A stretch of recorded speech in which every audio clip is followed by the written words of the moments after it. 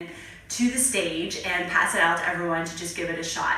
So it's going to be a little bit different, a little bit shorter today, because it's going to be mostly just you watching me and listening to me talk. So I'm going to just kind of go through a couple of basic routines that are adaptable to everybody, and hopefully it'll give you an idea of what Yamana is, how it could help you in your life, and how it can make you feel more joy in all of your movement.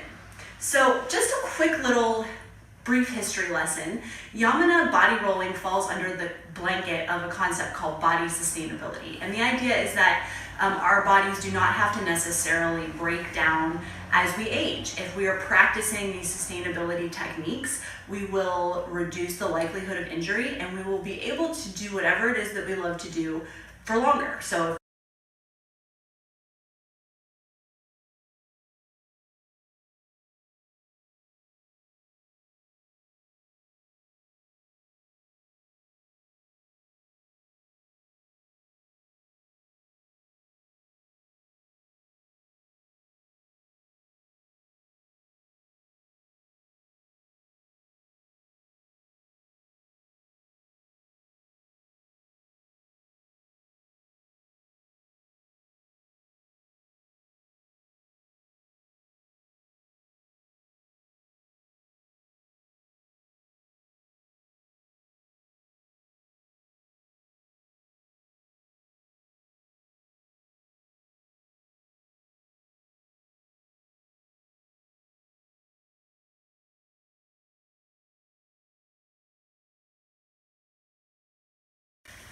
The Community Festival Statement of Principles. The Community Festival is guided by its principles. The principles are statements of what the members believe is basically important. They are. We think that people ought to work for the collective good of all people rather than for personal gain. We support cooperation and collective activity rather than competition and individual profit. The basic necessities of life are a right and not a privilege. People have the collective right to control the conditions of their lives. People should strive to conduct their lives in harmony with the environment. We recognize that there are primary attitudes that divide and oppress people.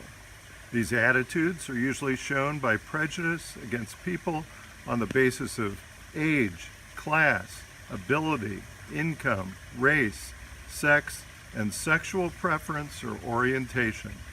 We seek to eliminate these attitudes. The statement of principles is more important than any other writings of the Community Festival.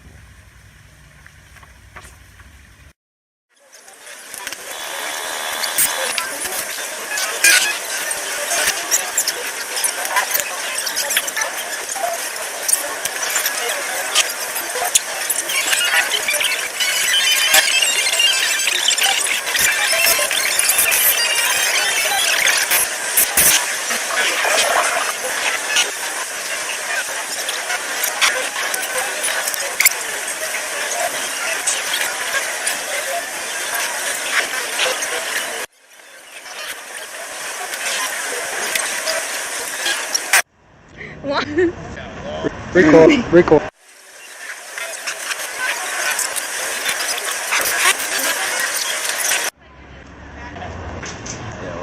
Okay.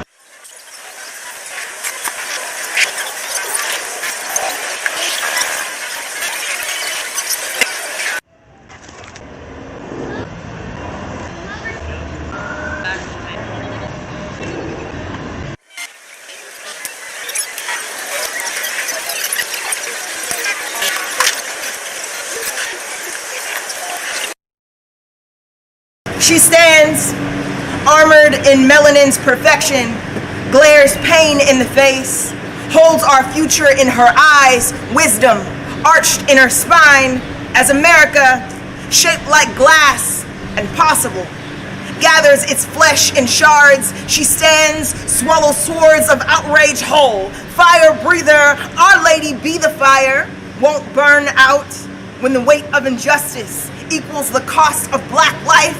Black freedom, God's creation. Strength shines still as silence silences itself. She stands, in center of it all, whispering, there will be peace, there will be joy. Hey everybody, happy ComFest. I'm Julie Kurzenberger, and I wanted to welcome you to the Speakers and Workshops page, which is the virtual representation of ComFest spirit and purpose.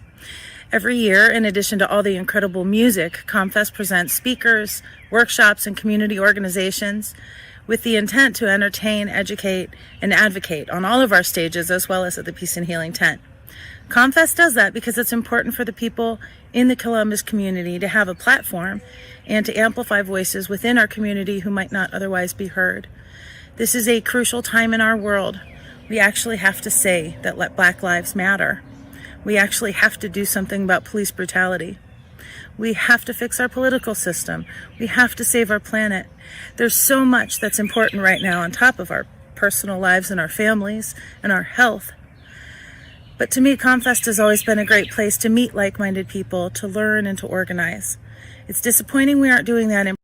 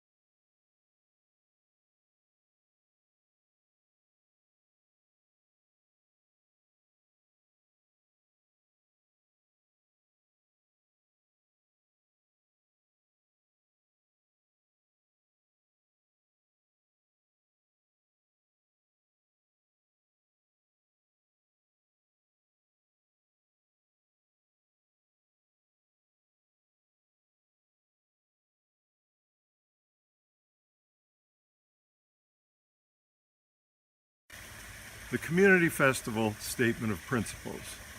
The Community Festival is guided by its principles. The principles are statements of what the members believe is basically important. They are. We think that people ought to work for the collective good of all people rather than for personal gain. We support cooperation and collective activity rather than competition and individual profit. The basic necessities of life are a right and not a privilege. People have the collective right to control the conditions of their lives. People should strive to conduct their lives in harmony with the environment. We recognize that there are primary attitudes that divide and oppress people. These attitudes are usually shown by prejudice against people on the basis of age, class, ability, income, race, sex, and sexual preference or orientation. We seek to eliminate these attitudes. The statement of principles is more important than any other writings of the Community Festival.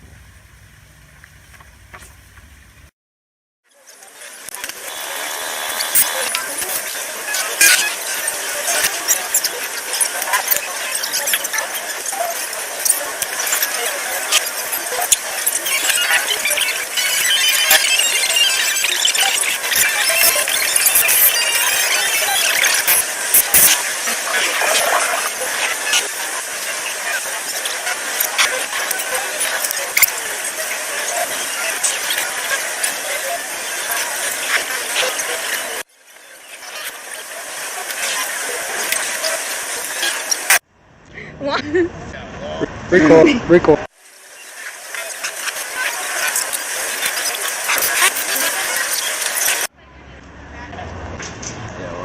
Okay.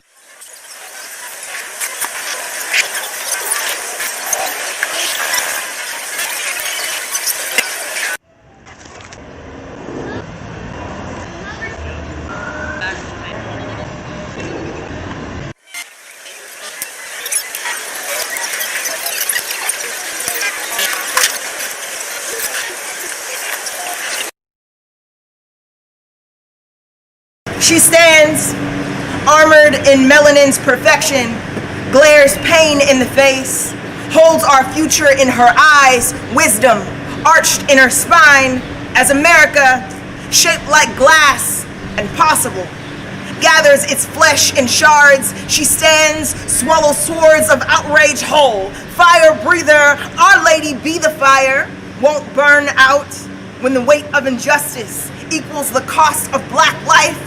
Black freedom, God's creation. Strength shines still as silence silences itself. She stands in center of it all, whispering, there will be peace, there will be joy. Hey everybody, happy ComFest.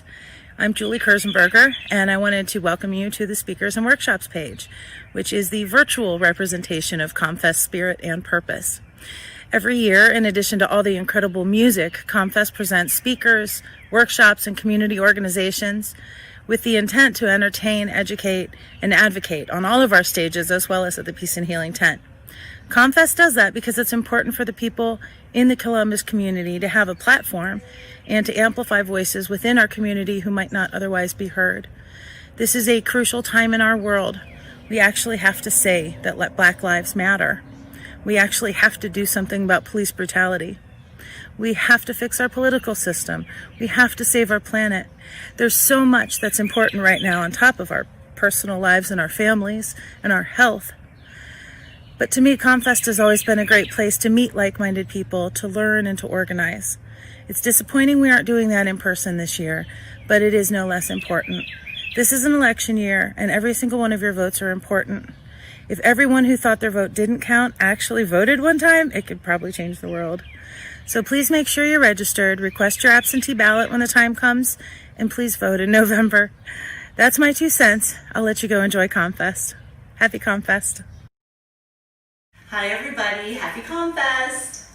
My name is Rini Viola and I am a Yamana body rolling practitioner and teacher trainer, and this is my first time performing at ComFest.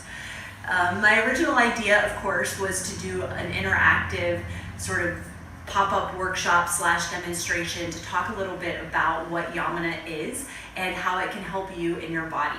So this work is amazing for people that have aches and pains. That can be severe aches and pains that have led to injury or restriction, or it can just be nagging little issues that have bothered you for some time. I typically work with people that have experienced chronic pain or injury and have gone through all of their rehabilitation, physical therapy work, and are still dealing with issues. I work with a lot of different kinds of people, spanning from sedentary people to very active people.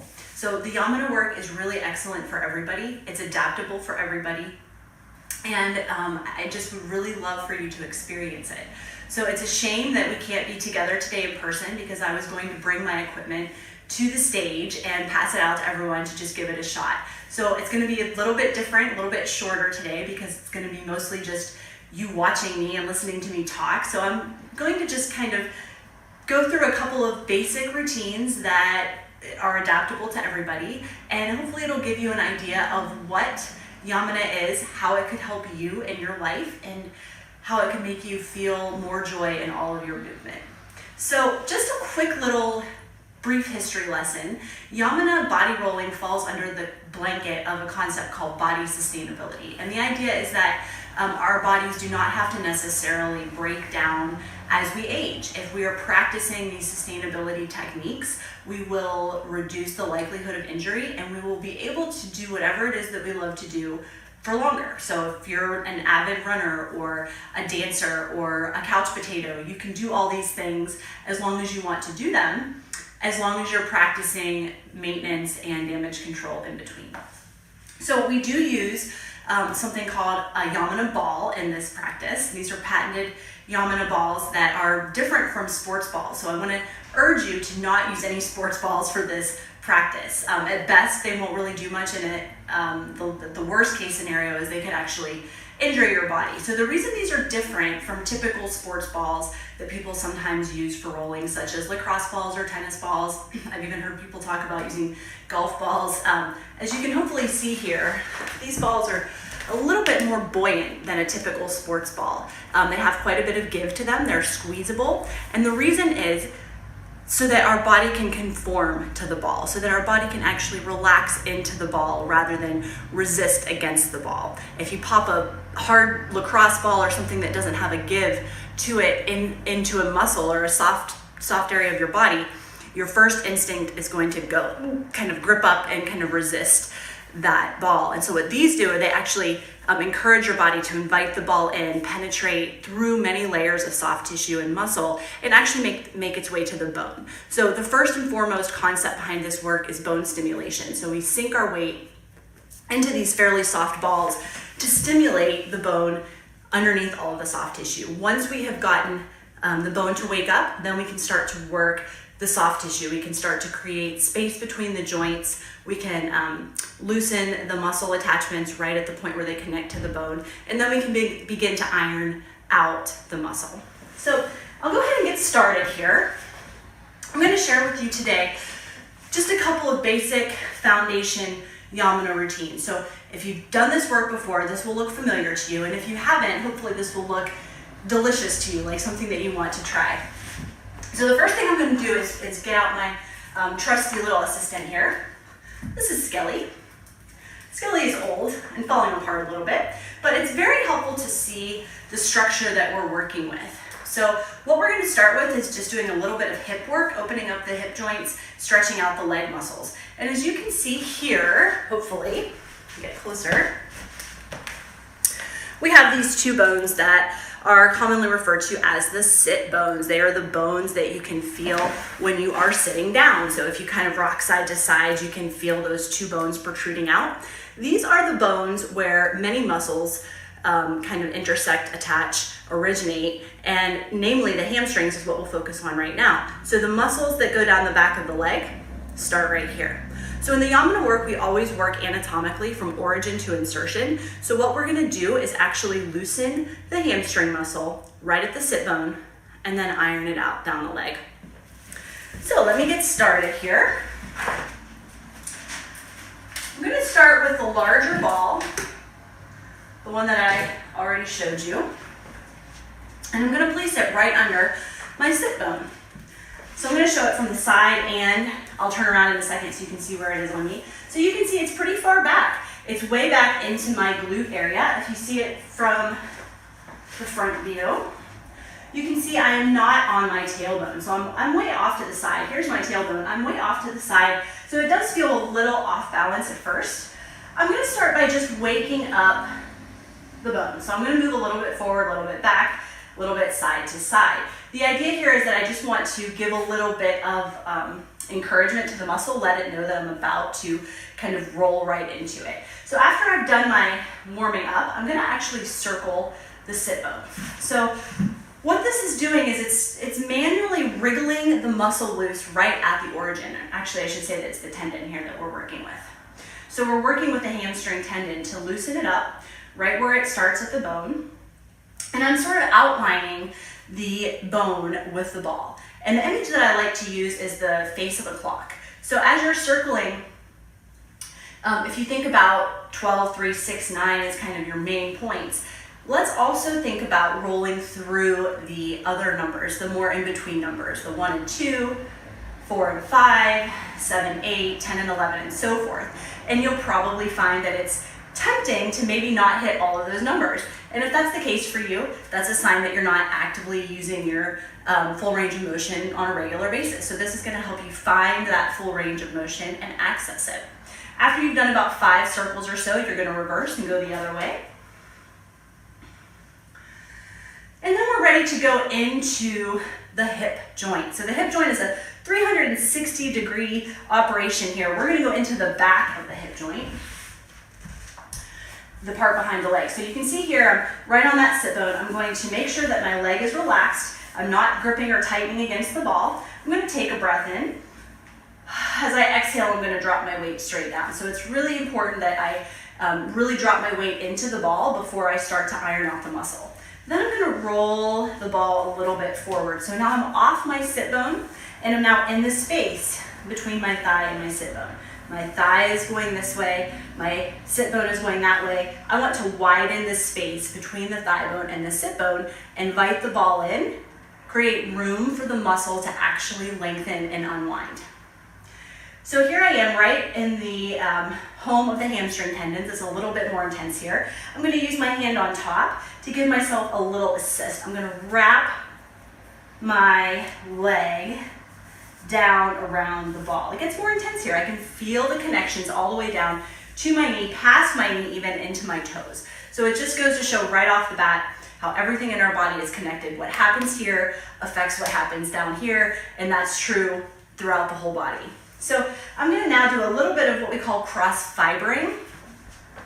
And that's just an intersection of the muscle fibers. So in this case, the muscle fibers are running vertically from hip to knee, and I am going to intersect those fibers in order to sort of peel them apart a little bit. We tend to get adhesions where we have tension. So muscle tendon can get stuck to fascia, fascia can get stuck to bone, any combination thereof can get stuck together, and that restricts our range of motion and our ability to perform.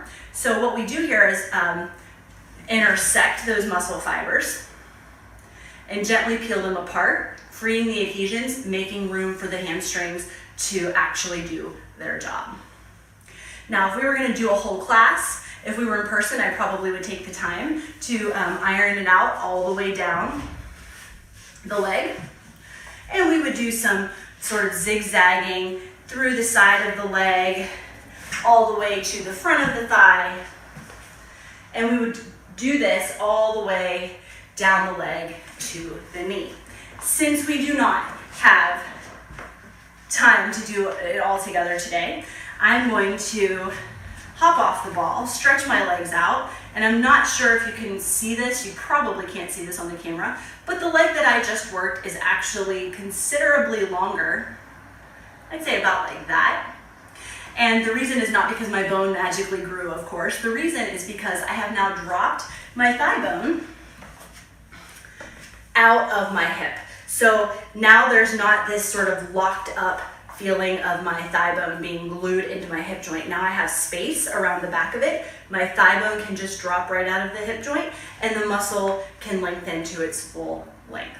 Now, in the real world, we would do both sides. We would never do just one side because you don't want to walk around all day with one leg longer than the other. For today, because I don't think it'll translate well to just do an entire class on video, for today, I will do just the one side, just to give you an idea of what we can do with this work.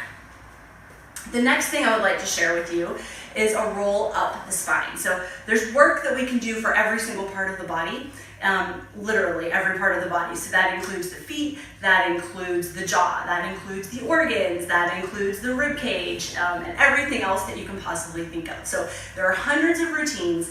As a certified practitioner, I'm required to get recertified every 2 years to learn the new work that Yamuna has created, which makes me realize that I should probably give you a little history of who Yamuna is, and I'll do that at the end of this little session here. So the next one I want to show you, as I mentioned, is rolling up the spine. Let's get Skelly back out. So for this one, we're going to create space between the vertebrae. So we're going to start all the way down at the tailbone, roll the ball up the spine, all the way to the skull. As we go, the ball will sort of hook under each individual vertebra and lift it up from the last. Once again, creating space, allowing all the muscles that attach here, and there are many, allowing them all to spread out, to widen, to breathe, and once again, to function more optimally. So, for this one, I'm going to put Skelly up here so I have more space. Move these balls out of the way. There are other sizes of balls, as you can see here. The small ones are great for really small joints, like the shoulder joints or into the neck, things like that. And then there's a few slightly bigger ones too. But today I'm just sort of using my go-to favorites, which is this ball, and I might show a little bit of the black balls. So first I'm going to take the ball way down here. I'll turn around so you can see. I'm going to take the ball way down here at the base of the spine, the area that we call the sacrum. And I'm just going to allow myself to sink into the ball and relax. This feels pretty supportive here. So it's almost like I have a little chair back to lean into.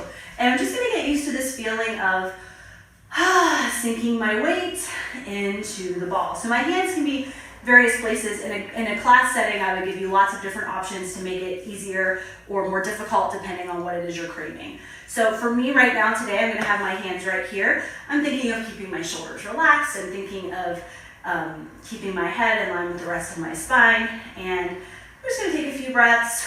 Every time I exhale, I want to feel a sense of really surrendering to the ball. Finally, I'm going to take my exhale, which will allow me to move. So as I exhale, I'm going to put my weight into the ball and move my hips towards my heels. This sends the ball up. So it's almost like gears. One goes one way, one goes the other way. I'm still breathing here. And on the next one, I'm going to roll forward again. Now keep in mind that in a group setting or in a one-on-one setting, we would spend probably close to 20 minutes or so on just this one routine. For today, I'm going to go a little more quickly. I want to make sure that my head is supported. So I'm going to keep my hand behind my head, my chin to my chest so that I'm not straining in my neck. Taking another inhale, really breathing to the ball, really expanding my rib cage, expanding my entire torso, and then sliding forward.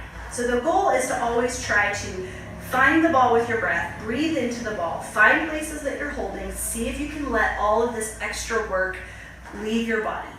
We all have places where we tend to over-recruit muscles or just simply keep muscles turned on for no reason. So the first step is sort of becoming aware of that, learning where you might be gripping and doing unnecessary work, and then from there you can start to create more optimal movement patterns for yourself. So eventually, I'm going to work my way all the way up my spine. Again, I'm going much more quickly than I would typically do. But this feels so amazing. It's like a little massage for yourself here. especially when we get into this upper back shoulder blade area. And for this one, I actually want to turn around so you can see a couple of little variations that we can do here. If you have really tight shoulders, this is a great opportunity to spread the shoulders out, feeling that back widening, getting a massage all the way through the shoulder blades. Of course, you want to do both sides. And then coming back, and we will continue up the spine now, until eventually the ball is all the way up into the neck. And this just feels absolutely delightful, having a nice little sort of bubble of air for my head to rest on. I can then play around with finding tension in my neck, trying to fulfill my full range of motion here, and just really looking for places that are craving a little nourishment, a little attention.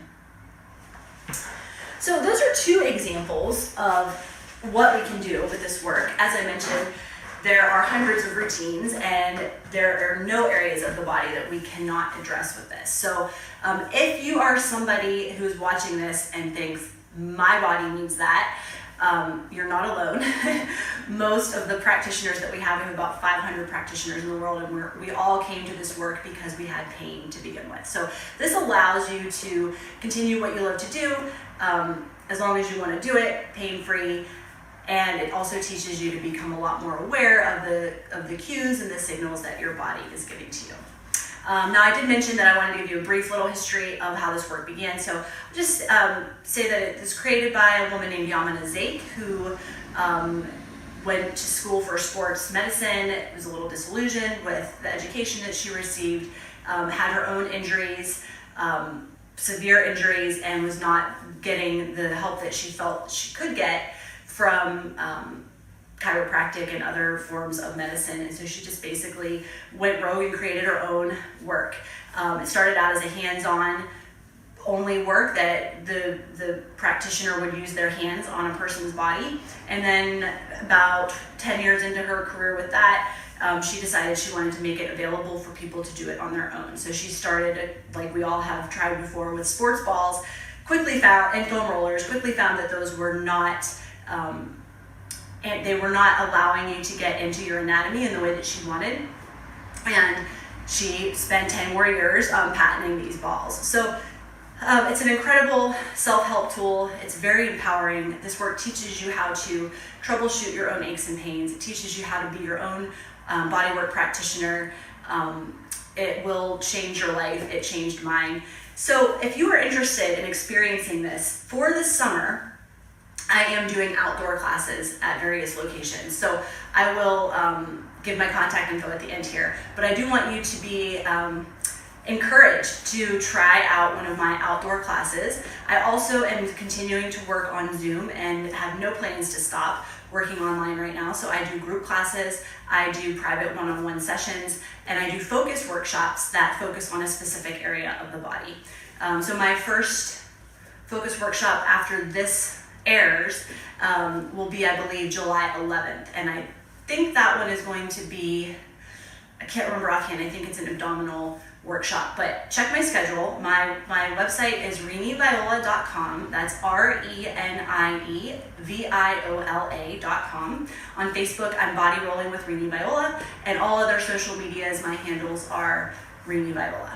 I would love to share this work with you. I can't stop talking about it with people who will listen because it has truly changed my life.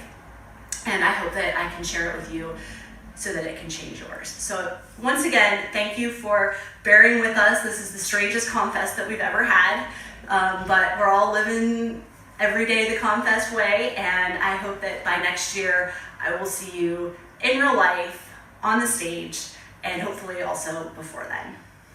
Peace, y'all.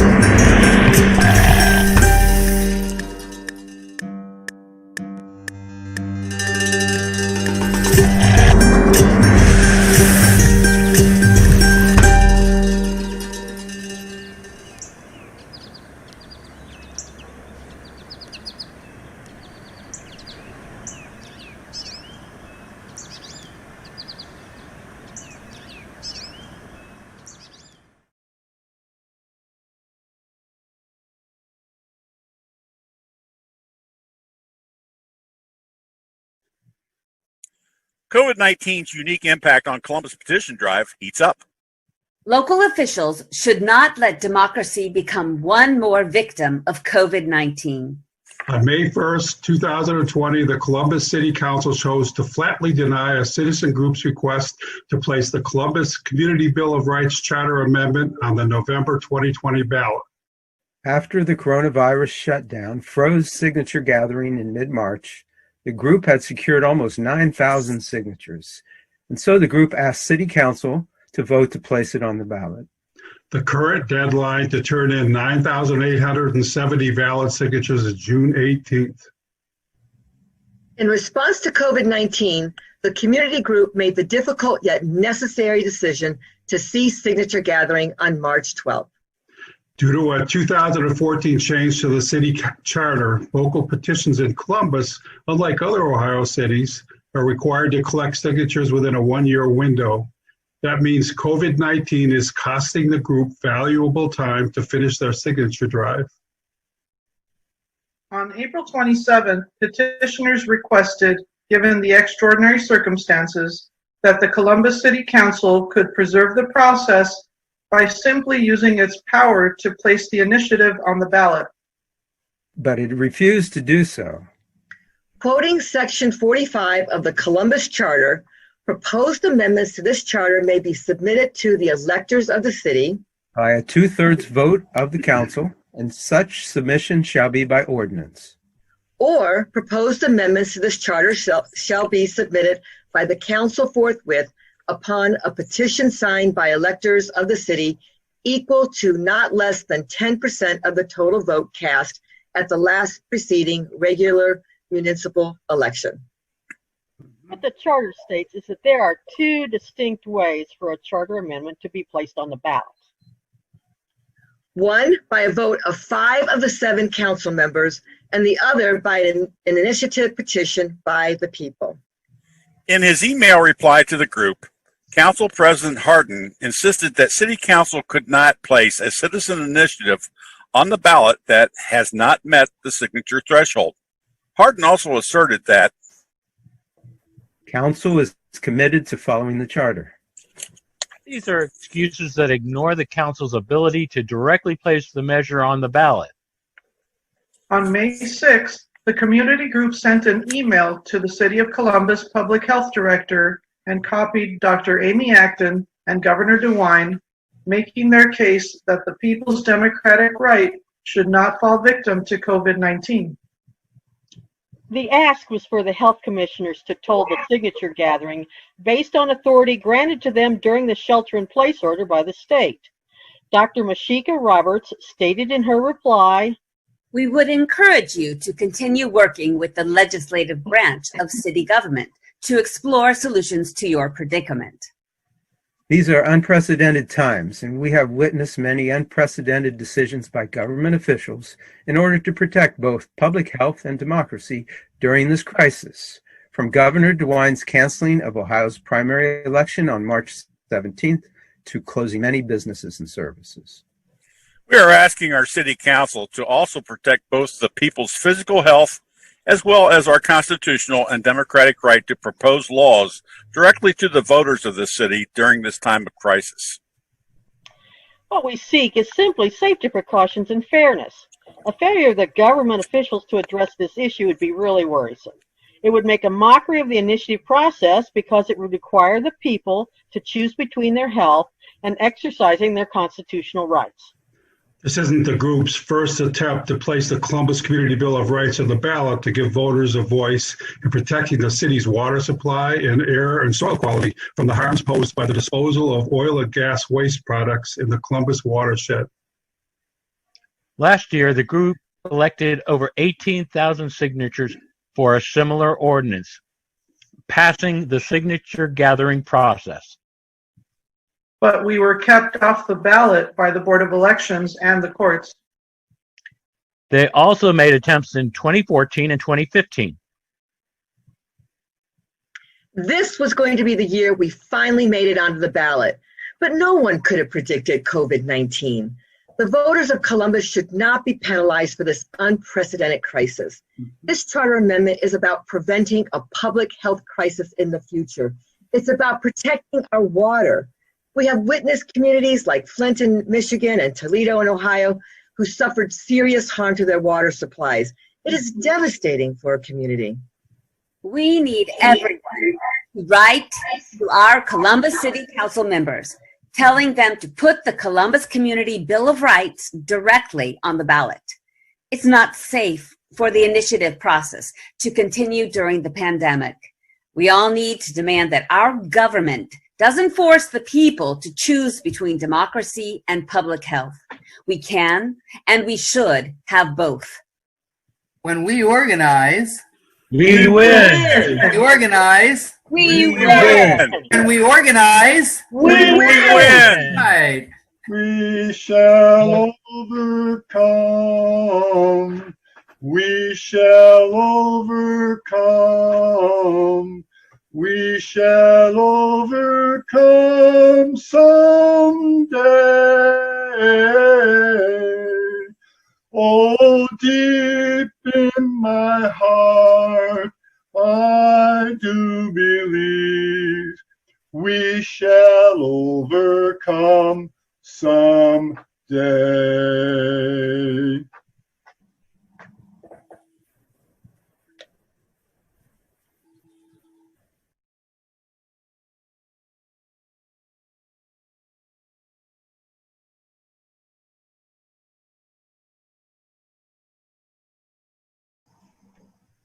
Welcome to Grassroots Ohio, conversations with everyday people working on important issues here in Columbus and all around Ohio.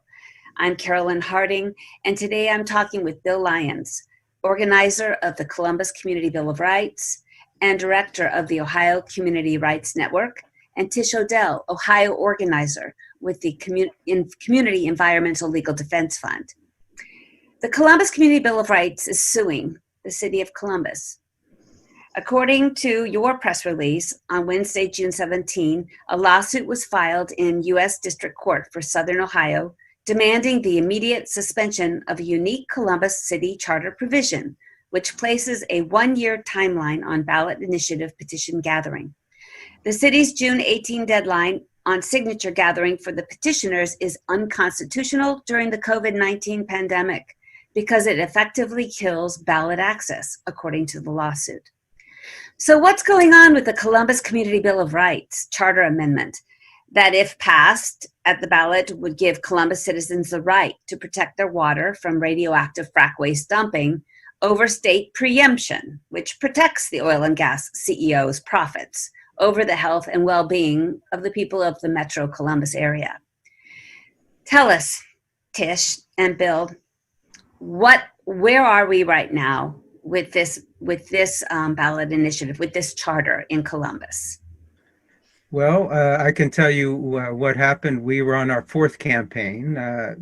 We had collected enough signatures last time, so we should have been on the ballot. City Council already voted to put it on the ballot. The Board of Elections denied us, and the Supreme Court backed them up. But then there's been some changes. And so the Supreme Court ruled that ours was an ordinance last time for charter amendments that Board of Elections can't keep them off the ballot.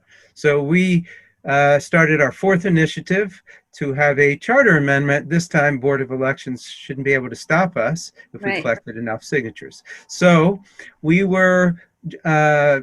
had just over 3 months left in our campaign when the pandemic happened.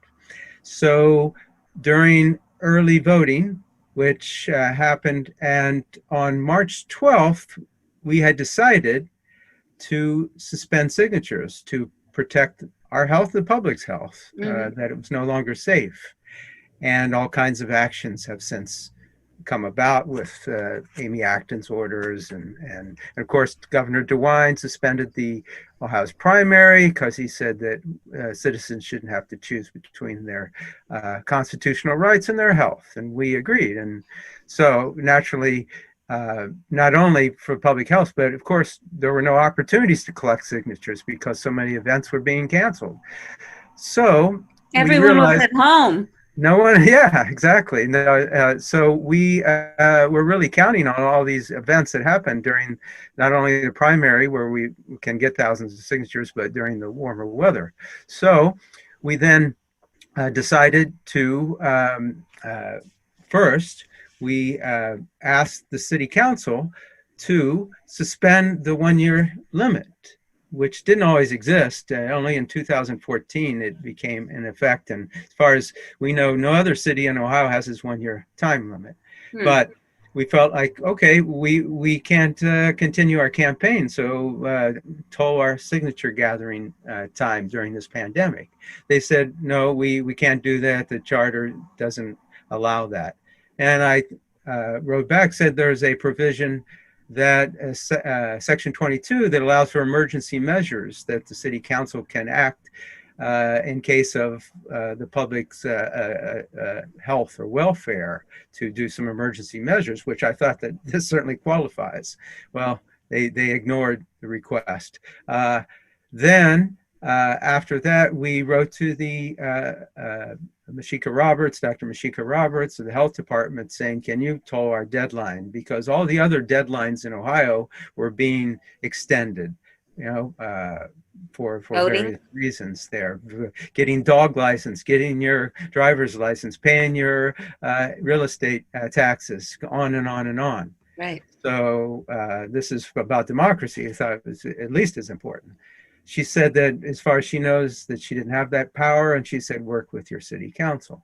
So we went back to city council and said that they have the power to put our initiative on the ballot, and they agreed to put it on the ballot last time, and we'd already collected up to almost 9,000 signatures at this point.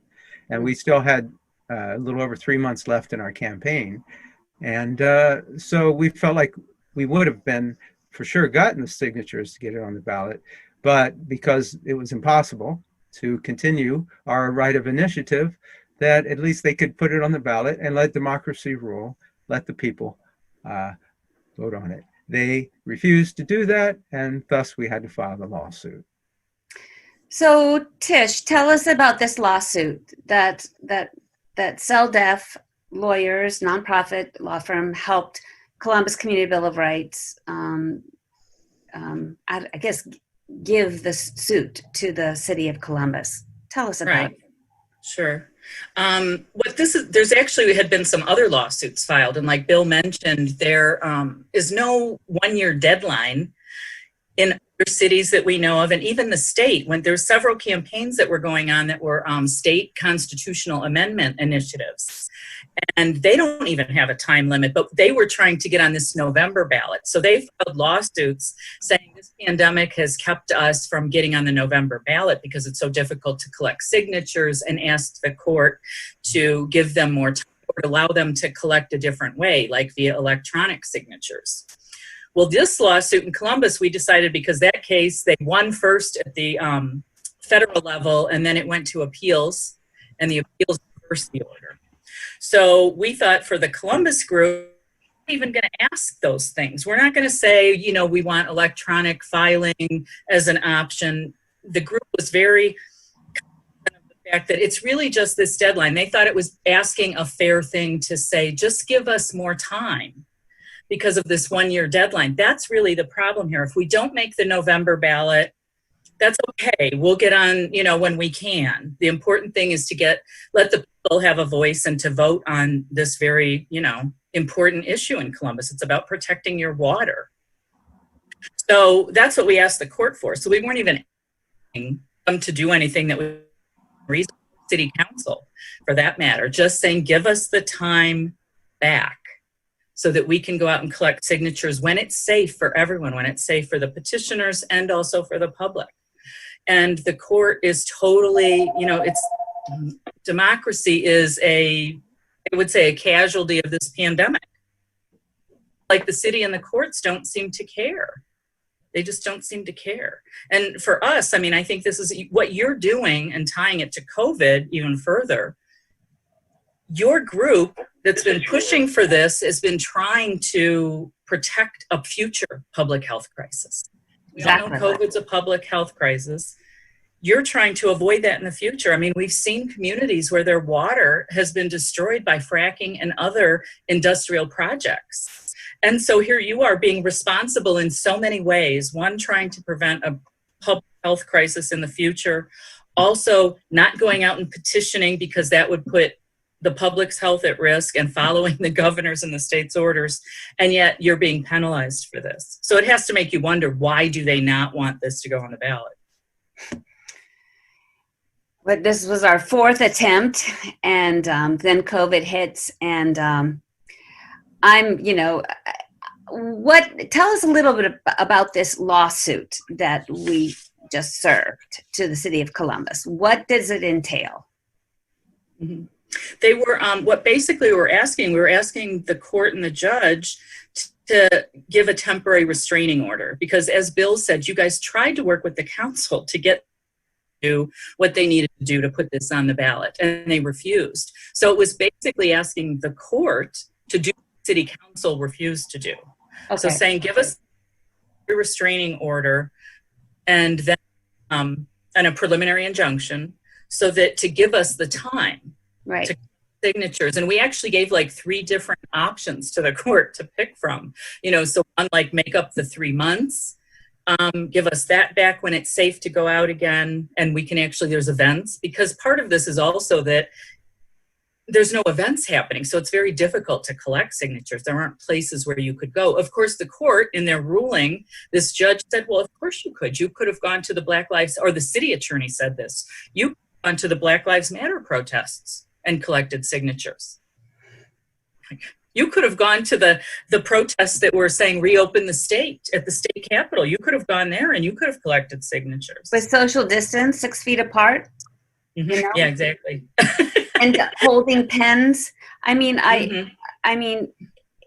you might have been able to do it if you sprayed the pen with, sanitizer, and it would take forever. And but still, it's not safe, and they should have given us the time. So the lawsuit. So what has the judge decided? Well, the judge made a couple of, one, he kept confusing this issue. He said, because the city council and Board of Elections refused, the Board of Elections refused to put it on the ballot last year, and the court ruled against that, but that was an ordinance. So the judge totally ignored that in between there was a case that went to the Ohio Supreme Court, where the Ohio Supreme Court said, no, charter amendments, the Board of Elections cannot rule on the content. You still have to put it on the ballot. And that's how the ruling from the Supreme Court that the Lake Erie Bill of Rights actually got on the ballot in Toledo, and people were allowed to vote on that. Right. The judge ignored that completely in his decision. He just kept saying, well, your ordinance last year, the Board of Elections kept it off the ballot and the Supreme Court agreed with them. So this is, you don't have a case here. That was one argument. He also said, obviously the argument we've been talking about, that First Amendment rights were never denied. So you could have gone out and collected signatures. You just chose not to. The second one. And then the third reason he used is, it's called latches. And it means that you waited too long. So why did you wait until 2 days before the petitions were supposed to be turned in before you filed this lawsuit? Which we've in Ohio experienced in many other communities. We've had lots of these lawsuits, obviously, trying to get things on the ballot. And the courts in other cases, if we file too early, then they say, well, the case isn't right. We don't know what's going to happen here. You might have 45 more or 30 days to collect signatures. So it's not time to bring this. You're wrong. So either way, the people, it doesn't matter what argument you make. It's like they still take it and twist and bend everything to use it against you, because bottom line is they do not want to know what the people would vote. How would they vote? What's the people's choice in this? And you guys don't even know. Maybe the people would vote no on it. We don't know that. So on not giving the people that voice. And so it's not just these volunteers that worked on this campaign, but those 9,000 people that signed, their right to actually vote on this has also been taken away. Well, what's the next step? I mean, if this judge gave you all those excuses, is that the final, is that the end, or do we come back and say, no, we want another judge, or you're not looking at this issue or this issue, can we refute it, or what's another word for that when you go back to the judge and get another hearing? Right. Right now, I mean, this just happened this morning. The judge just ruled this morning. This morning. So yeah. So we're kind of like working with the lawyers, looking at all the options that we can present to the group to see what they want to pursue. I see. Yeah. What about you, Bill, as the kind of the spearhead of this campaign? What do you think the all volunteer group should consider for the next steps to protect our water from fracking? Sure. Well, first, let me just say one other thing, Carolyn, and then I'd be glad to answer that. Yeah. Well, a couple of things. One is because we were waiting on the temporary restraining order, and yesterday was our 1-year deadline. And since we hadn't had a decision by yesterday, which we were hoping, we did turn in our signatures. But of course, they weren't enough because we only were able to do it for 8.5 months. So that's the first thing there. Secondly, I just want to emphasize the outrageous nature that the judge and the city attorney are saying that for our democratic right of initiative, we should be willing to risk our health and other people's health to go out and collect signatures in mass gatherings. It's not just speaking. When you petition, you have to explain the issue. You have to exchange clipboards and pens. How could you take the time to sanitize every single thing you're doing there? And then people are there for another purpose there. And then what about the other months that there weren't any protests going on? So that was just outrageous that and also we could risk being pepper sprayed and all the other things, the hazards that comes with that. So that was just outrageous. But what is the names of this judge and of the city attorney? Well, the city attorney is Zach Klein, and he was giving you these like they were giving recommendations? these kind of arguments. Yes, right. Okay, and do we know the name of the judge? Tiff, do you know the name of the judge? Yeah, I'll look it up for you and let you know. Keep talking. Okay. Yeah. So just to answer your question, Carolyn, about what's going forward right now. So what I can say at this point, because we're still reevaluating and consulting with our lawyers, we're not done, but we have an online petition. And first of all, that people should, if they haven't already and they're outraged by this, there are several things that they can do to help us. Sign our online petition. They can find it at our website, columbusbillofrights.org, to sign to say, City Council, put this initiative on the ballot, so people can vote on it there. It's too important. They can also call them, tell them, also write letters to the newspapers to say that this is outrageous and that the people's rights are been violated, and this the people's democratic rights shouldn't be a victim of the pandemic there. So those are a couple things that can be done. And then I'd say that if they haven't subscribed to our newsletter, they can get on our website, subscribe to our newsletter. We send out updates, and we might decide on further steps so they can stay involved that way too. I need to do a station ID. It's Carolyn Harding with Grassroots Ohio, WGRN. I'm talking with Tish Odell from the Community Environmental Legal Defense Fund and Bill Lyons from Columbus Community Bill of Rights and the Ohio Community Rights Network. I have a couple questions about the City of Columbus, the City Council. Why are the council members fighting this ballot initiative? I mean, they could put it on the ballot with a 2/3 vote. Why won't they do it? Mm-hmm. Well, that's a good question. One of them is, I don't know, one can suppose that, well, are they looking at their political careers? Are they worried about big money donors? Who knows? I'm not going to say I have proof of that, but I know that some of the arguments that like Elizabeth Brown and others are given is that, well, the state has preemption on this, okay? So she knows and she agrees that fracking is something that we should be very concerned about, that we should try to prevent any harm of that coming to Columbus. But rather than speaking out about that, she's just saying that, well, our initiative will just be struck down. And so we feel like, first of all, if she feels like we are on the right side of things by protecting the public's health and future generations, then why isn't she speaking out against the fact that the state is preempting local communities like Columbus from protecting their health? The people who live there should be the ones who decide whether they want to take toxic waste and radioactive waste or not. Just So a little brief description of why Columbus should be concerned about this frack waste, because there's a couple of big reasons. One is that we're getting this liquid water waste injected in old abandoned vertical oil wells in our watershed north of us. Right. But also it's legal to spread radioactive brine on roads in Franklin County. And it's been tested by ODNR as being really highly radioactive, right? Yes, it has radium in it, radium-226, 228. Radium is so dangerous because it's water soluble, and then our bodies absorb it and treat it like it's calcium. It gets deposited in our bones and cause leukemia. And of course, children are very susceptible to this. So, like you say, that currently it can be spread on roads. And then also the solid waste, which is what they call euphemistically drill cuttings, which is also radioactive and toxic, is getting dumped into landfills throughout the state. And we're trying to prevent that from coming to our landfill. And so this is not just about protecting only Columbus water, but also the 19 plus suburbs and municipalities who also buy their water from Columbus.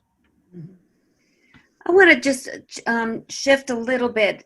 Today is Juneteenth, which is a very powerful day in the African American community, symbolizing the end of slavery. And we've just gone through COVID, and we're still going through Black Lives Matter's uprising and demand for justice. Why is this important? Why should we fight this even when there's such important other issues going on? Right. What you've been doing, it's really tied together, and it ties together quite well, because what we're seeing with all the Black Lives Matter protests is that the local people want to change their laws having to do with police, right? Defunding the police, even dismantling their police departments. And not every community is the same, right? I mean, not everyone has the same beliefs, maybe not every same need, or whatever. And so we saw that in Minneapolis. And your issue is no different. I mean, why shouldn't you be allowed in other communities? We have the history of other communities' water who's been destroyed by certain events and activities by industry. So why do you have to wait until you're harmed, your water, or your cancer rates shoot up and you become a cancer cluster and all those things? You're saying, no, we want to stop this before it happens. So it's all the same. It doesn't really matter the issue, whether it's labor issues, trying to raise the minimum wage because you don't want to bring more poverty jobs into your community, people fighting GMOs in their community, so farming issues, compressor stations, pipelines, right? All those things. And a community right now, and the preemption that you've talked about, Elizabeth Brown has said publicly, and to you guys, I guess, she went on your tour. She witnessed, she's listened to you. So you did the part about educating your local elected, admits that it's dangerous. And yet she's saying that fear of a lawsuit is more important than protecting the health, safety, and welfare of the people and environment of Columbus. And not all electeds do. I mean, they're the ones who were tasked with that responsibility. The city law director, his job is to protect the municipal corporation of Columbus. He doesn't represent the people. So in other words, he's doing his job when he's saying, hey, you might get sued if this ever gets on the ballot and gets passed. So he's doing what he's supposed to. But those council people and the mayor that you elect them to protect your health, safety, and welfare. And there's also electeds throughout the country that are taking a stand on this. I mean, those electeds in Minneapolis that are saying, yes, we're willing to defund and dismantle the police and put in place something better. They're really thinking about their community and doing their job. We have town supervisors in Grant Township, Pennsylvania, who are trying to keep an injection well out of their community. They've been sued by industry. They've been sued by the EPA in their state. And they're still determined. They're saying, we are not going to let our water get destroyed because our community will be destroyed. Those are the kind of local elected officials you need. Some with some backbone. Can I add one thing to that, Carolyn? Yeah. When you mentioned about Juneteenth, and we know that historically, people of brown and black communities suffer the brunt of environmental harms. Mm-hmm. So, and the March for Racial Injustice is linked with environmental injustice, democratic and societal injustice. These are all linked together. And we all need to support each other. In fact, the Movement for Black Lives, which is organizing a lot of events today for the Juneteenth, has organized some of these events with a lot of environmental groups. So, and one other thing I just want to say about what Tish was saying about city council is, well, Pittsburgh also has Pennsylvania is a state that has preemption over oil and gas activities, local regulations, and Pittsburgh took the courageous step of their city council on passing a community bill of rights, very similar to what we've been trying to do back 10 years ago. So it can be done, and they haven't been sued. We don't know if that would happen in Columbus, but even if it did, we feel that it's worth fighting the injustice of telling us we can't keep this stuff out of our That's country. what I want to hear, some wins. I understand Grant Township got some wins, Tish, in Pennsylvania. Are they still fighting? Oh, yes, they're still fighting. They're still fighting. Yeah, the fight. I thought they had won the right to ban Well, injection wells. Mm-hmm. I mean, so far, I mean, they're still in court. The EPA has backed down that suit where they were actually suing a community for protecting the environment of their community. I mean, it's total madness and craziness. Yeah, so that part, but there's still other issues going on there in Grant. But the important part to me, and that whole defining wins and losses is so important, because what's actually a movement? We're saying these are systemic problems with our government. Mm-hmm. System. And so what Black Lives Matter is doing is really great, because they're protesting. They're out in the streets protesting.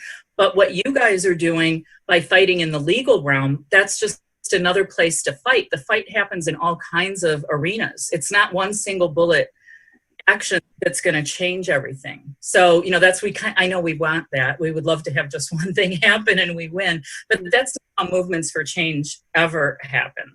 So people in Columbus see they're getting discouraged by this because you're part of a movement. We also have a federal lawsuit going on saying that as they're trying to take away the people's right to propose law directly. So think about this. And what Bill brought up, I mean, the injustice happens traditionally and a lot of times in communities that are poor, people of color, a lot of times their communities. And so they don't have the resources to fight in court and things like that. So one, I think it's important that people in communities that can afford it do it. Oh, sorry. Nope. I don't know how to turn off my timer. Hey, we did that. With that, we do have 30 seconds, and I just want to wrap it up. City Council, Columbus City Council, is fighting us. They could put it on the ballot with 2/3 vote. It's like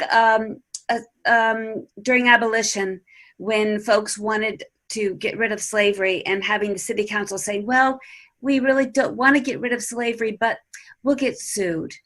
That's Exactly. how I see it. Exactly. And I think they need to be brave and protect our water. And I'm so thankful for your hard work, both of you. And thanks for being on Grassroots Ohio. And do you have one word of wisdom to our audience? One sentence or two. Yeah. Go ahead. Go ahead, Bill. Well, I would say that one phrase we like is that we don't lose until we quit. And if we're not going to quit, we haven't lost. All right. That's right. How about you? That's Tim? a great one to end it on. So don't give up, Columbus. We're going to keep fighting. All right. Thanks so much. Thanks, Carolyn. Bye-bye. Bye. Hi everybody, it's Amy from ETSS and I want to wish you a happy ComFest.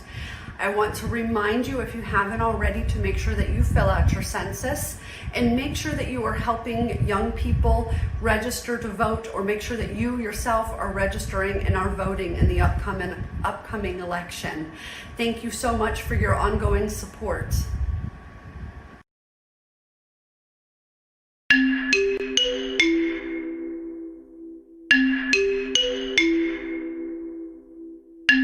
Ready for 100 is a national campaign to get cities to commit to 100% renewable energy by 2050. It's a campaign of the Sierra Club to ask cities to commit to 100% renewable energy. Climate change is real. We are in the midst of a climate crisis. Climate change has got to go. The time is now to act. Committing to 100% renewable energy is a direct action that cities can take to lower the carbon in our atmosphere. Cities are responsible for 70% of carbon emissions, so this is why we're focusing on cities. If we can get cities to 100% renewable energy, that right there will take a big bite out of the climate crisis. Already, 159 cities in America have committed to 100% renewable energy. By the time you watch this video, that number has gone up. I led the city's effort to be the 100th city committed to renewable energy by 2035. We have, I believe, an obligation to our kids and grandkids to save the planet from the threat to humanity that global warming and climate change pose. Hello, my name is Wolfgang, and I'm a student at Evening Street Elementary. We have solar panels on our roof, and I'm on an app that shows me how much we generate. Is enough to operate a TV for 239,351 days. We're seeing change happening in universities, in schools, and in churches. People are making the change. We think that this is going to be the life of the church in the future. It's going to allow us to produce our own power rather than buying power. The people of America want clean energy. When the federal government abdicates their duties, when the state abdicates their duties, it's left to the local level to take the manageable steps necessary in order to reduce their carbon footprint. Cities have the power and agility to make these changes. Renewable energy will bring abundance through innovation and development, manufacturing, and implementing and installing clean energy throughout our state. The state of Ohio should be embracing clean energy as a business opportunity, not as something that just has to be done.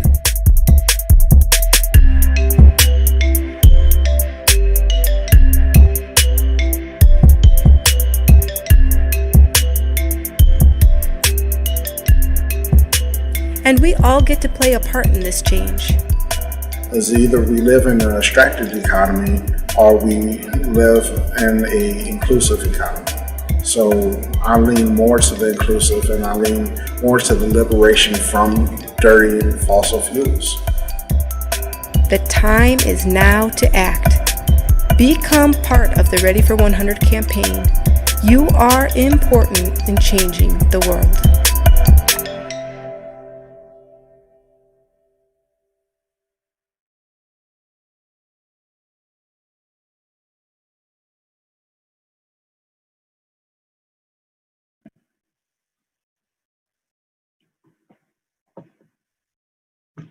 Hi, I'm Mary Delamater, and I have a quick presentation about climate change and what we can do to have a promising clean energy future.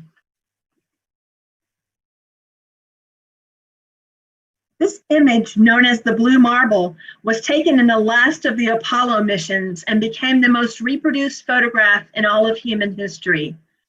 The climate crisis is now the biggest and most serious challenge that humanity has ever faced. There are only 3 questions remaining to be asked and answered.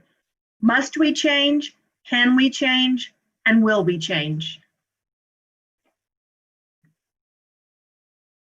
Let's start with the first question, must we change?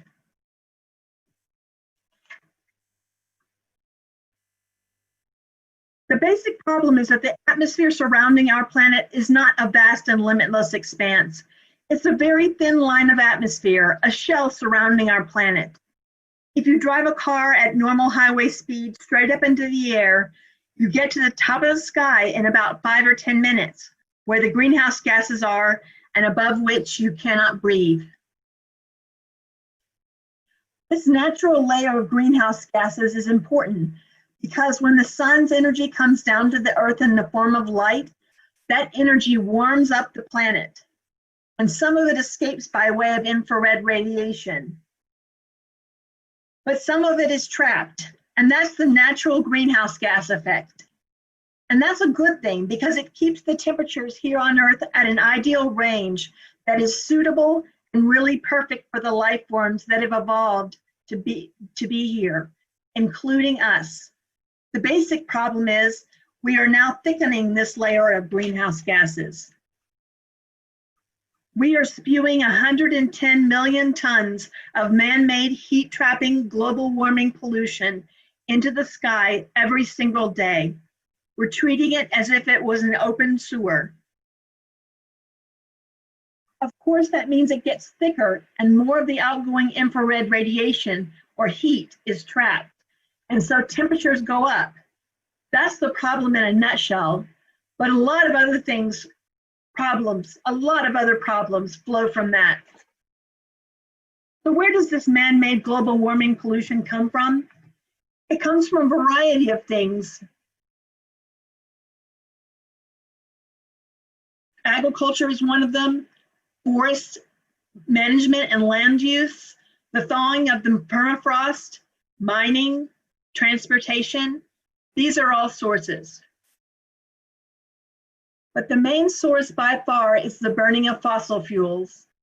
We still depend on coal, oil, and gas for 80% of all the energy the world economy needs. You can see from this graph that after World War II, it started rising dramatically. The CO2 emissions began to really get outside of all historic boundaries. It's become quite an issue because CO2 is being released faster than at any time since the asteroid hit Yucatan and wiped out the dinosaurs 66 million years ago. You can already see that air temperatures on the Earth have been rising dramatically. This past year, we've seen temperature records broken one right after the other. 115 degrees in Paris, 123 in India, 121 in Australia. These are dangerous temperatures. On the shore of the Arctic Ocean in northern Siberia, it got up to 93 degrees Fahrenheit, 40 degrees warmer than it's supposed to be. And the ice at the North Pole started melting. As you can see, the Arctic ice is melting so rapidly, it soon will be completely gone in summertime.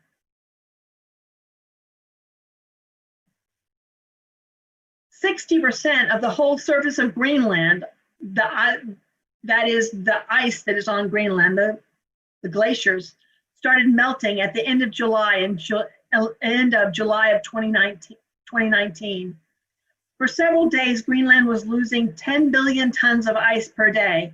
It got to 11 billion tons one day for a current average of 234 billion tons per year. All of this melting is the reason for frequent sunny day flooding in Miami and now Miami Beach and now even Miami. There are many cities around the world already experiencing the effects of sea level rise. Now let's step back again and look at the Earth as a whole. This time let's focus on the ocean.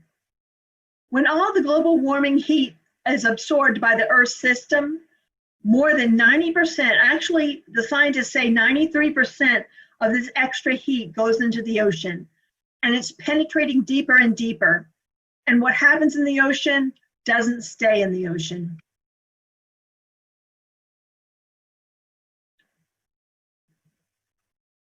Warmer oceans make the storms that come from the ocean much stronger.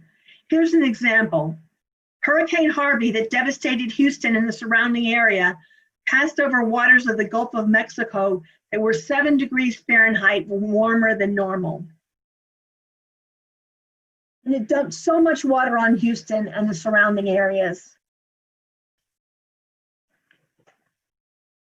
In the Pacific, this was Super Typhoon Haiyan that went over ocean waters 9 degrees Fahrenheit warmer than normal and became a devastating typhoon, leaving 4 million climate refugees, killing thousands of people. One of the other consequences of warming up the oceans and the air so much is that it disrupts the water cycle. The evaporation of water vapor off the oceans increases dramatically. The warmer air holds more water, so when it comes over land, we get these tremendous downpours. The scientists are calling them rain bombs now, and so much more of the rainfall and snowfall in winter comes in these one-time storm events that cause more floods.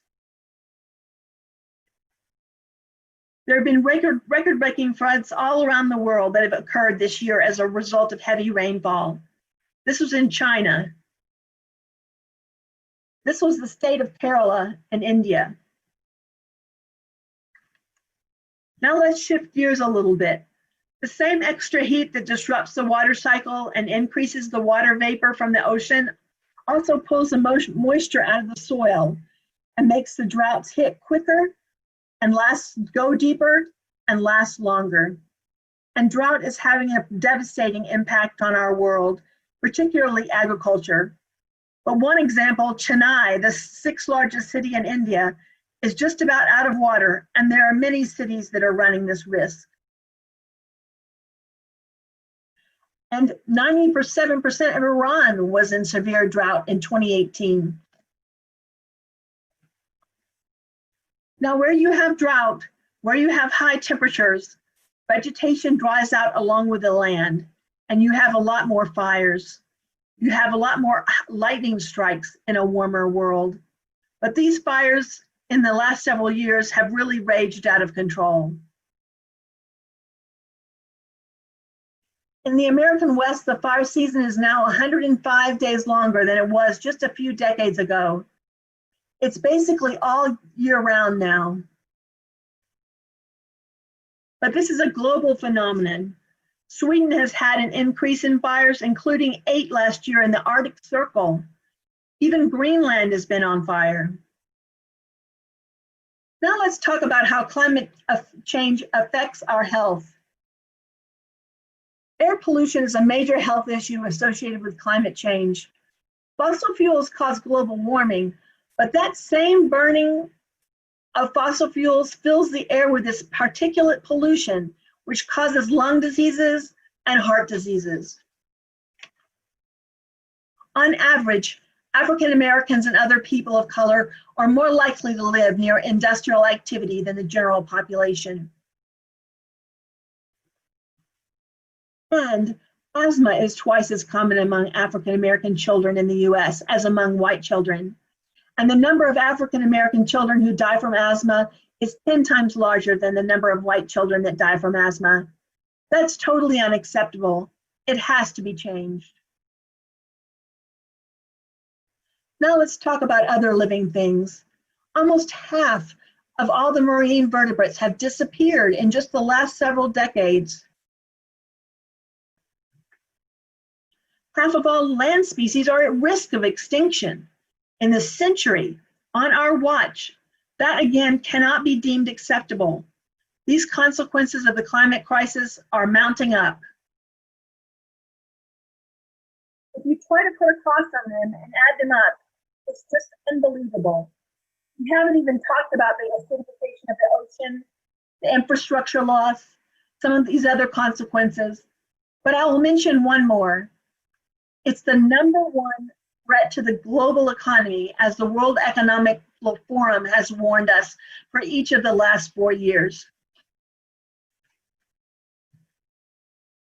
But still, governments continue to subsidize the burning of fossil fuels at a rate 36 times larger than the subsidies for renewables. This is an insane policy, and it reflects the continuing political and economic power of the fossil fuel companies. So, must we change? Clearly, yes, we have to change. What we're doing is destroying the conditions that foster the thriving of human civilization, of humanity, and the life forms with which we share this earth. What about the second question, can we change? Well, here is where the good news starts. It's now abundantly obvious that we have the solutions that we need, and that these solutions get better, more effective, more affordable with each passing day.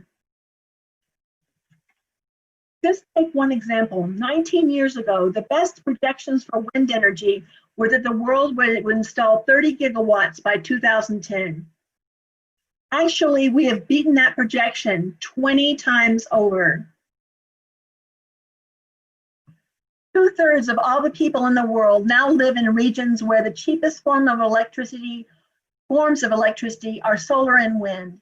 And since the cost of solar and wind electricity continues to go down significantly year after year, month after month, we will soon be at nearly 100% of the people in the world being able to turn to renewables as the cheapest form of that electricity.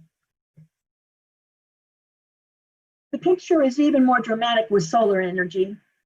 If you look at the projection 17 years ago, they said that maybe the world would install 1 gigawatt per year of solar by 2010.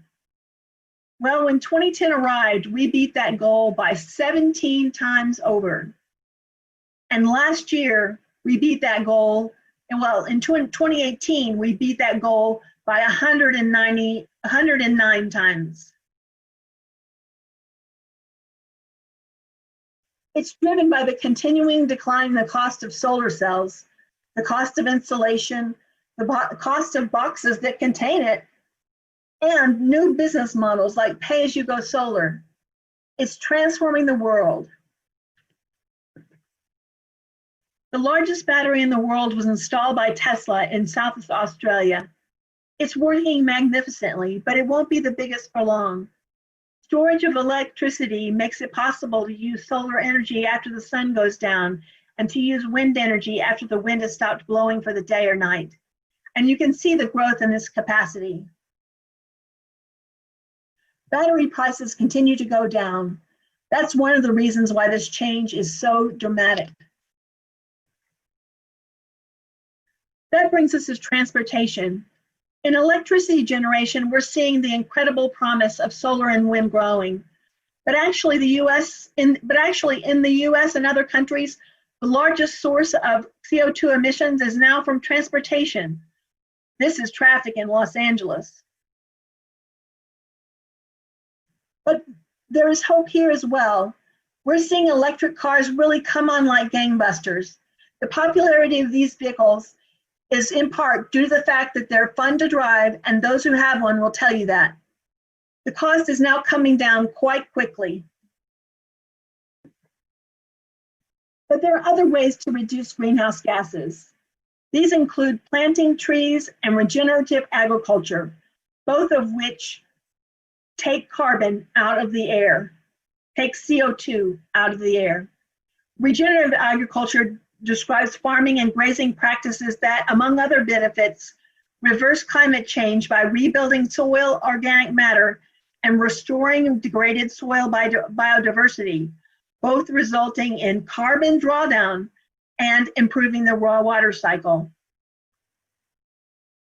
Project Drawdown, a book showing 100 substantive solutions to reduce global warming, said that by 2050, regenerative agriculture could reduce CO2 by 23.25 gigatons and could save $1.93 trillion with a net cost of $57 billion worldwide.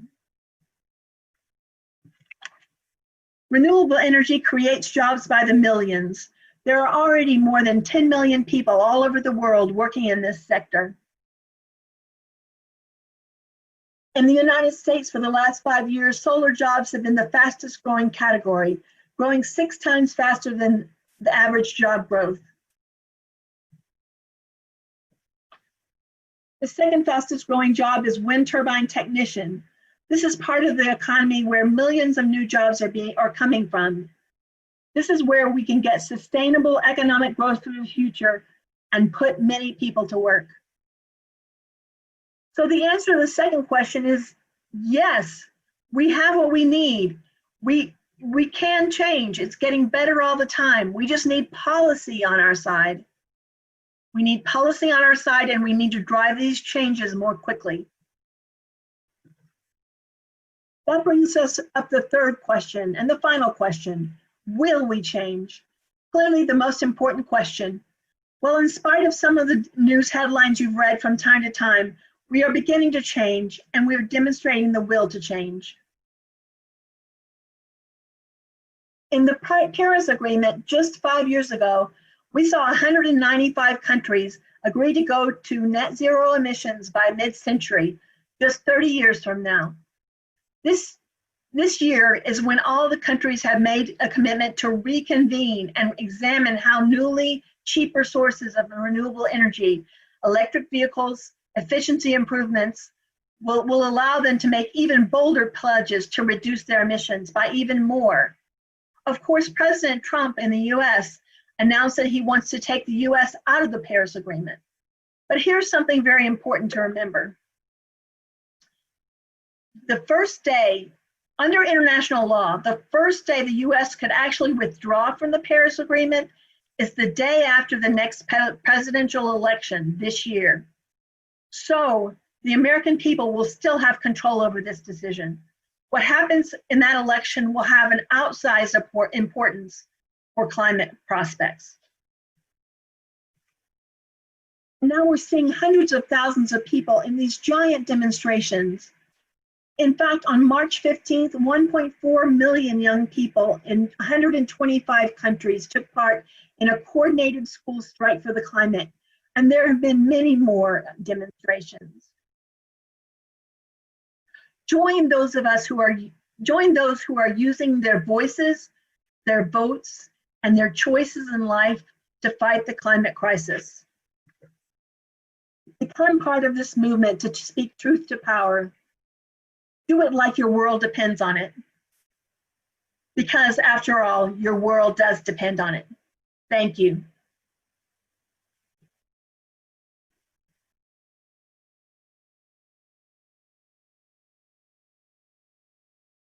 Hello, my name is Kathy Cowan-Becker, and this is a presentation on what a Green New Deal could look like.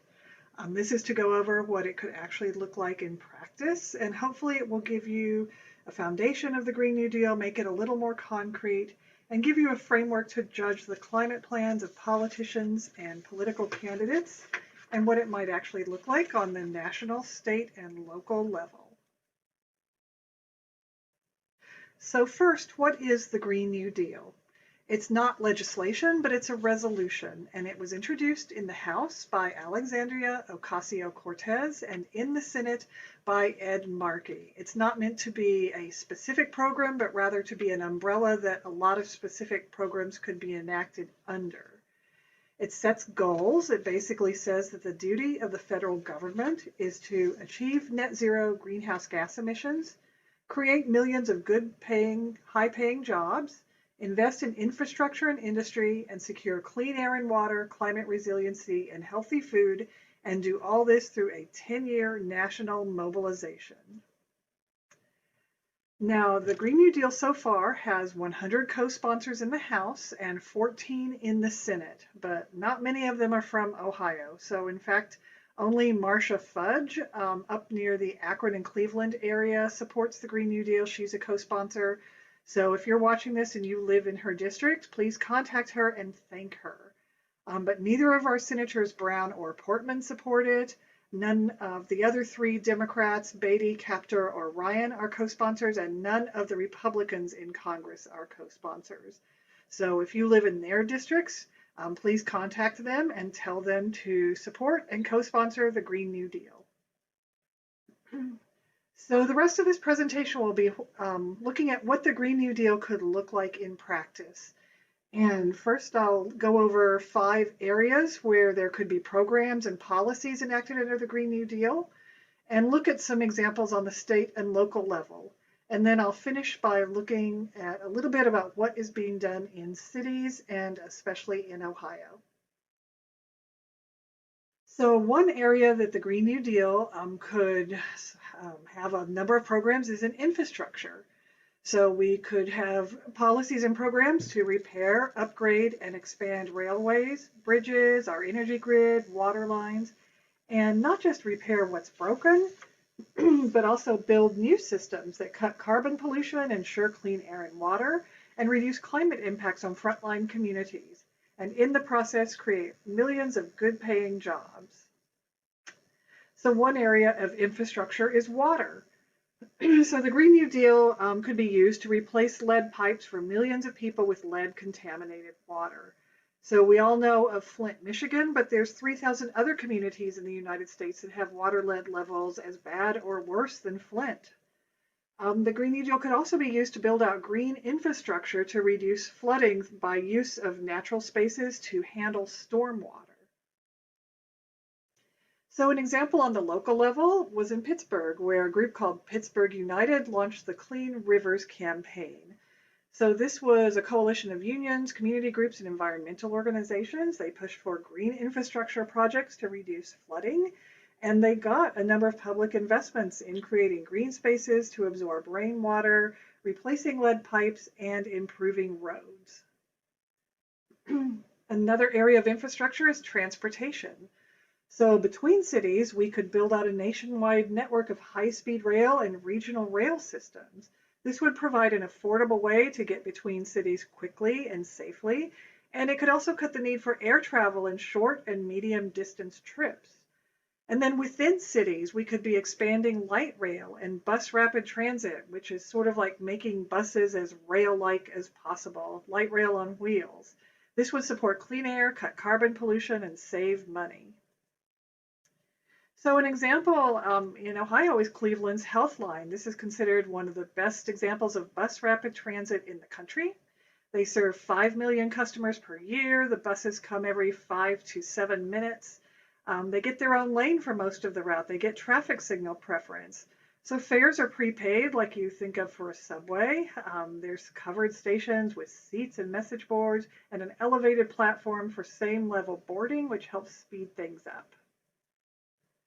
So another area of infrastructure is the energy grid, and a Green New Deal could be used to develop a smart grid that would cut electricity costs, boost reliability, and support the growth of clean energy. And we could hire and train workers to construct and upgrade energy transmission lines, connect sources of wind and solar power to the grid, and also expand battery storage. So a state and local example, actually a local example in Ohio is community choice aggregation, which has been done in Cincinnati, and Columbus is actually looking at it too. So community choice aggregation is a program legal in 8 states, of which Ohio is one. It allows cities, townships, or counties to pool all of their utility customers and use that to leverage the best prices for energy from utilities. A city can aggregate for any kind of energy, but we are pushing to aggregate for 100% renewable, which Cincinnati did some time ago. And so far they've been doing that by buying renewable energy certificates, which are essentially carbon offsets. But recently they committed to buy 100 megawatts of direct solar energy from a solar farm being built in Highland County. And in fact, it was Cincinnati's commitment to buy this energy that got the banks to finance building the solar farm. So we're hoping to do the same thing in Columbus. Columbus is putting community choice aggregation on the ballot in November. Worthington passed a similar program for 100% renewable energy last year. It passed by 75%. And so some other cities in central Ohio are also considering this. So a second program or area under the Green New Deal where we could have policies and programs concerns buildings. And so this is all about energy efficiency, saving energy, retrofitting homes, businesses, and government buildings. Doing this nationwide would create hundreds of thousands of good-paying jobs in construction, installation, and manufacturing. It would save billions of dollars for families and businesses and also move us closer to climate stability. And we could achieve these goals with nationwide energy efficiency standards for buildings and appliances and public investments to fund energy efficiency programs. So on a local level, last year New York City passed the Climate Mobilization Act, and that's all about its buildings. As you know, New York City has a lot of buildings. They have 50,000 buildings that are larger than 25,000 square feet. And so those buildings will have to reduce emissions 40% in the next decade, 80% by 2050. All of these retrofits will create 8,000 jobs per year in construction and maintenance. And the legislation includes terms to prevent rent increases. So a state example of this is the Future Energy Jobs Act in Illinois. So this gives low-income families access to community solar projects, job training for formerly incarcerated people.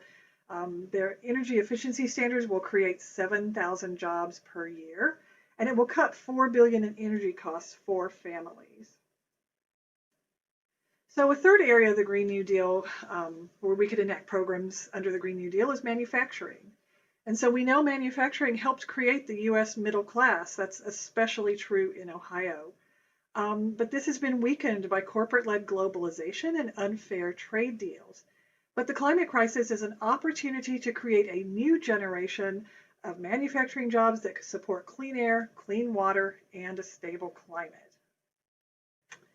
So an example of a policy that manufacturing could adopt is a Buy Clean law. So each year the federal government, and really any government, spends billions of tax dollars to buy goods, things like steel for bridges, insulation for buildings, paper for offices. And a national Buy Clean law would stimulate clean manufacturing by requiring that tax dollars be spent on goods made under certain conditions that protect our environment, our air, water, and climate, and also protect workers. So in California, the state has a Buy Clean policy. Their policy requires 800 large industrial facilities to track, report, and reduce carbon emissions, and also requires state agencies to take supplier emissions into account when they decide where to buy things like steel, glass, and insulation. So this is a way of cleaning up, using the government's power, leveraging their purchasing power to clean up the manufacturing chain from top to bottom. So a similar policy is Buy Local. So a policy like this would encourage local manufacturing of wind turbines, solar panels, and other clean energy components. This could be used to spur job growth in the clean energy sector, but on the local level. And it would require that components be made in local businesses that offer high wages and good working conditions. So a fourth area where we could enact a program under the Green New Deal is a Climate Conservation Corps. So most people know that the original New Deal had a civilian conservation corps. So we're looking at a climate conservation corps, and that would employ hundreds of thousands of people to restore essential ecosystems. So one place they could work is our national forests and our state forests. They could expand these forests by planting trees that help sequester carbon and also manage the land to reduce fire risks and shield communities threatened by fires, especially out west. They could also work in wetlands. So we know wetlands filter water, trap pollution, and buffer communities from hurricane storms and floods. But wetlands are disappearing, and in Ohio, 90% of our wetlands have been destroyed or filled in or degraded through draining, filling, and other changes. So restoring these wetlands would help protect our homes and communities from storms and flooding. And a Climate Conservation Corps could also do hazardous waste cleanup. So thousands of communities live near a hazardous waste site or near a former industrial facility, a brownfield, or an abandoned mine. And this disproportionately affects low-income and communities of color. So under a Green New Deal, we could hire and train workers to safely clean up these waste sites and these toxic areas and help ensure clean air and water for all. And finally, a program we could do with the Green New Deal is to incentivize climate-friendly farming. So we know large-scale industrial agriculture contributes to carbon pollution, but climate-friendly farming sequesters carbon by programs like turning manure into compost, planting cover crops, or avoiding tilling. And this boosts economic security by producing more plentiful harvests, and it also helps make our farms more resilient. So throughout the Green New Deal are policies to ensure equity.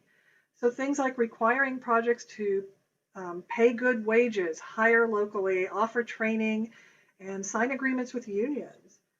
To give priority to projects that reduce air and water pollution, help prevent climate disasters, and benefit low-income and communities of color. And also give priority to projects that allow communities to define their own priorities, what needs to be done in their community, because they're the ones who know where are the toxic waste sites, where are the flood zones, get them a voice at the table. So one thing most people don't realize is how much progress has been made on 100% renewable energy and Green New Deal programs. But so far in the United States, 166 cities have made commitments, official commitments to transition to 100% renewable energy.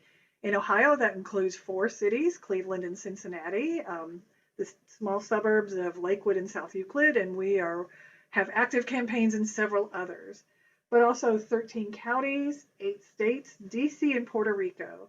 So currently in the United States, 100 million people, or 1 in 3, live in a jurisdiction that is committed to 100% renewable energy. And of those, about 50 are already operating on 100% renewable energy. Many of those are in California, which also has community choice aggregation, and that's the basis of those communities being able to do that. So that's why we're so excited about that program and hope to see that enacted here in Columbus. So what's our pathway to 100% renewable energy? So we have kind of a 5-6 step plan. Energy efficiency, bringing the amount of energy that you use down, that comes first. Promoting renewables, so what energy you do have to use, transferring that to renewables. Dealing with transportation by transitioning to electric vehicles. Cleaning up the energy supply, using their lots of creative financing mechanisms to deal with that age-old question of how do you pay for it, and throughout ensuring equity and transparency. So let's look at energy efficiency. So as we discussed already, buildings are the top carbon emitters in most cities. It was 70% in New York City. It's 58% in Columbus.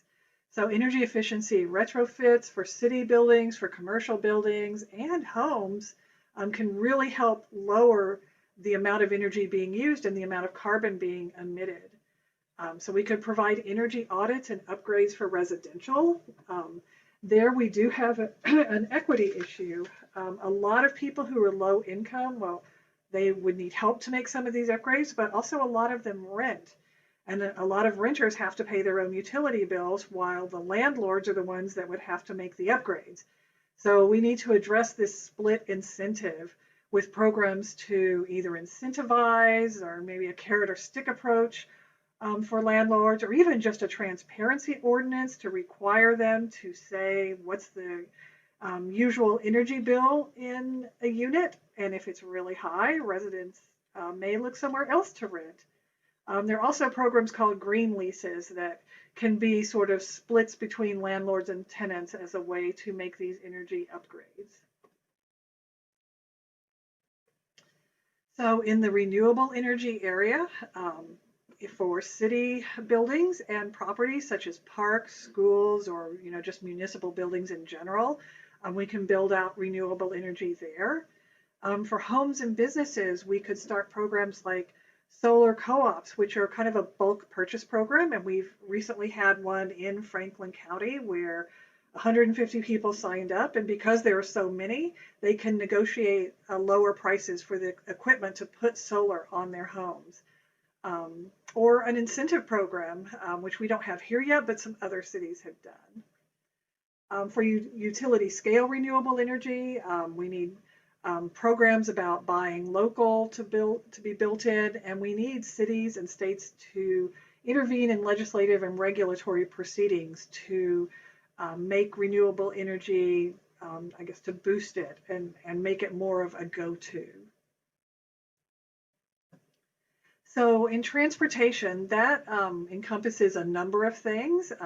Obviously, there's electric vehicles, trying to move people into electric vehicles, transitioning city fleets, and that's, just regular cars, but as well as larger moving vehicles such as buses.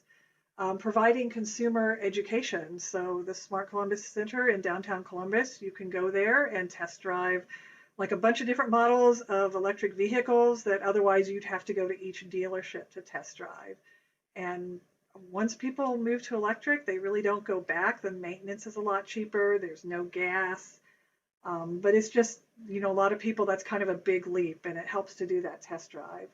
And also building out charging infrastructure. So the Smart Columbus grant, they put out a little over 800 additional chargers around the city. They were trying to get to 1,000, so they still have a few more to get done. But also under transportation is to increase public transportation, to say make buses free, to increase the number of buses, to enact bus rapid transit or light rail, but just to really strengthen how public transit works in your city. And we do have some work on that to do in Columbus. To ensure safe bike lanes and sidewalks through programs like Complete Streets, so people can bike and walk safely instead of taking the bus or driving. Shared bikes and scooter programs, and then smart growth so that we're not constantly growing out, but that we're growing in the infill of the city on vacant lots or just internally to the city so that there's less of a car culture and more ability to get around with public transit. So the fourth area is the energy supply. And so here I talked about community choice aggregation, which is legal in 8 states. And we're lucky that Ohio is one. California, as I mentioned, is one. 2 more are considering it. It's the basis of Cincinnati's commitment to 100% renewable energy and of the commitment in many cities in California. So as I mentioned, aggregation allows cities to pool together their customers to leverage lower prices from utilities, but also leverage more renewable energy.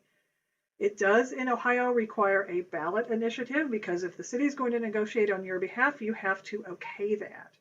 But Worthington passed such a ballot initiative last year. It passed by 75%. And Worthington is purchasing some renewable energy certificates. Cincinnati did that for a long time, but we highly prefer a local supply to be built out, which Cincinnati's doing, and which Columbus is considering. So Columbus is going to put aggregation for 100% renewable energy on its ballot in November, and the intent is to use that to leverage build out of local solar. So financing mechanisms. So there are just a lot of different ways these projects can be financed. So one very popular way with city officials is called PACE, Property Assessed Clean Energy. That's usually used for large commercial buildings, and that's a way to get a loan to do energy efficiency upgrades, renewable energy upgrades, and then pay it back through the property tax. So the interest rates are a lot lower. And also if the owner sells the building, the loan goes with the building and doesn't stick with the owner. So that's one reason these big building owners like it. And then once that loan is paid off, then you have much lower energy costs. And so that's, saves you money. And so there is a commercial PACE in Columbus, and Columbus is also working on rolling out a residential PACE so that homeowners can do that as well. I mentioned the bulk purchase programs and solar co-ops. Another way to do this is through incentives. So San Francisco has a program called Go Solar SF That provides up to $2,000 for residences to install solar panels, up to $50,000 for businesses or multi-unit facilities like apartments. You could provide just straight up assistance. So Atlanta is working with Georgia Power to have a rounded up program. So when people get their power bills, they can pay $1 or $2 extra. That money goes into a fund, and that fund helps low-income people with energy efficiency and renewable energy upgrades. And also green banks that are specifically doing energy efficiency and renewable energy lending is also another way to do this. And throughout, we want to see equity and transparency, equity, affordability, and access for everyone. This cannot be just a program for the wealthy or the privatized people. This has to be for low-income residents, for communities of color. The energy needs to be clean and renewable. So solar, wind, geothermal, some cases of hydropower. We do not consider compressed natural gas or CNG. That's mostly from fracking. That is not clean or renewable. With Sierra Club, we do not consider nuclear to be clean or renewable. That requires continuous mining of uranium, and the waste is highly toxic and radioactive and has to be stored for literally millions of years, and that's very difficult. It's also very expensive. Solar panels and wind turbines are much cheaper, much more scalable, much quicker. It's really the future. And we also want to see a transparent and inclusive process. So stakeholder meetings with public documents and lots of input and dialogue with the public. That's key to having a fair and equitable process. So in Columbus, as I mentioned, we're putting aggregation for 100% renewable energy on the ballot in November, and that is aiming for renewable energy 100% by 2022. So that's really fast. That may be done with renewable energy certificates at first, but as I mentioned, the intent is to build out local solar. Other things the city has done is providing 30,000 free home energy audits, especially in low-income areas where people have high energy burdens, where they're paying too much of their household income on electricity and gas. Columbus is rolling out a residential PACE program that I mentioned.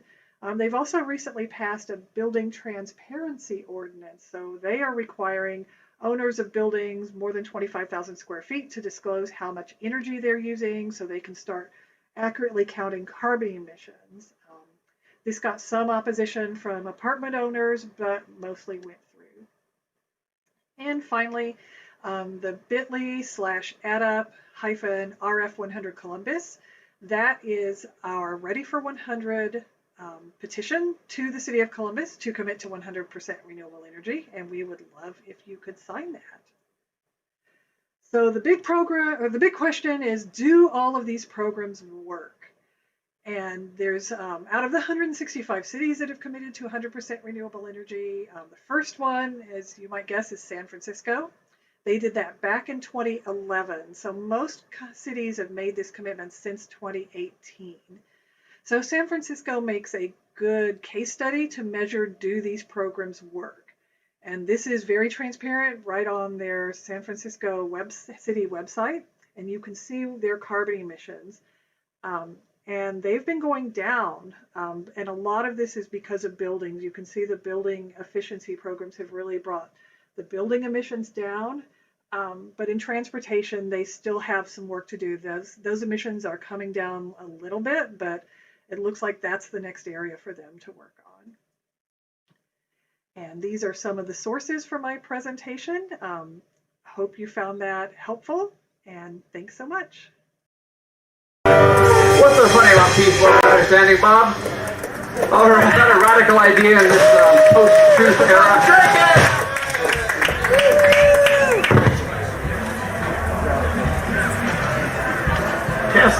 Testing.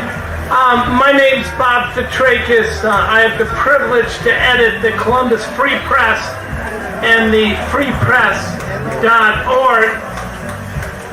So if you want a different perspective, we live in a city where 90% of our media is controlled by one family, the Wolf family, and it tends to have a different perspective, one of those being boring. Well, it's in history books. They're a large economic enterprise that runs a very boring pedestrian paper to cover up their financial dealings. Not to say that they don't deserve to have $250 million in the casino money. There was a 15-minute debate at the city council before the 4 richest families were given $250 million.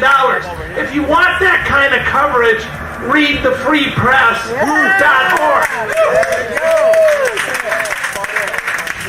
And even better yet, if you want to know what activists are doing in the community to make this a better place, you'll find that in the Free Press.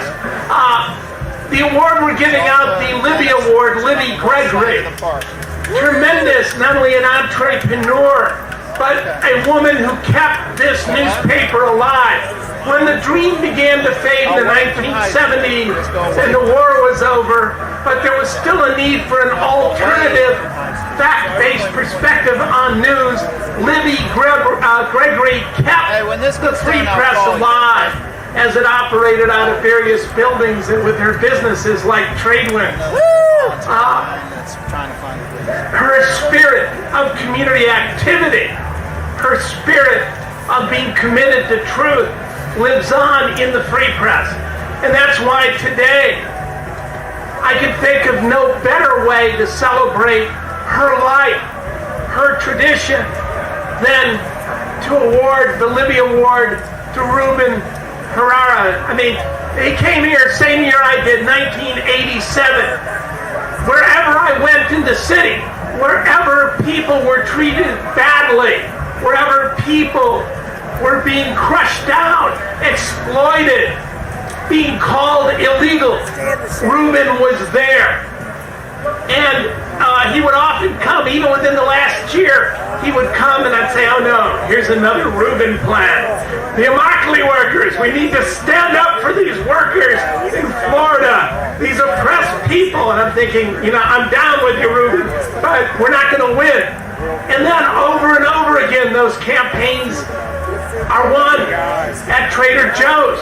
Or he says, look, we have this DREAM Act. We're going to allow Americans who aren't U.S. citizens to stay in the United States because it's the right thing to do. And I'm thinking, it's an election year. There's no way in hell Obama is going to do anything on this in an election year.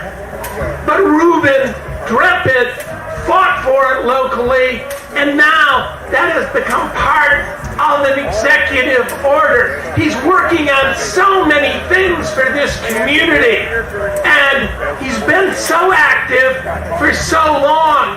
It is our great honor to honor the dreamer from Columbus, Ohio, the man who envisions a world where there is indeed peace, love, and understanding. I give you Ruben Herrera, the winner of the Libby Award from the Columbus Free Press.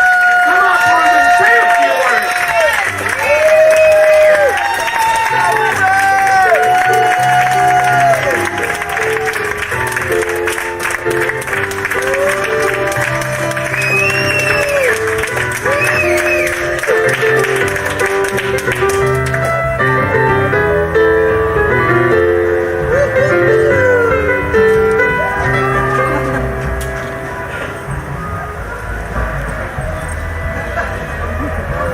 Buenas tardes. Wow. I'm speechless, actually. But I do want to share with you a couple of things today. It's first of all, thank you. Thank you to the Free Press. Thank you to Libby, and thank you to the community ComFest. I mean, there's so many thank yous. I really believe that you can never say thank you enough. In fact, when you stop saying thank you, then really life has really stopped in a sense, because you have to be appreciative. The fight is hard, The struggle is difficult, and there'll always be challenges, but there's always something to be thankful about. And it's people that come together to make a change. Let me just share with you a little story as I accepted this award. Let me just start off by saying that this is very difficult for me because typically I don't like to accept awards, right? And it's very difficult to me because really the fight for me, the difference is on the ground. The difference is outside of here. But really there's really no. It's hard to differentiate because we are the outside of here as well. So it's about this us as well. But I came here many years ago, and as a migrant farm worker, I grew up as a migrant farm worker. And people ask me all the time, when did you start organizing? Well, I come from a family of 10, and I'm one of the second to the youngest. And so I started getting my organizing skills in my family. In fact, if we weren't organized and we didn't organize, we didn't eat sometimes, right? And so those were life skills that I learned at a very early age. And I'm thankful to my father, and I'm thankful to my brother, and I'm thankful to my siblings, and I'm thankful to those who made it available for me to even come to this point in my life. I'm forever thankful for them as well. So I came here many years ago, and I was sharing on the other stage a while back that when I came here, I moved from a predominantly Hispanic Latino area to Columbus, Ohio, right? And there was I didn't see a community because oftentimes we look for people like us. This is the ComFest, that's right. And so I didn't find that. And so sometimes when you don't find what you want, you have to wait, or you have to help create it, right? And so what happened probably 10 years ago or more is that the immigrant community started coming here to Central Ohio. And now it's changed, right? And things have happened here, and the community has changed. We've become a more inclusive community. It's growing. We're not Los Angeles. We're not other areas. We're not New York, Miami, or San Antonio, or Los Angeles. But we are Columbus, Ohio. We are in the Midwest, right? And so things are changing in its own way. A couple of things that we work for. One is, and I want to make clear, it's so important, even though I work on immigrant issues, on issues of people for Undocumented Youth Dream Act, and for the Coalition for Immokalee Workers, other groups, it's really a one fight. And when one fight means that you have to listen to interruptions, you have to learn, you have to think, how can I make that be a part of who I am? How can we be inclusive in anything, right? And that takes a lot of practice, and you just have to be grateful for that as well. And so it is one fight, and I can't stand here and accept award for my work in the immigrant community without mentioning that our environment in this world is being taken advantage of. There's things that are happening in this world and in Ohio. I'm thinking fracking in particular that we have to be conscious about, right? There's LGBTQ issues, there's women's issues, there's issues that we have to understand and fight together. And so although I work specifically on immigrant issues, immigrant rights, it's really about more than that. And it's not until you understand that, till you come to that full consciousness level of understanding, that you can realize the commonality that we have with each other, even with this man that was here a while ago, right? And that's okay. And even with you, Tim Chavez. I see lots of people here that I know that I haven't seen for a while, and they've been a good part of my life, certainly Bob as well. So with great humbleness, with great gratitude, I accept this award, and only with the remembrance that the path that we fight, a lot of you fight for justice, that I've been on the path with, and on in the rallies and what have you. We all fight for justice, but keep in mind that the path is fully known. It has been walked by many before us, and it will be walked by people after us. So lots of times, that's right. So lots of times I feel like I'm walking like this, like I'm ready to hand off to whoever will do the work behind me. And I have a responsibility in doing that, because it's not about Ruben Herrera. It's not about you. It's about the issue. It's about moving us forward. It's about justice. And that's what's going to keep us forward. Things can happen. I believe I have the audacity to believe in the power and the potential of human potential, of the power of people power. And I believe that that's what's going to move us forward. It's difficult. It's challenging. We have setbacks. We cry. We get hate mail. right? We get shunned. We don't get included, but we have to continue on the path. We have to. And I'm here to say that I'm with you on that path, and that sometimes that path is a personal path, our personal lives, and sometimes it's a collective, our collective selves. And so both, there's no separation. It's really both together. So I do accept this award. I'm so thankful. I'm not going away anywhere. A lot of times you get an award, you expect people to move out of the way. I'm not going anywhere. All right? But I'm going to continue making room for people, young people specifically, that are needed in this movement as well.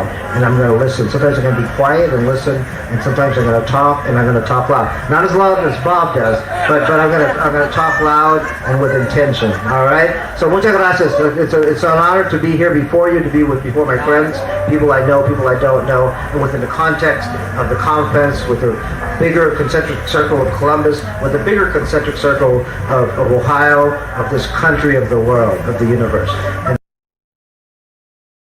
For a little while.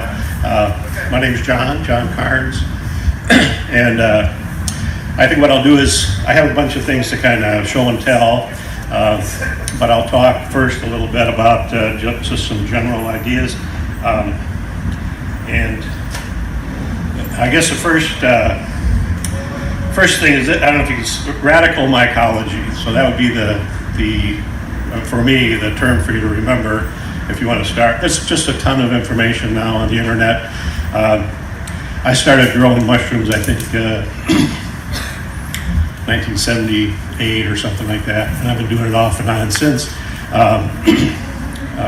Many different varieties, but if you and I just got excited last year when I ran across this group of people, the guy that wrote this book, and he's from Oregon, and the radical mycology, I guess you could call it a movement, is a very hospitable, open source kind of group of people around the country that are interested in cultivation of mushrooms for a variety of reasons. But if you Google radical mycology, you'll find their website, and you can go from there. And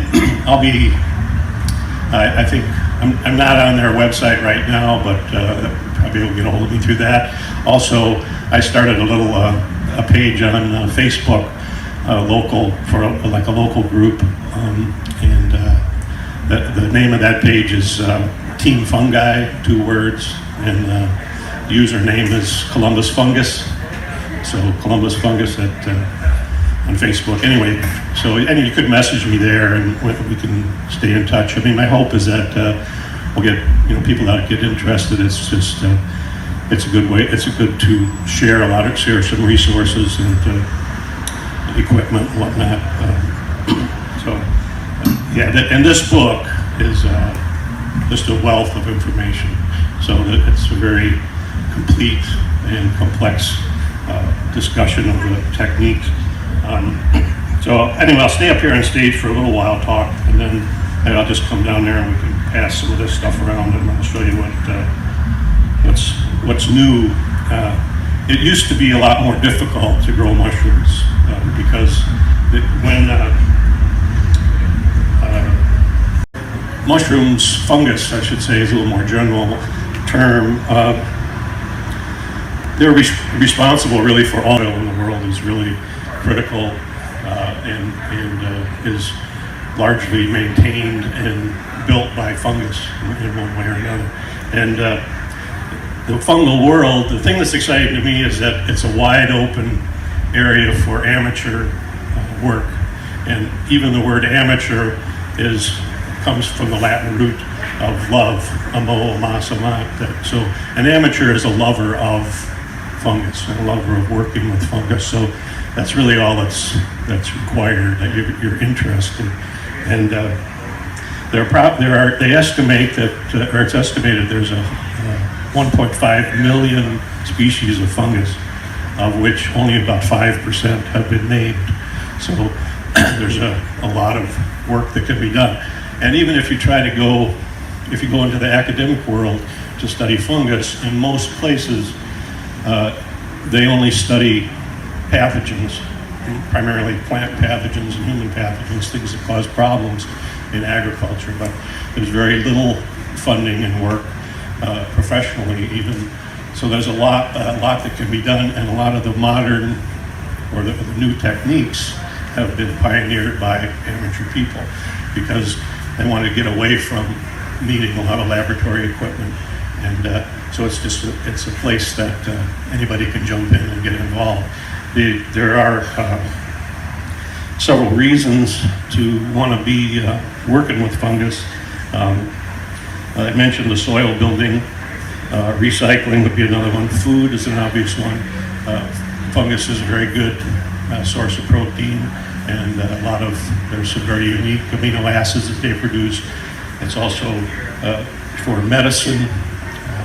We're familiar with probably the most obvious one would be penicillin. It's part of the fungal kingdom, but there are lots of fungus. The big ones that are popular would be like the reishi mushroom, cordyceps, lion's mane, turkey tail, all of these things. And largely, they're from an herbal standpoint, they're adaptogens, so the things that fortify the body and help the immune system. And so the nice thing about this is that you can grow these things yourself and use them yourself. And most herbalists will tell you that herbs that grow in your own neighborhood are much better, much more powerful for you than things that are imported from far away. So there's a lot of work that can be done in capturing native fungus that's growing in your neighborhood and bringing it in and working with that. There's no reason necessarily to go to the herb store and buy something from China or far-flung anywhere. There's plenty of stuff right in the neighborhood that's going to be useful, and it can be eaten. You can make tinctures. You can do a lot of different things with it, and you don't necessarily have to produce the fruit body. Let me grab a couple things here.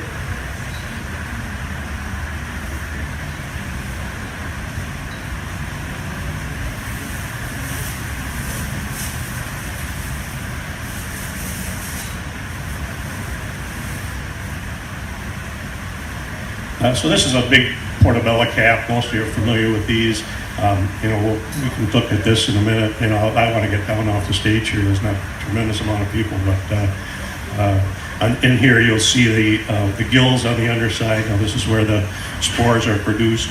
So just briefly, the life cycle.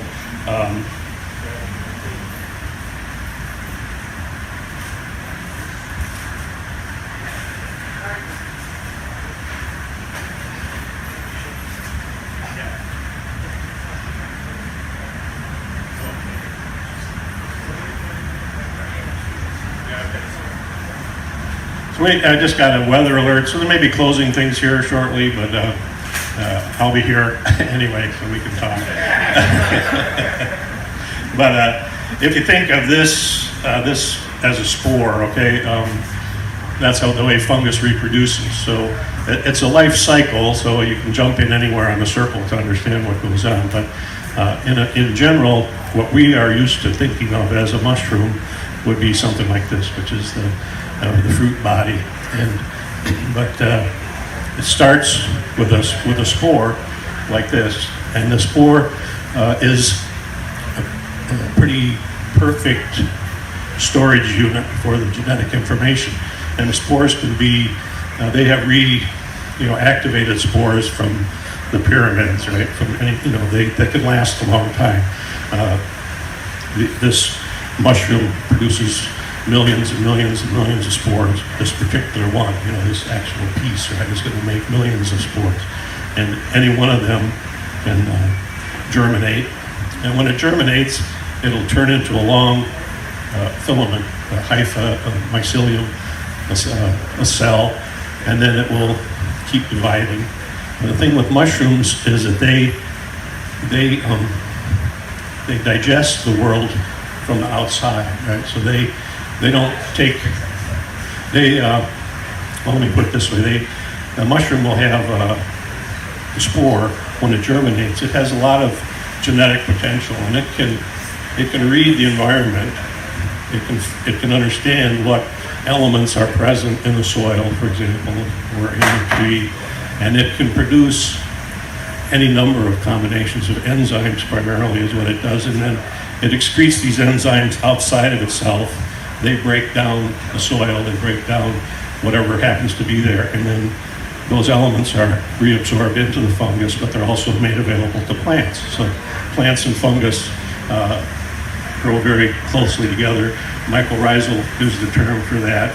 Almost every plant has some mycorrhizal fungus associated with it, and most plants, it's essential that they have this for them to live.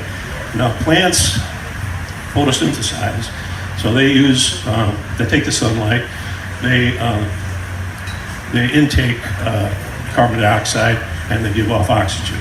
And they also, about 20% of they produce sugars in the plant, and at night, generally speaking, the plant will inject 20% of those sugars that it produces, it shoots back into the soil, and that is used to feed the fungus. And the fungus then dissolves, pre-digests material from the soil. And we now understand better the importance of the microbial environment for plant growth. Modern agricultural techniques generally just dump on nitrogen, phosphorus, and potassium, and all the elements are taken up and leave. When they harvest the crops, they leave the soil, and so it's depleted. And we know that the nutritional value of the crops has dropped dramatically over the years. It's pretty well documented. So better farming techniques is to care for the microbes in the soil, and they will produce what the plants need. So that lowers your input costs. You don't need all those fertilizers if the soil is healthy, but that's a costly process. And there's reasons why that doesn't happen as much as it should, but we haven't really understood that until lately. So that's another one of the very important functions. A lot of people who get interested in fungus, they want to encourage the health of the soil. So that's a kind of a different aspect. They're not particularly interested in getting something to eat, but they want to make the soil better. They can also be used to clean up toxins. There are strains, and the fungus can be trained to digest particular things. So you can take fungus into the laboratory, and you can expose it to the particular toxin that you want to break down, and the fungus will figure it out. And so it can be used to clean up oil spills. There's a guy, actually the guy that wrote this book, did an interesting project where he trained a strain of fungus to digest cigarette filters, which is a big problem. You don't think about it, but these things, they don't decompose at a normal time level. So that's all pretty useful.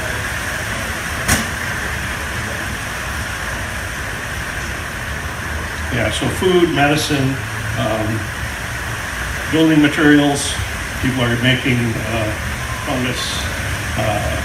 There's some interesting work being done making some substitutes for leather, for example, out of fungus. It can be used to make building blocks. It can be pressed. You'll see in some of these things when we look at them that some types of fungus are very resilient. This, for example, is a reishi mushroom. This is several years old. Most of the time you think of fungus as like that mushroom I had, which you're used to, where they come up in your yard and they're around for a day or two and they dissolve and they disappear. But these woody ones, they stick around for years. And these are the cell walls of fungus are made of chitin, which is a starch and is one of the hardest naturally occurring substances. So this can be grown, the mycelium can be grown into sheets, can be used as insulation, can be used for a number of things. So there's a lot of research being done in that aspect also. Let's see what else. Yeah, bioremediation, I mentioned that a little bit. So areas that are contaminated, where the soil is contaminated, the fungus could be introduced. Normally you wouldn't eat that fungus because the contaminants are going to be absorbed into the fungus, but it's a way of cleaning the soil, and then you have to get rid of and dispose of those fungus. But in the process, they're going to break that material down and make it available to other organisms and return it to the earth more quickly. But this is a very good medicinal mushroom.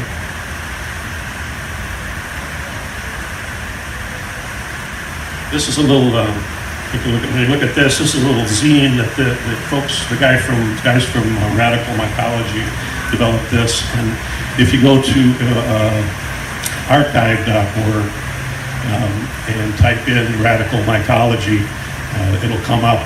There's a copy there that you can download of this. And it's a very good introductory thing, so you can have in print a lot of the information that is going to be useful to you as you start to actually want to grow these things. And then the final thing, well, probably not the final thing, but that I'm interested in also is using fungus in creating art of various kinds.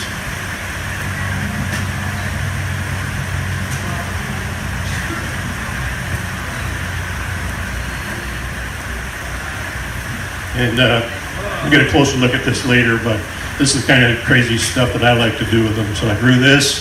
This is grown actually on a pile of junk mail that I boiled and then inoculated with reishi mushroom again. And then as this was growing, I stuck some crystals and little man in there and stuff. So this will eventually turn into something a little more pretty than that, but it's pretty interesting as it is.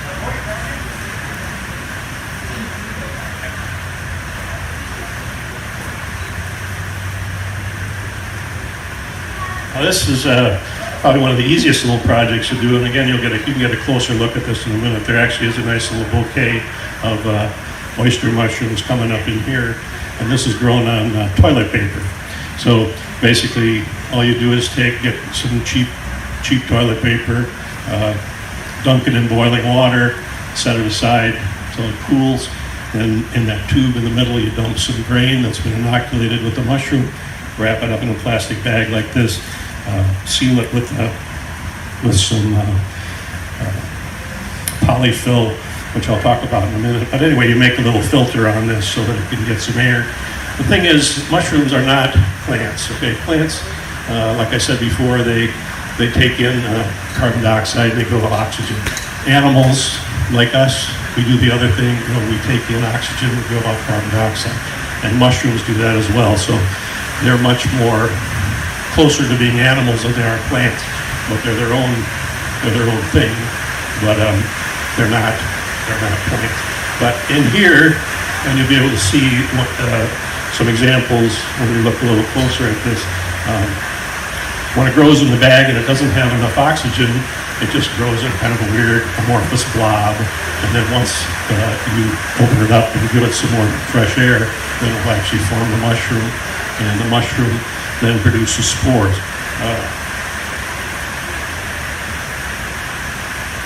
Most of the mushroom life cycle, once this little spore germinates and it turns into it's called a hypha, so it's a single filament, and that has, and generally speaking, there's a lot of variation, but that hypha will have like half the genetic complement. Okay, so it's like sperm and an egg, it has half of what it needs.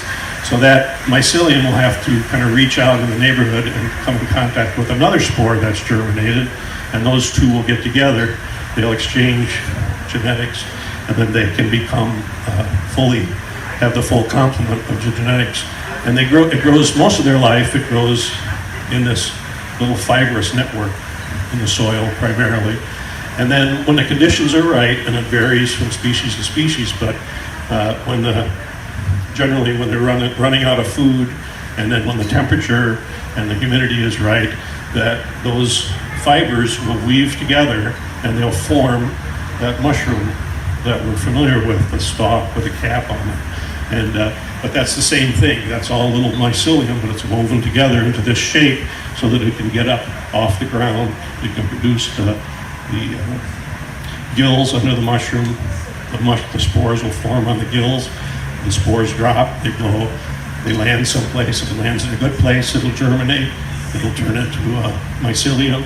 The mycelium will grow, and then it does it all over again. So when you're cultivating them at home, it's just a matter of getting a pure culture to start with, so you have only cells of the mushroom you're interested in, and then you give it the kind of food that it wants, you give it the temperature it wants, and you give it the airflow that you want, and the mycelium will reproduce. And then generally you change the temperature a little bit, cool it down a little bit, give it a lot of fresh air, and that will cause it to say, hey, maybe it's time for me to fruit, because I want to produce more spores, and they'll go on and propagate themselves. So in order to do that, there's a lot of competition. There's right now, probably every breath you take, you're inhaling, hundreds of thousands of spores over the day.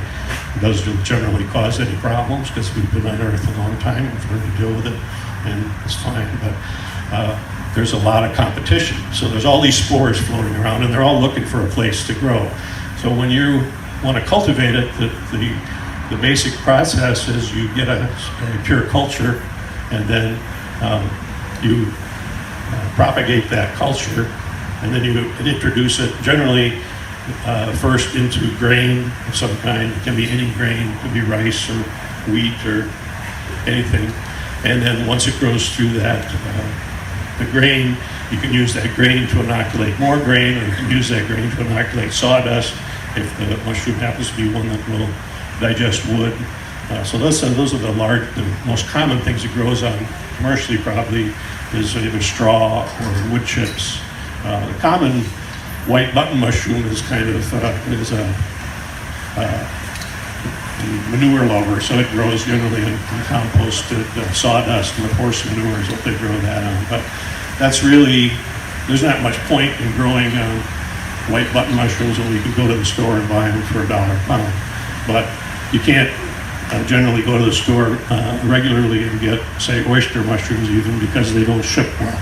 They're very delicate, and so it's a lot easier to grow them yourself. But the oyster mushroom is also a very rapid and a very strong grower. So when you introduce this culture into a growth medium called a substrate, so maybe sawdust, then it's going to take off and grow through that. And you want to have it. You want to give it a head start against other competitors. So typically, you would want to pasteurize those substrates, pasteurize the sawdust. And pasteurizing just means you're going to heat it up to like 160 degrees for an hour or so, and that's just going to knock back a lot of the already existing spores and things in there, and then give you a head start when you put your material in there. If you want to use some other medium or something that has more food in it, that's going to be more hospitable to all kinds of things, then you want to sterilize it, and that means you have to put it in a pressure cooker and kill off everything, and then just introduce what you want to introduce. So that's the basic system.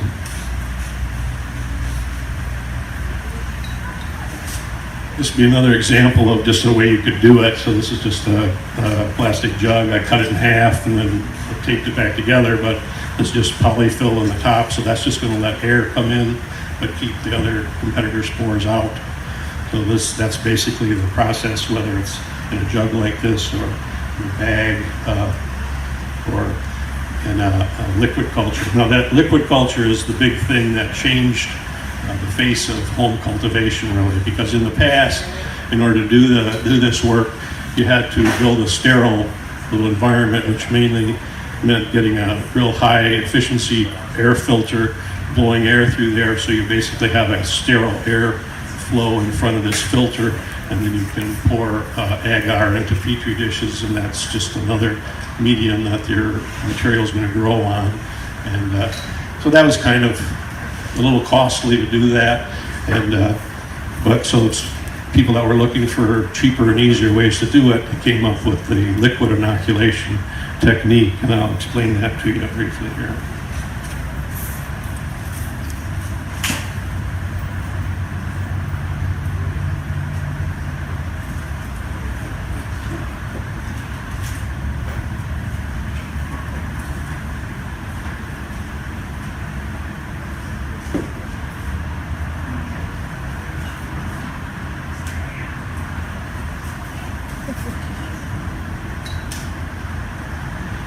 So a real basic way that you would do this kind of thing is you get a pure culture, and so this is a petri dish that has mycelium growing on it.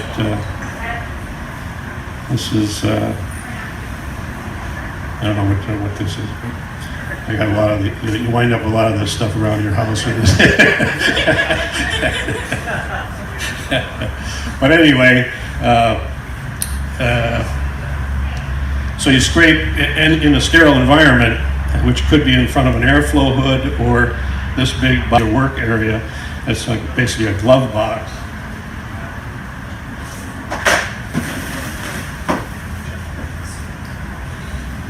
So it's just a big plastic box, and I put those holes inside.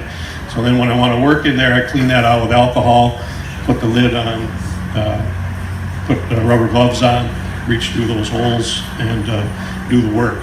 And now you can also do it, if you're careful, you can do it in a real still room. There's ways you can do it that are very low tech or no tech ways, but it just depends what you want to do. And some things are easier than others, but the basic process would be to take a petri dish like this, which you can buy this stuff online from people that produce it, or I can give it to you or whatever. And you basically take a hypodermic syringe that has sterilized water in it. You open this up, you squirt a few drops of water on there, scrape around on it, suck it up into the syringe, and you've got cells in there that you want. Okay. Then you take that and you inject it into a liquid like this, which is basically a mild sugar water solution. It can be honey, it can be corn syrup, it can be a lot of different things. And then it grows in here. And all you got to do to keep this going is swirl it around once a day or so and keep giving it some oxygen so it can keep growing. Then you can suck, you can prepare a grain jar like this one. It's got popcorn in it that you can use. I like popcorn because it's tiny, doesn't get all over the kitchen, they're pretty big. But you might want to use millet, for example, which could be tiny, a little more difficult to work with, but you get lots more inoculation points when you go to transfer it to another substrate. But anyway, then if you take the syringe again, and you can do all of this in the open air. The big advance was the development of this lid, which again was just an amateur guy and basically what this is, a regular canning jar lid, and you drill 2 holes in it. One hole you cover with a couple of blobs of RTV silicone, which just means it's high temperature silicone, room temperature vulcanizing. So you can get that in any hardware store, RTV silicone. So you put that on one hole. The other hole you stuff polyfill in. Polyfill, you buy a big bag of it for $2 or $3 at the fabric store. Use it to fill pillows or whatever. So then you have this sugar water solution with the mycelium growing in it. You've got a grain jar like this that was pressure cooked, so it's sterilized. Then you can take that syringe, fill it up, and squirt a milligram or so of inoculant in here, and then in a week or 2 it'll grow through this grain, and then you can use this to inoculate something else. Or if it's a medicinal mushroom, you might stop there because you've got the stuff you want, and then you can just dry it out, grind it up, cook with it, make tea with it, or you can make a tincture. You can do all those things, but you don't have to go through the process. In order to actually get a fruit body, then you have to have another sort of a chamber where you can control the temperature a little bit, you can control the humidity, you can maybe keep the air clean. So all those things is just stepping up a little bit, in complexity, but it's very easy. Like, I don't know what they charge for Reese mushrooms in the store, but I don't know, they're probably $20 or $30 a pound, I don't know, maybe something like that. But you could grow unlimited quantity of that mycelium on your preferred grain, if you like rice or rye or wheat or whatever, and then just eat it that way and get the benefits from it.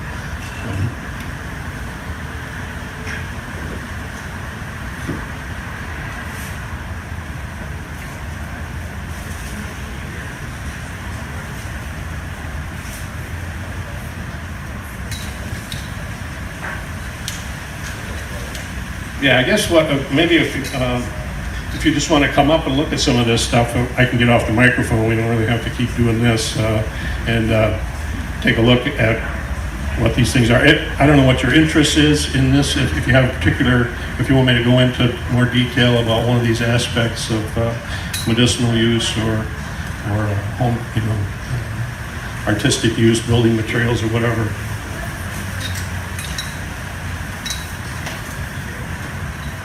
Catch this, John. So that's a big chunk of reishi grown on sawdust last year or something. But it's pretty rugged stuff, and as you see you can see the potential there for building material. Yeah. Could you do everything you need to do in a day to produce your own amount of medicinal or edible mushrooms? Yeah, I think so. I mean, like I say, the tricky part is getting the pure culture to begin with, which you can grow. I mean, you can buy this kind of stuff. Like you can buy a petri dish from some particular culture, or you can buy. A lot of guys will supply you with a syringe with liquid inoculant in it, and you can use that. But that costs you maybe $20. So if you wanted to grow reishi, okay, you go online, you buy a reishi syringe from somebody for $20, and then all you have to do is bring that home, prepare some jars of that sugar water, squirt it in there, wait for a week or so, and then that's going to have it's going to reproduce in that liquid. And then you can just start sucking that up and shooting it into grain, and off you go. So it's all pretty. It's pretty simple.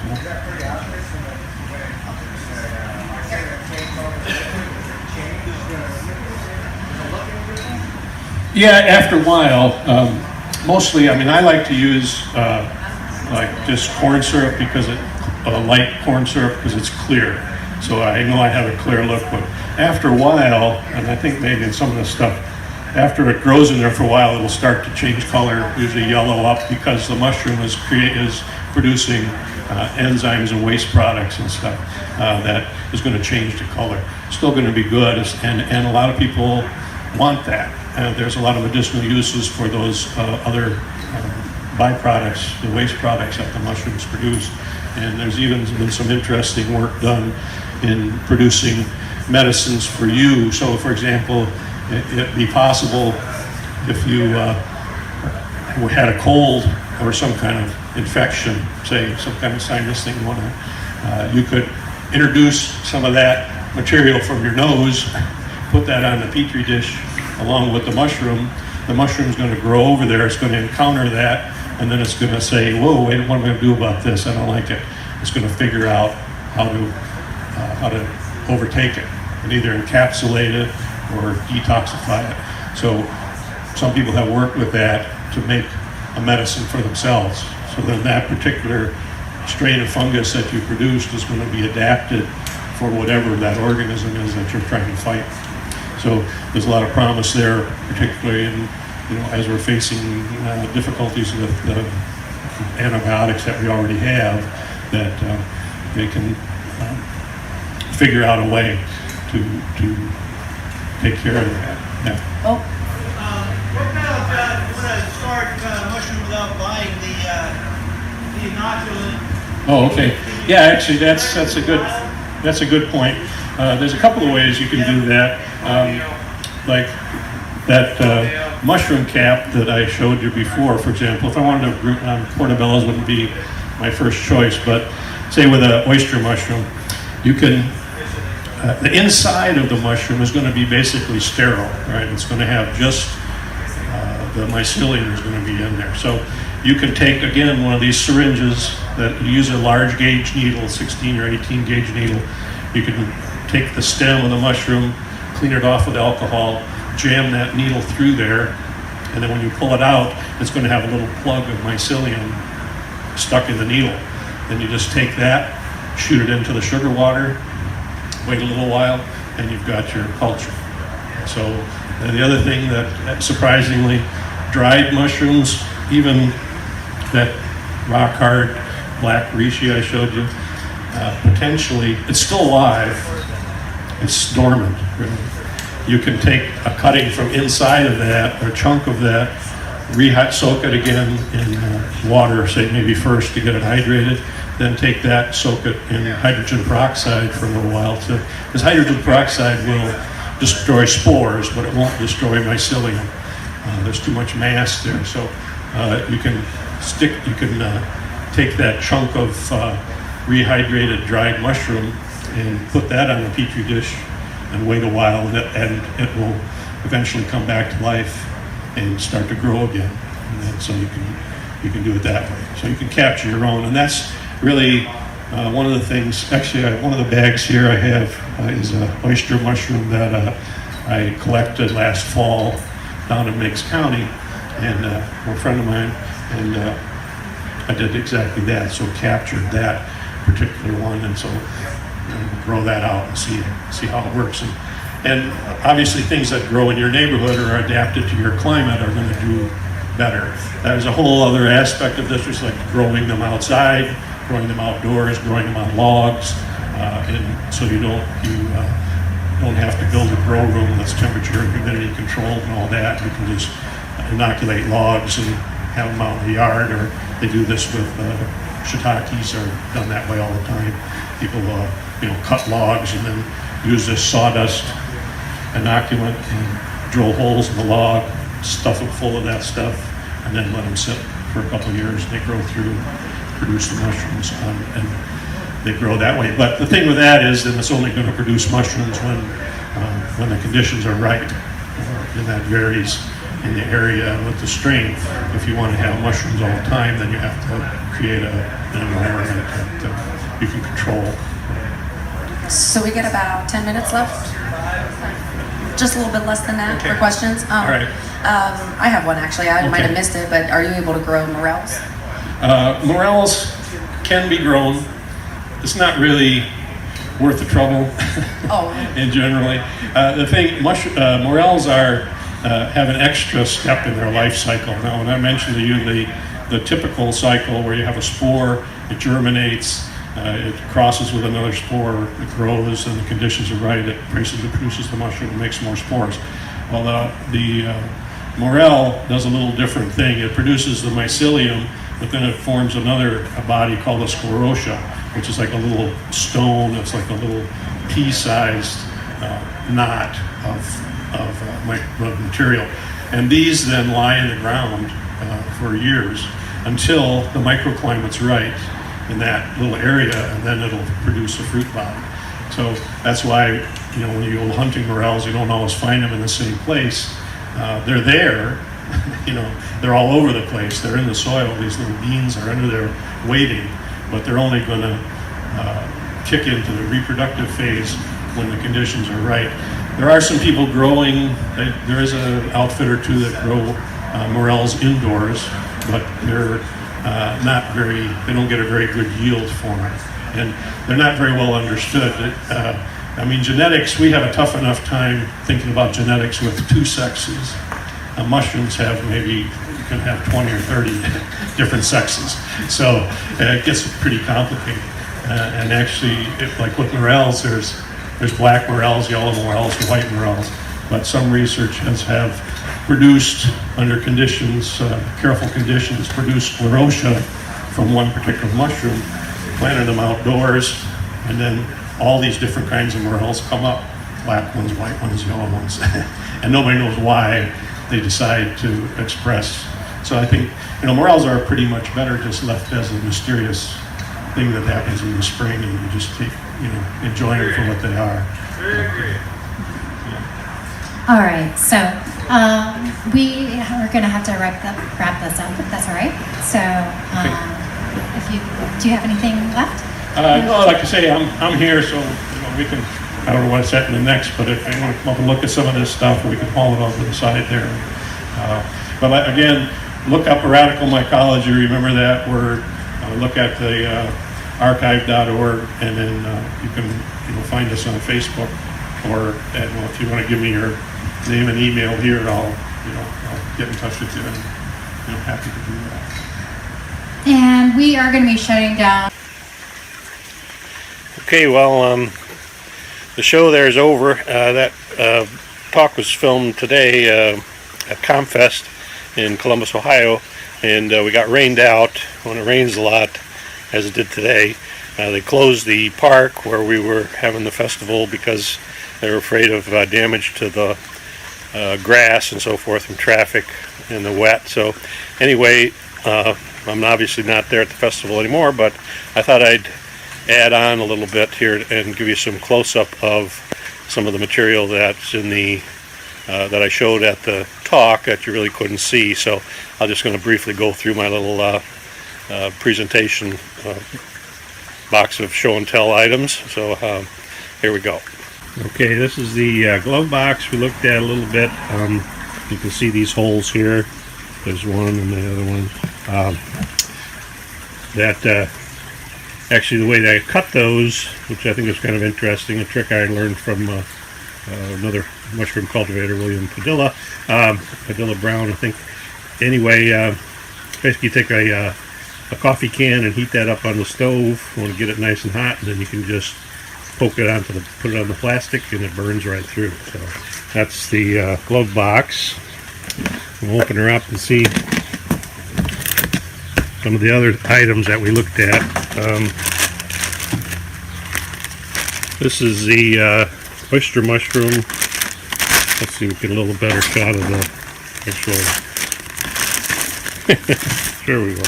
There we go. So you can see the. This is golden oyster mushroom, happily growing on toilet paper. Here's my in progress sculpture.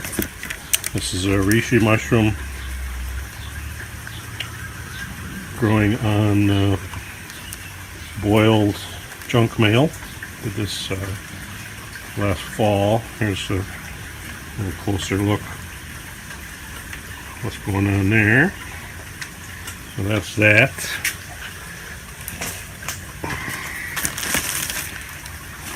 Here's a bag of sawdust spawn. This is sawdust that has oyster mushroom growing through it. This is a variety called Phoenix, and you can sort of see maybe the little knots of mycelium that are forming there, and that's the beginning of the mushrooms wanting to fruit. But because they're in this, still in the plastic bag, they're not going to form the nice pretty mushrooms until poke some holes in this, and then the mushrooms will sense the atmosphere, and they'll come out looking for more oxygen, and they will grow into mushrooms and blossom out the side, more or less. This is a close-up of the bag that this is the oyster mushroom that I captured from my friend's forest there down in Meigs County. And this bag is kind of a homemade affair with a little polyfill twisted in the top. So this is the initial stage where you get it growing in a kind of an oxygen poor atmosphere. The mycelium is happy enough in there until it needs to fruit, and it needs more air. So we'll give some more of that later. This is the block of reishi mycelium from a year ago, but just to demonstrate that all the mushrooms are not mushy and soft. Some of them are hard and woody, and this stuff is, besides being a good medicinal, could potentially be a building material. This is a petri dish with some mycelium growing on it. This little mark here is where I scraped up some mycelium to make liquid culture at some point. This is that's that. This is a commercial mushroom filter bag. This kind of plastic will withstand pressure cooking and sterilizing, autoclaving, which the other bags will not. They will withstand pasteurizing temperature, however. So they're cheap. These bags are expensive. Okay. Then this is a jar of dried grain spawn. So this is a medicinal mushroom, red belted polypore. I have not gotten those to fruit yet. I haven't really tried too hard, but basically the medicinal qualities are still present in this dried grain mixture. So this could be used as is, ground up and added to food, or make tea, or make a tincture.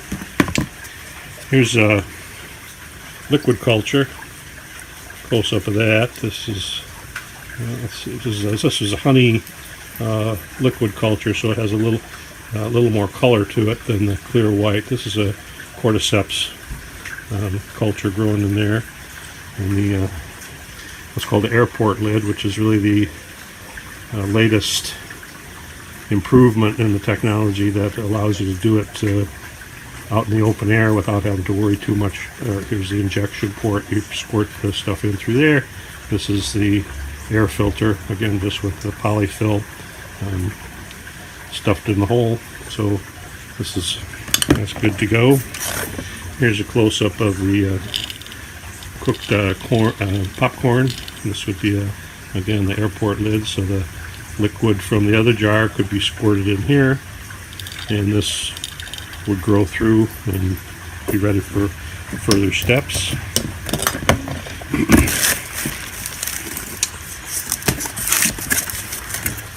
This is another liquid culture, and there's a couple of marbles in there. I like to throw a couple of marbles in sometimes, so they, when I shake this around to aerate it, it will move things around a little more when you got those marbles to rattle around in there.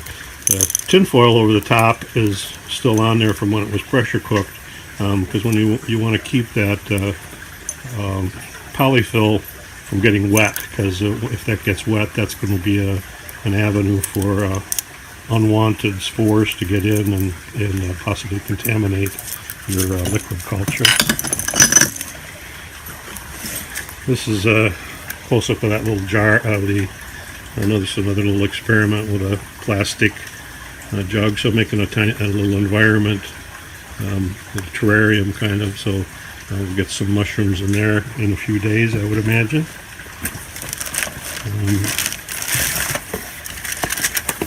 Some of these things we didn't look at too closely in the talk, but this is just some other random petri dishes to show you some of the these are kind of old and just things that were laying around I brought to look at. Here's another one. This I think is red belt, and you can see this actually turns the agar. It gets this black or dark background. So the myceliums can vary quite a bit, but you can certainly see the fibrous network. Now this is how the mushroom grows. Spends most of its time in this condition, and only decides to fruit when it's time to go into reproductive phase. So this is basically the vegetative state. Here's another petri dish, and again you can see this has been sitting around so long that it's trying to fruit, it wants to fruit, and these little knots that are forming, that would be the beginning of the process, but they're not getting enough oxygen in here at the time to do it. This petri dish is sealed with a material called parafilm, which is a plastic waxy material that does allow some air to get through, but it keeps unwanted stuff from getting up under the petri dish, under the lid of the petri dish. Okay, some other random mycelium. Here's yet another one. I think this is red belt also, and you can see these black little areas start to form as it matures. That's part of the process. Looking for this red belt actually is one that I also captured from a friend's property, and so this was done the same way, taking a few cells from inside of the mushroom and putting them onto the petri dish and then growing out. Let's see. Here's another little bag of golden oyster mushrooms. You'll see inside there. They're starting to become recognizable as what we would consider to be the actual mushroom fruit body. So over the next couple of days, this will, I take this out of the bag and set it up so it has a little more room to breathe. It will produce bigger clusters. Eventually it will digest all that loose paper, or toilet paper, and I'll get some good eating mushrooms. This is a coffee can I talked about before that I use to heat up and basically quickly burn a hole through the side of the plastic. I've done things like this before, trying to cut holes with a saber saw or hole saw, and that works, but you wind up cracking the plastic often, or you get a rough edge on it when you're done, and this eliminates any need to smooth that edge down. It's a really slick little technique. I'm glad I learned that. This is the portobello caps that I had just as an example of your typical sort of mushroom that we think of. So these are, I'm sure you've seen at the grocery store, delicious for eating. And these are the gills on the underside. You can sort of a little mashed up, but this is with a spore-bearing surface. But this interior part here, if I split this open, that's going to be sterile. So if a person wanted to, you could capture this culture and use it, propagate it, and grow more of them. Here's another reishi that I grew. Reishis are fun because they're nice for me. I like to do the sculptural kind of stuff. So this one is many years old and still never treated with anything, so it still would be a good medicine. But with the reishi, when you control the carbon dioxide level in the grow area, when there's the way these things grow in nature, typically they grow on trees, so they would maybe start inside of a little cavity on the side of a tree, and then its first concern is to get out to where it can have enough space to spread some spores around. So in the beginning it grows in this what's called an antler form, and kind of looks like coral, and then you can see here in the early part there's no white part, which is the spore bearing surface. So this was in nature, this would say be inside of the tree and would grow out, trying to reach outside of the hole, and once it gets out, then I give it some more oxygen, and then it would form this white surface underneath, which is similar in function to the gills on the other mushroom. These are little pores. This is an example of a mushroom that's called a polypore. So it has little tubes on the underside, and the spores are produced in there. So the mushrooms have many techniques that they have developed over the eons to do their thing, which is basically keep growing, keep producing more mushrooms, keep spreading out across the earth. So they're hard-working little guys. Let's open this up. This is the kind of the key to the modern, more simpler way to do it.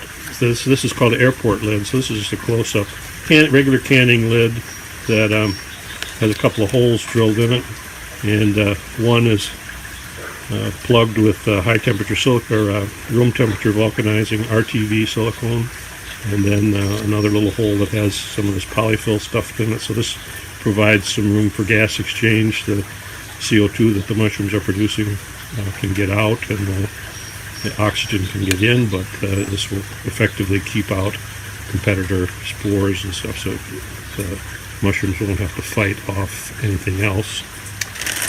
And this is remains of a bag of polyfill, so very inexpensive. Bag like big bag of this stuff is a couple of bucks at a fabric store or Walmart or someplace.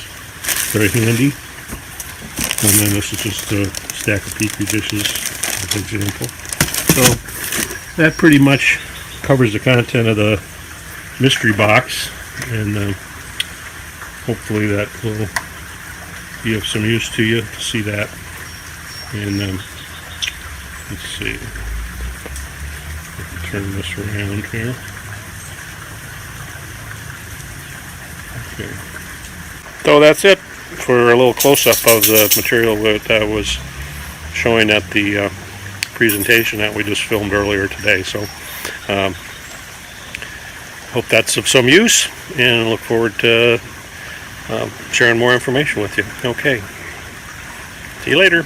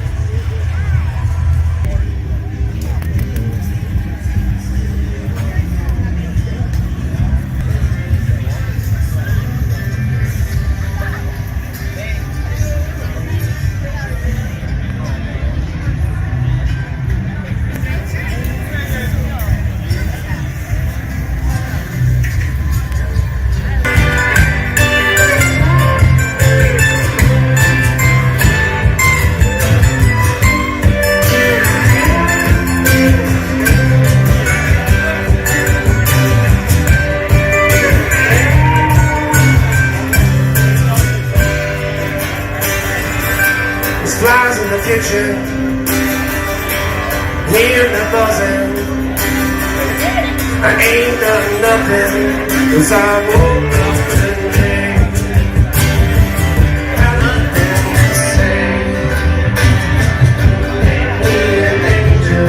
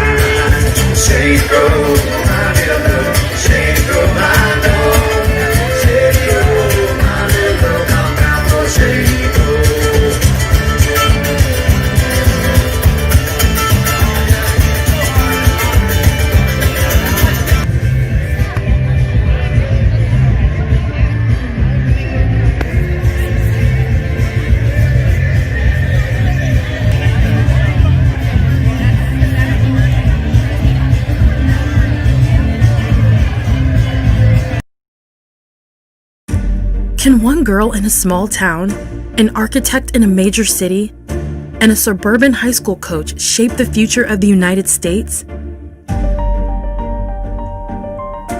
Yes, they can. Because every 10 years, the census gives us that power. You can shape your future by responding to the 2020 census.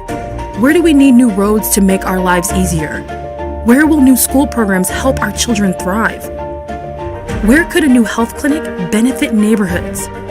The 2020 census will inform these decisions and shape how billions of dollars will be distributed to communities like yours each year. And in 2020, you can respond to the census online, by phone, or by mail. It's easy, safe, and important. Make sure you and everyone you know is counted. Now is the time for you to get involved. Your community needs you. Together, we can educate and excite, inspire, and make sure every voice is heard. Together, we can shape our future.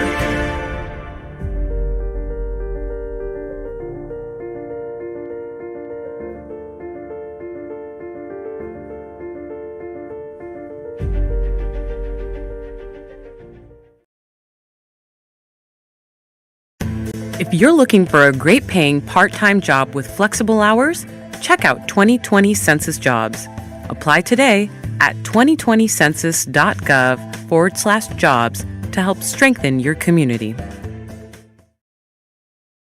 Vegan Shift differentiates ourselves in that we speak loud and proud of the term vegan instead of hiding from the word and using plant-based and other language that is not directly addressing why we're vegan. So we're an empowerment organization who seeks to be a hub to unite the movement for all the different reasons that people choose to claim the label. So, vegan, there's so many people that identify themselves as vegan for so many reasons that it's really helpful for us who often feel very alien and isolated in a non-vegan society to discover that there's vegans around to help them thrive in the vegan culture or non-vegan culture.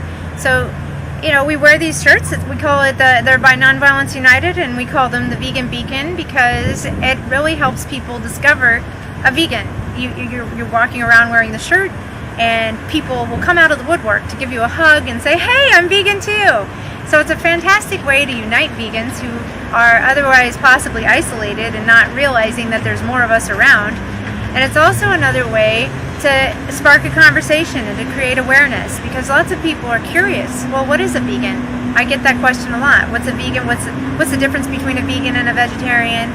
And so it's an awesome opportunity to speak about the issues that are associated with why we go vegan or why we choose to claim that as an identifying term for ourselves and our movement.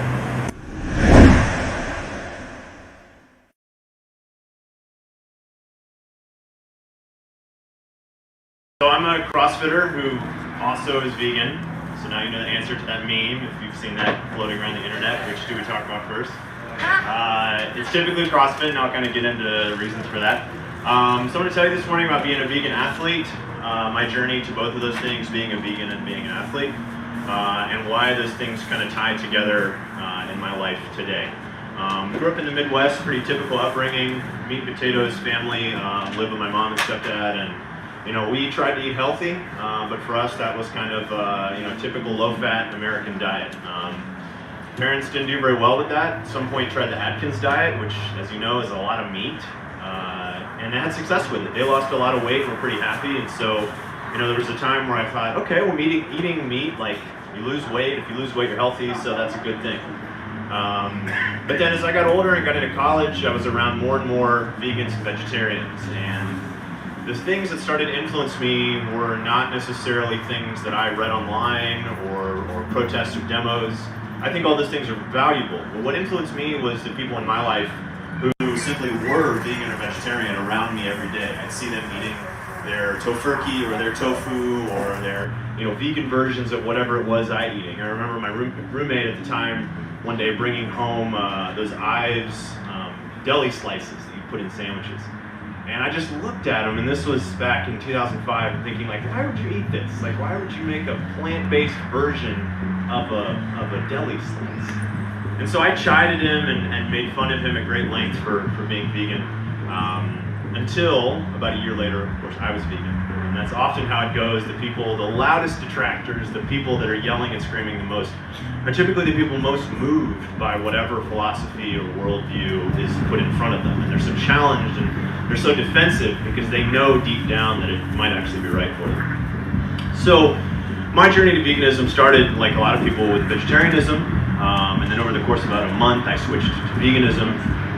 Did most of my grocery shopping at the big chains, Meijer, Walmart, Kroger. I was living in Indianapolis, Indiana at the time, and I was surprised to find that about 6 months in, it wasn't all that challenging. I was cooking more. Luckily, my mom instilled in me an ethic of cooking and of preparing food at home, which I was very happy about. And I really started to enjoy the food I was eating. I was sleeping better, I felt healthier. And so in tandem with this, I thought, you know, like I'm doing right by my body. I wasn't an ethical vegan yet. I should probably exercise. And that's the thing people do. So I did the thing that most people do. I started running. And I would run, and I started at half a mile, and then I ran a mile, and then I ran 5 miles. And by the time I was up to about 8 miles a day, I thought, okay, like I'm in pretty good shape. I'm eating vegan food, I'm tracking my calories, I'm running all the time. And then I got a stress fracture because I ran so much, I had no training plan, I didn't know what I was doing, I just wanted to be healthy. So the stress fracture set me back. I just stopped running, I started going to the gym and doing weightlifting. I had a PT that was kind of trying to rehab me. And I never got back into running, at least in the next few years, in the same way. But I was still vegan. And as the years went on, and as veganism became easier and easier to me, I really started to become an advocate for it. And I became an ethical vegan, really based around the idea of speciesism. Speciesism is a concept where we treat some species differently than we do others. So there's a famous brochure and ad put out by Mercy for Animals that says, why love one and eat the other? So why do we love dogs and eat pigs? Why do we love cats and eat cows? And it was sort of this ethic that really started to stick with me as I was vegan for more and more years. I've been vegan almost 12 years at this point. And I felt that it wasn't only right for me to be vegan, but to really try to become an advocate for one and to do activism for veganism as well. Meanwhile, on the sports side, I got into road cycling. So I was racing road races and criteriums. I did the Tour of Grandview one year here in Columbus. And I was having a lot of fun. I was a vegan athlete, but the two were still relatively disparate for me. I was vegan for ethical reasons, and I was an athlete because it was fun and I wanted to be healthy. And as the years went on, those things became more and more intertwined. So around 2011, I got into CrossFit. I was burnt out on cycling, looked for something else to do. Like a lot of people who try CrossFit, they get really into it, like really into it. You start buying all the gear, you're going 5-6 times a week, you're getting injured because you're doing it too much. And that was really the reason most CrossFitters get injured, is they just go too much. It's not that CrossFit is particularly injurious, more so than running or cycling or wrestling or any other sport. It's just that the people that do it are so excited and so motivated that they go too often at the beginning. Just like with any sport, right? You have to gradually ramp up your mileage or your days of the week at the gym. So I got into CrossFit, and I was CrossFitting all the time, and then I started getting really into weightlifting, which is a specific component of CrossFit. And what I found was that rather than kind of going to these gyms with, you know, guns blazing, pun intended, if you want it to be that, and, you know, wearing all the vegan shirts and saying, hey guys, who here's vegan? You know, I hear you guys are paleo, that's crazy, blah, blah, blah. I would kind of show up, you know, I'd be eating one of my vegan protein bars, and somebody would come to me and say, hey, what's that? And they'd be like, oh, it's a protein bar. And I'm like, oh, wait, aren't you vegan? Because they would see it on social media or something. And I would say, yeah, this protein bar is actually vegan. Here, it's soy protein or pea protein or whatever. And that conversation would kind of open up the dialogue, would plant that seed, and that's a reference that, you know, in the activist world, especially in the vegan world, we use a lot. We plant the seed of veganism, and it grows. It can grow fast, it can grow slow, it can grow big, and then get small again sometimes, and then grow larger. And for me, it grew, and now, as a dedicated ethical vegan, one of the things I do is just plant seeds all the time. And sometimes they're more direct, like this event, and sometimes they're less direct, where somebody sees me at the gym wearing a vegan shirt or eating something vegan, or maybe they have a friend who's vegan and they're just excited to tell me. People who are vegan know this experience, right? Like you're vegan and somebody sees something vegan, they're like, oh, I gotta tell you about this thing, it's vegan. You know, like it could be something you've heard 6 times. Like, yeah, man, I heard about it like 5 years ago when it came out. But then they tell you because you're their only vegan friend. You've probably experienced that too. You're the only vegan I've ever met. And I know hundreds of vegans, so it's always kind of funny. So, a few years ago, you know, my journey to veganism is fully in place now. I'm doing CrossFit. I became a CrossFit coach. So I'm really like, I've drunk the Kool-Aid, you know, pretty strong at this point. The vegan Kool-Aid, of course. And then I learned about this team, Strong Hearts Vegan Power, which is a running team.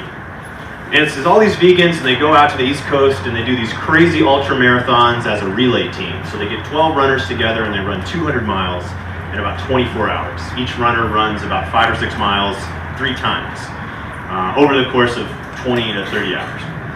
And I really wanted to do it, but I thought, man, like I'm more of a weights guy now. Like the running thing, that was college, you know. Like I don't really want to run that much, but it looked so much fun that I decided I was going to give it a shot. So I cut back on the weightlifting just a little bit, up to the running a little bit, and last year in the spring, I went out to the Cape Cod area. We did a wonderful relay. It's part of the Reebok Ragnar Relay Series. And I ran with this vegan team, Strong Hearts Vegan Power. I did it again in the fall. It was an incredible experience. And we're always looking for new vegan runners, so if you're interested, you can just Google this phrase. And then this year, I found an even more exciting team that was more in line with my pursuits. It was a vegan team called Plant Built, which is a vegan muscle team. And over the course of about a week, about a month ago in 2017, we went to Austin, Texas, competed in the Naturally Fit Games. We have bodybuilders, weightlifters, crossfitters, kettlebell sport people, power lifters, basically every vegan athlete you can imagine in the strength world.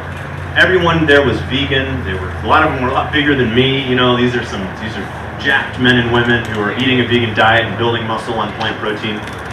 And it was just this incredible week of competing at this competition, which was not a vegan competition, but where vegans were there and were winning and were dominating. And I've found that the more athletic events I do, when I'm around people that tend to align with my worldview and understand the value of veganism, it just makes the experience better. Because we're there as advocates, not only for veganism, but most of all for the animals. That's why we do what we do, right? Is to save the lives of animals, to reduce suffering. So when I talk to people now, and people say, oh, you're a vegan CrossFitter, what should you talk about first? The answer is always CrossFit, because CrossFit is this nebulous brand, this fitness trend. You know, people can hate on it all they want. It's gonna be there. There's plenty of gyms and this and that. But when they find out I'm vegan, that's kind of when that seed gets planted. They have that little light bulb moment and they go, okay, I knew this guy was a weirdo because he's a CrossFitter, but he's also a vegan? What? And they get this look on their face, and then it's, you know, where do you get your protein? And it's this barrage of questions. And I found that by being passionate about both of those things, CrossFit and veganism, I'm able to influence sometimes very directly and sometimes very indirectly a lot of different people in the flesh, at the gym, online through social media, in a number of different arenas. And it's really, I feel really grateful to be able to share that with people all the time, both for health reasons, for environmental reasons, and most of all for ethical reasons, because I think it's the right thing to do to adopt a vegan diet and to live a vegan lifestyle where we can reduce suffering and try to be better stewards of the world that we live in. So it makes me really happy to do the things that I do, and I'm really grateful to be able to talk to you guys. Thank you so much. I can answer a couple questions real quick, and then we're on a short time thing, so any more I'll grab at the table over there. But any questions you have about training, vegan diet? Yes? What is CrossFit? That's a great question. So there's some long and short answers to that, but CrossFit is, a very short answer is functional fitness. High intensity functional fitness. So CrossFit ethos is sort of a 1 hour class, 3 to 5 times a week. We do a combination of strength training, endurance training, gymnastics, some cool downs, some warm ups, and stretching, and that's really it. So it's not some long drawn out plan, but its specialty is non-specialization. That's one of the things they say. And I encourage people to try it. There's gyms all over the city that have free intro classes once a week or once a month. And it's not as intimidating as you think, I promise. I know you've seen the videos on YouTube and you're like, oh man, this CrossFit sounds crazy, but my gym, CrossFit Clintonville, is a really accessible place, and we love getting new people. Any other questions? Yeah. Do you take any supplements or sports kinds of additives that maybe common vegan stuff? Sure, that's a great question, and because of my time, I haven't really gotten into diet or anything today. There's a few that I do take under consideration. I think sort of the big four when it comes to veganism are B12, which comes from bacteria. You can get it in fortified foods, you can get it in nutritional yeast, or you can take a supplement once a week. You need, your daily dosage is in micrograms for B12. That's like a tiny, tiny amount. There's vitamin D, which of course sunlight's the best source depending on where you live in the world. Supplementation, and again, fortified foods. There's lots of vegan vitamin D out there now. Iron, which again is in a variety of different foods. Molasses being my favorite, because you would never think that iron is in molasses, but it's really high in molasses. It's really high in iron. I use cast iron skillet too, which is a great way to get iron. And then beyond protein, obviously, which we all know is in plants, right? Plants have protein, is the omega-3s and 6s and those fatty acids that we really need. And flax and chia seed are my favorite for those. Putting flax oil on salads, putting chia seeds in yogurt or cereal. Those are really the main supplements that I focus on. There are sport-specific supplements like creatine, which I think are good, and if you're an athlete and you're looking to increase the gains a little bit, things like that. BCAAs, branched-chain amino acids, which you can get vegan, good post-workout. But those are all pretty secondary to eating a healthy diet, regardless of where you are in your journey to veganism. Eating more fruits and vegetables, eating more whole grains, eating more natural, real foods. And then those micronutrients, B12, vitamin D, iron, and omega-3s are something to kind of watch out for. But all available in a plethora of vegan foods. Guys, thank you so much.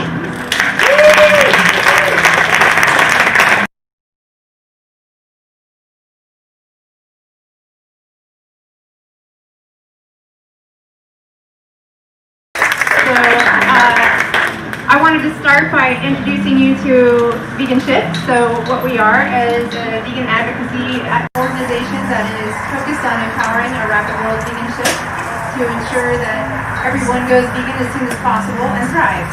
So we look at this on a pretty holistic global situation that is basically the result of 8 billion people on Earth now.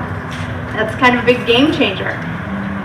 When the entire world population took until 1800 to reach our first billion people, we then doubled only 130 years later in 1930.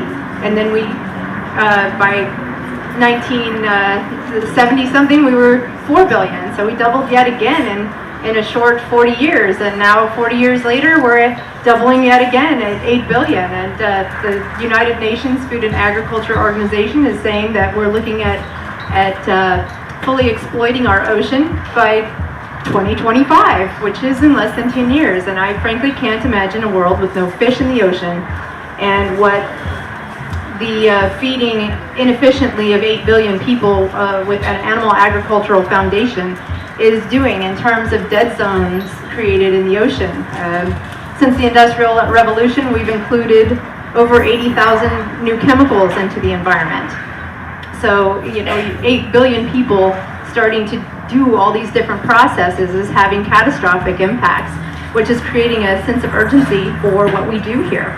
So I wanted to go ahead and get you connected to our vegan infrastructure and help you understand why it's critical that we start talking about this in terms of not just something that we do for a diet. It's more than just a dietary preference. It's really a consciousness that says we need to think about the rest of the world. We are all earthlings and we're equal in that.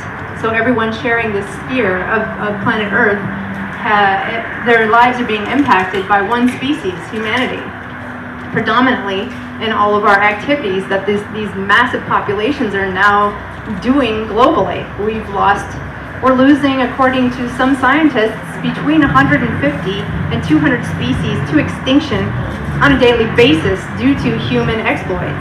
This is really compelling information to wake up and make an about face. I'm prior military, so I speak in military terms on our behaviors. So I also, because I'm prior military, tend to use more like language and analogy. So what I would say is, as a vegan, I am all about nonviolence, and that's the beautiful thing. What we're bringing to the world is nonviolence at its best. We're looking at consciousness that says, hey, can we treat everyone, humans, non-humans, all sentient life on Earth equally? Can we just give each other that love and respect that towards each other that we would like to see done to us? So these are the ideas that are really moving the vegan message. And by the way, it just happens to have fantastic impacts on our health. It can be so much more sustainable for 8 billion people on Earth. And we also have tons of resources to get you connected, because that's our job. With Vegan Shift, we are developing an awareness of veganism and expediting that contact, that support system connection. So what we do is we work with a lot of different communities in developing local vegan resource guides. We have one here. You can get it online on veganshift.org, but we also have a few back there. I'm almost out, but please stop back there and pick up a local vegan resources guide so you can get connected to your vegan infrastructure and community. We also have several events coming up. On the 4th of July, we're doing the 300 Vegans event. Our objective is to get 300 vegans at the Doodah Parade one day, or different parades around the country, and get this shirt by Nonviolence United on the backs of as many vegans as possible, because it's really important to us to get this message out there, and I've found this shirt to be a tremendous beacon for connecting the vegan community, and it's such a great conversation starter for people who are interested in veganism, and even people who tried veganism. They'll come to you and they'll say, I tried to do that once and I failed at it, and then you suddenly have an invitation to help them succeed at it. So it's so functional for so many purposes, and if people are just reading your shirt while they're standing behind you in line, they don't necessarily even have to ask you anything, but they're becoming informed about important connections to veganism and why so many people are doing it around the world every day. So this is really gaining momentum. It's really important that we not equivocate on what we're trying to do and why it's important. We also have another event coming up in August. It's called the Columbus Veg Fest. It'll be the second annual Columbus Veg Fest for the city of Columbus. So we're pretty excited about that, and that is on August 26th. So be sure to come to that event. We are very much growing community here in Columbus. We have the Columbus Vegan Meetup group. Are any of you familiar with meetup.com? Anyone already on meetup.com? Okay. So there is a Columbus Vegan Meetup group. You are invited to join it and get connected to the local vegan infrastructure here. We are a very active group. We're continually doing different events. We just did a laser craze event for families and kids, and we have on the 22nd, it's a Saturday, a kind of a bonfire thing going on at a friend's house. So it'll be more of a tight-knit community event, where you can come and it'll be a potluck and bring your favorite vegan dish to share with others, and we'll do some s'mores. And so yeah, get connected to the Columbus Vegan Meetup group through meetup.com, veganshift.org. We'd love to have you get connected there as well and sign up for getting on our newsletter. We just had our website revamped. In fact, that's another thing that Sam does, that our presenter, who's a musician and a vegan athlete, is also dynamic in that he does website work as well. So it's been great connecting with him. I also wanted to tell you that I write a column called Socially Just Dining with the Columbus Free Press. And so if you're looking for dessert somewhere in the city of Columbus, this month's article was about finding vegan desserts throughout the greater metropolitan Columbus area. And so that's probably one of the most important things of doing is helping people make that connection every day that they eat. You know, if we're lucky in America, we eat 3 times a day, so it's a pretty prominent thing that we're doing. It's important to note that veganism is a consciousness, not just a diet.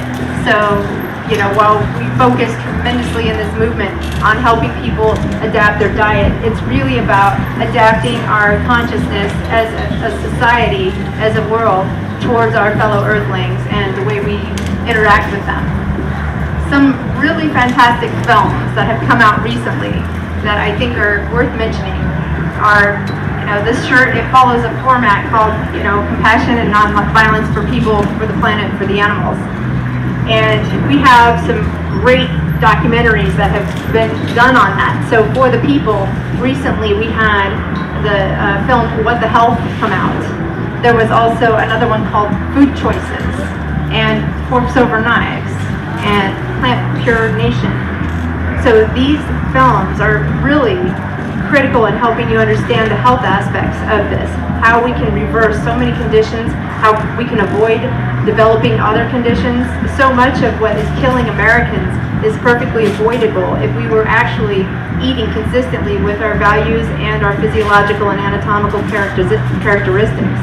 Because hands down, when you examine this issues early, you discover that humans are actually herbivores behaving as omnivores, and that it's the omnivory and the consumption of animal products that is actually causing all of these diseases that are killing us prematurely. So it's also killing the planet. It's certainly killing the animals.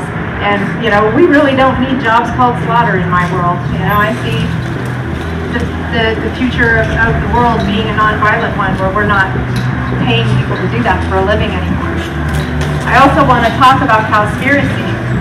It's a fantastic film that is non-violent, it's non-graphic. There's one scene in there towards the very end that's very easy to avoid, that even touches really on the violence that we're doing towards animals, but it's a fantastic film and very comprehensive on the environmental aspects of animal agriculture. So investigate Cowspiracy, investigate What the Health, that's by the same team. And if you're really brave, I would highly recommend a film called Earthlings. It really goes into the details about what is done to the animals in the system, on all the different ways in which we use them, because there are 5. It's not just what we eat, it's what we wear, it's who we have for family members as companions, it's who we experiment on. So that, there's so many different aspects in which we consume animals. In our products, our body care products, it's in the paint. I mean, it's almost inescapable how insidious we've founded our entire world on their exploitation and death. So just wanted to get you connected to the different resources that will really help you develop a very comprehensive understanding on the critical urgency and need to make this change. So we're all about connecting you. Do you have any questions for me? Wow, no questions? Well, we had a great presentation. I want to thank everybody for coming. Thank you to all of the people who made this happen. This is not a single person who does this. I would really be sad to be standing here speaking to an empty room. So it starts with you for showing up. It starts with the many people that put this ComFest together. The folks that are back here working on the sound, the videographer that I have. Thank you, Alexa and Jewa. I hope I said that right. Okay, sorry. I added an extra acronym there, or not acronym, but anyway. So thank you all to my speakers, Sam and Raphael. I think he had to leave already, so he had another place to be. And to all of the people who brought the food, the delicious food for you to sample and try in the back. So thank you all for coming, and we look forward to seeing you next year.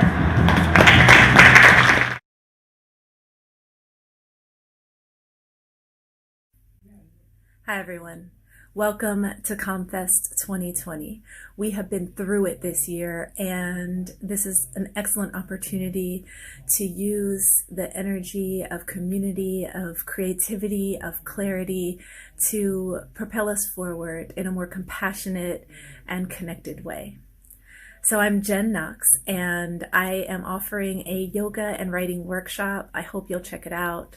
I call it Mindfulness Creativity, and we'll just need a journal and an open mind, and it's a way of really practicing compassion for ourselves, because after all, we need to start with ourselves in order to truly have compassion for others.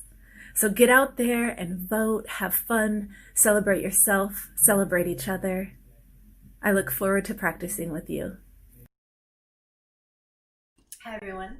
So today I'd like to offer a short yoga and writing combo exercise. This is all about dhyana, which is one of the 8 stages of yoga, and it's all about the flow state, which is really what we want to cultivate when it comes to creativity.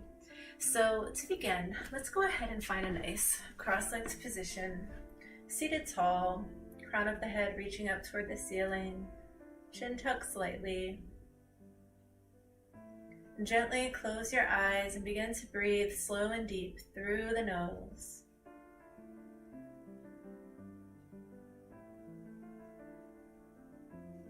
See if you can inhale to a count of 4, filling the belly, the lungs, expanding the collarbones, and then exhaling to a count of 4.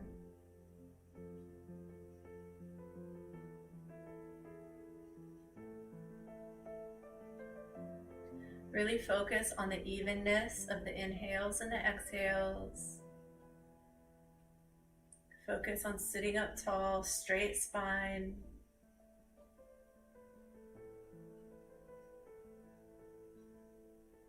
Just come to the present moment.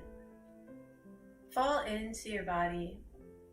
Notice how your body feels today.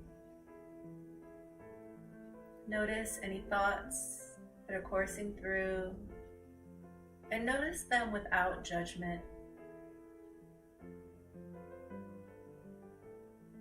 Notice your energy today. Perhaps you have a lot of frustrated energy. Perhaps you're feeling good. You're feeling a little slow moving. Whatever it is, notice, accept.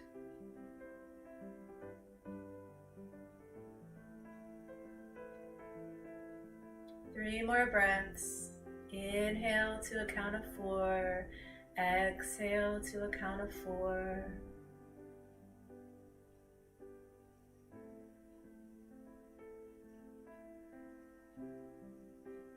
And after that 3rd breath, gently blink your eyes open.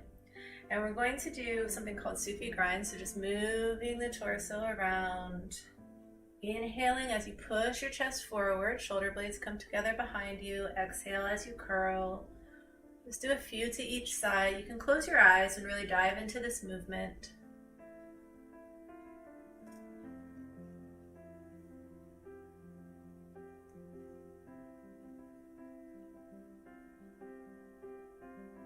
One more full circle and then gently pause. Reverse the direction.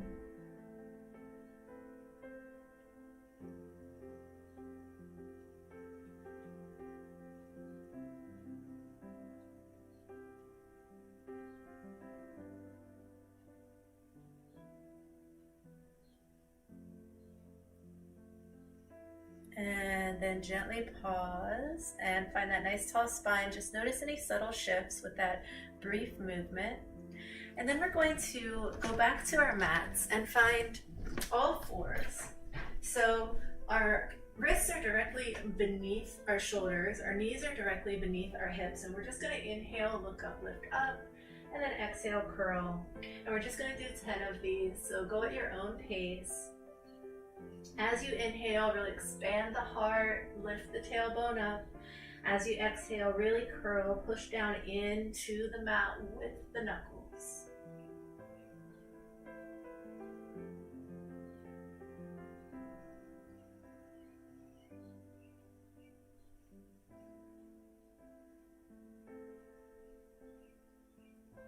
Just a few more, really make them count. Find expansive movement here.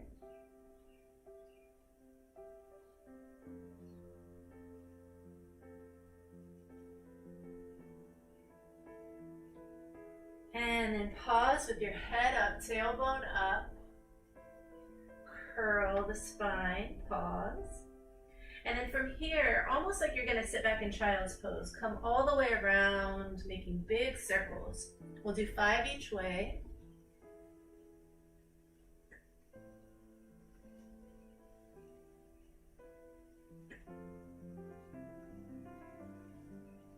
Make them really big. Just one more.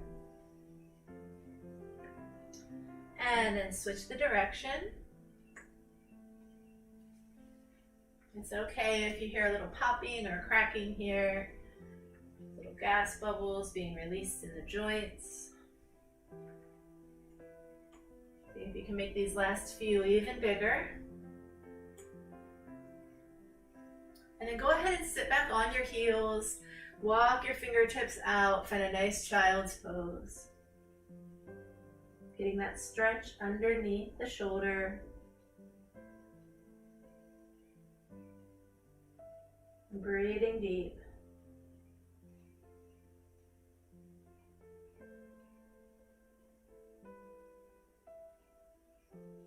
And one more deep inhale.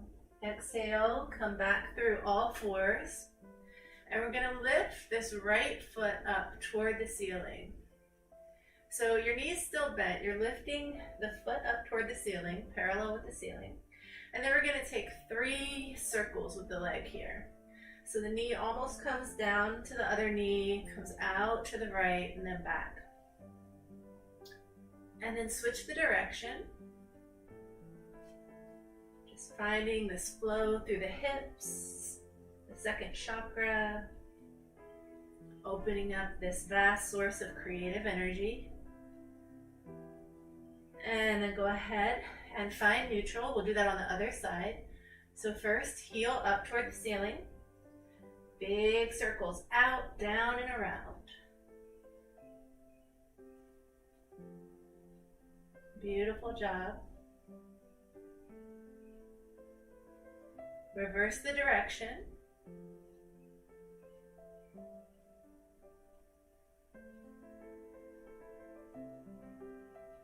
And then go ahead and come back to neutral. Sit back on your heels. We're going to flip our toes under here, sitting back on our heels. Just take a moment to get this nice deep foot stretch. Breathe deep here. And begin to just rotate those wrists. Get some nice fluid movement going in the hands and the wrists. You can just kind of wiggle your fingers as you do this. And then see if you can rotate from the elbow. Just inward circles here. Making a different motion than we usually do. Mixing things up for the body. You can go ahead and reverse that. Moving the wrists, moving from the elbows.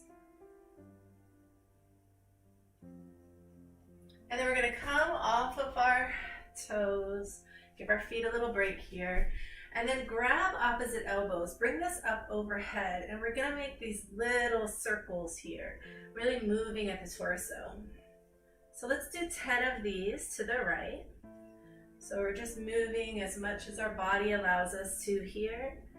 Moving from the torso, opening up through the ribs. Inhaling as we come up, exhaling as we curl.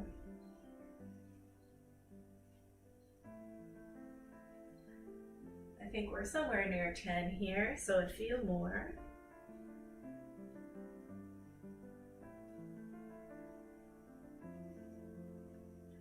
And then pause, and we'll reverse the direction. So go slower at first. Just really moving from the mid-body. Breathing deep.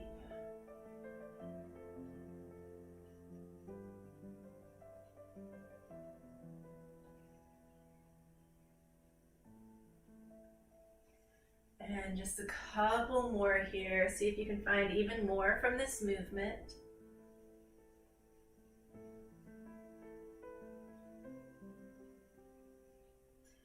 And then go ahead and sit tall, reach up, and then allow the hands to come down by the sides. We're going to go through just 3 quick vinyasas here.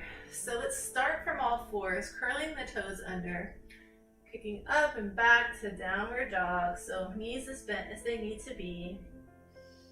Inhale, exhale. Inhale, make sure your fingers are spread wide. Exhale, really feel into this movement. Go ahead and pedal the legs out. Inhale all the way to the lower belly. Exhale completely.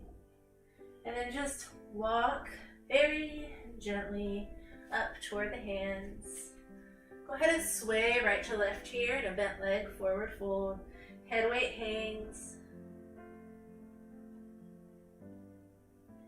And then as you come up to halfway, crown of head reaching forward, straighten your legs. Take a deep inhale here, exhale down. Inhale, arms come down, around and up, palms press overhead, slight back bend. And then exhale to mountain pose, standing pose. Inhale, arms up. Exhale, swan dive. Inhale, flat back. Exhale, come back to a plank position or a modified plank position with knees on the ground. Either way, long line of energy from the crown of the head out through the tailbone. One more deep inhale here. And then pitch yourself forward, lower down. Come up to cobra or up dog. And then back to down dog. Few breaths here. Allowing the body to open. Feeling a nice swell of blood reaching the shoulders, the neck. Inhale deeply. And on the exhale, either walk or float up to your hands. Inhale, flat back. Exhale, down. Inhale, arms come down, around and up, palms press. Exhale, standing pose. Inhale, arms up. Exhale, swan dive. Inhale, flat back. Exhale, come back to plank. Inhale here. Exhale, lower down. Inhale, up dog. And exhale, downward dog. Beautiful job. Breathe deep.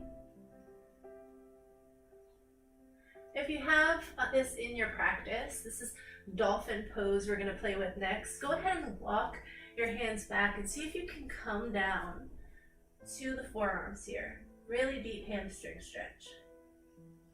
Just for 3 breaths.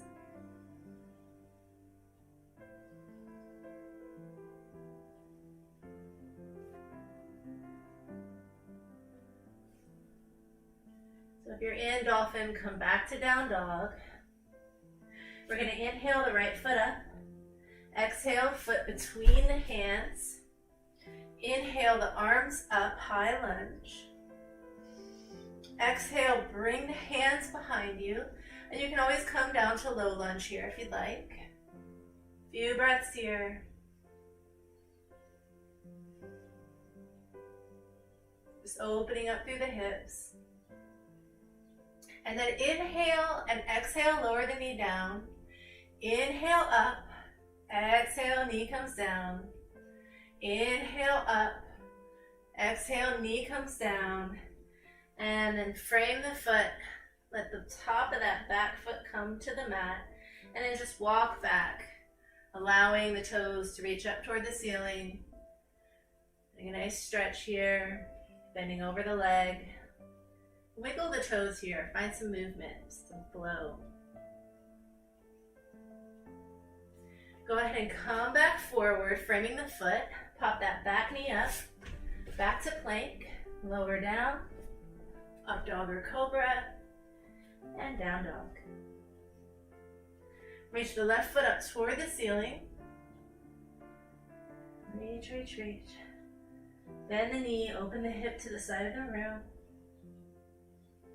Reach the foot up, and then foot comes in between the hands. High lunge. Inhale here. Exhale completely.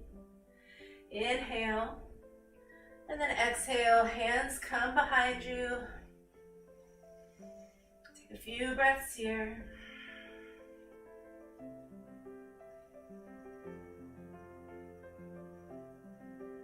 And then inhale here, exhale, lower down.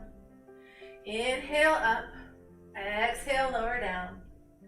Inhale up, exhale, lower down. Frame the foot and then walk yourself back, toes up toward the ceiling.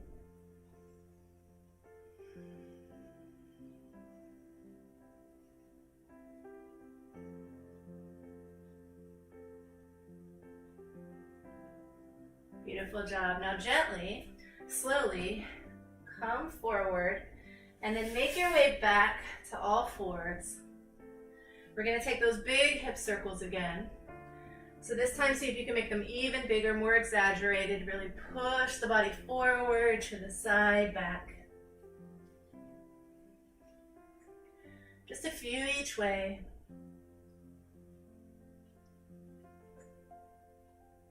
Reverse the direction.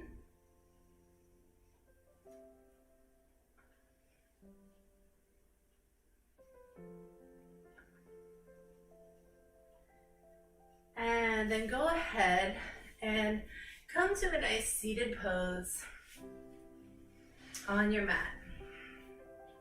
We're going to do a brief visualization exercise. So sit up tall, hands just gently on the knees. You can get the Gaya Mudra here, so the index finger and thumb gently touching, or just relax, whatever feels good. Move the body a little bit. Find that nice tall spine, close the eyes.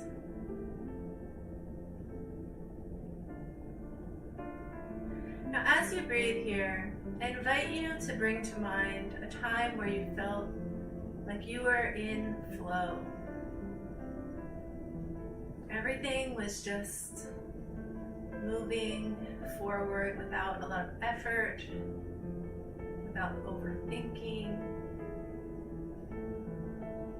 Take some time to mine your memories here.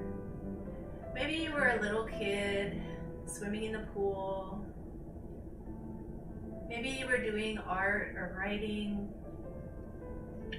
a horse, running. Just a time when everything seemed to fall away. You were completely here now, immersed in the activity.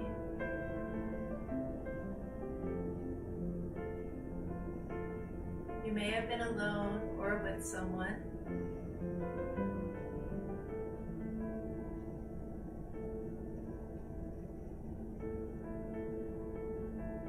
As these memories or memory comes to mind, just breathe into it and try to recreate that feeling. That feeling of immersion, fluidity, flow. Imagine you can breathe in this feeling as you inhale, filling your body with it. Each inhale is an opportunity to fortify yourself with this ability to come into the present, to find flow, to find creative life force.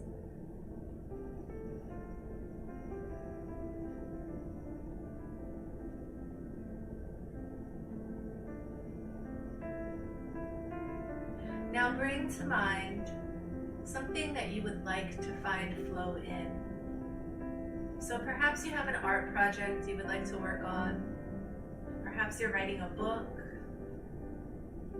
Perhaps it's a work project that you need more creative energy around. Whatever it is, bring it to mind. And just try to imagine yourself doing some aspect of this with that same feeling. That feeling of immersion, a fluid movement.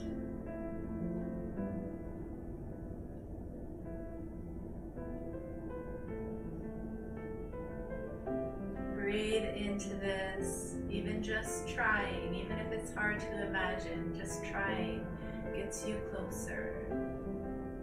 So give yourself credit for that. Breathe deeper.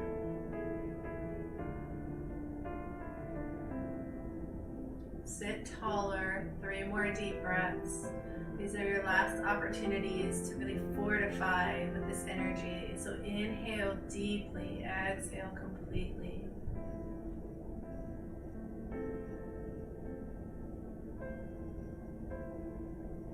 And after your 3rd breath, gently blink your eyes open. And from here, I invite you to go grab a notebook and free write for about 10 minutes. So you can write about anything you want. You can write about what you saw or just write about whatever is on your mind. The real focus here is on just finding that flow and piggybacking off of this visualization. So let me know how it goes, and I look forward to hearing from you. I appreciate you practicing with me today. I appreciate you. The light in me salutes and honors the light in you.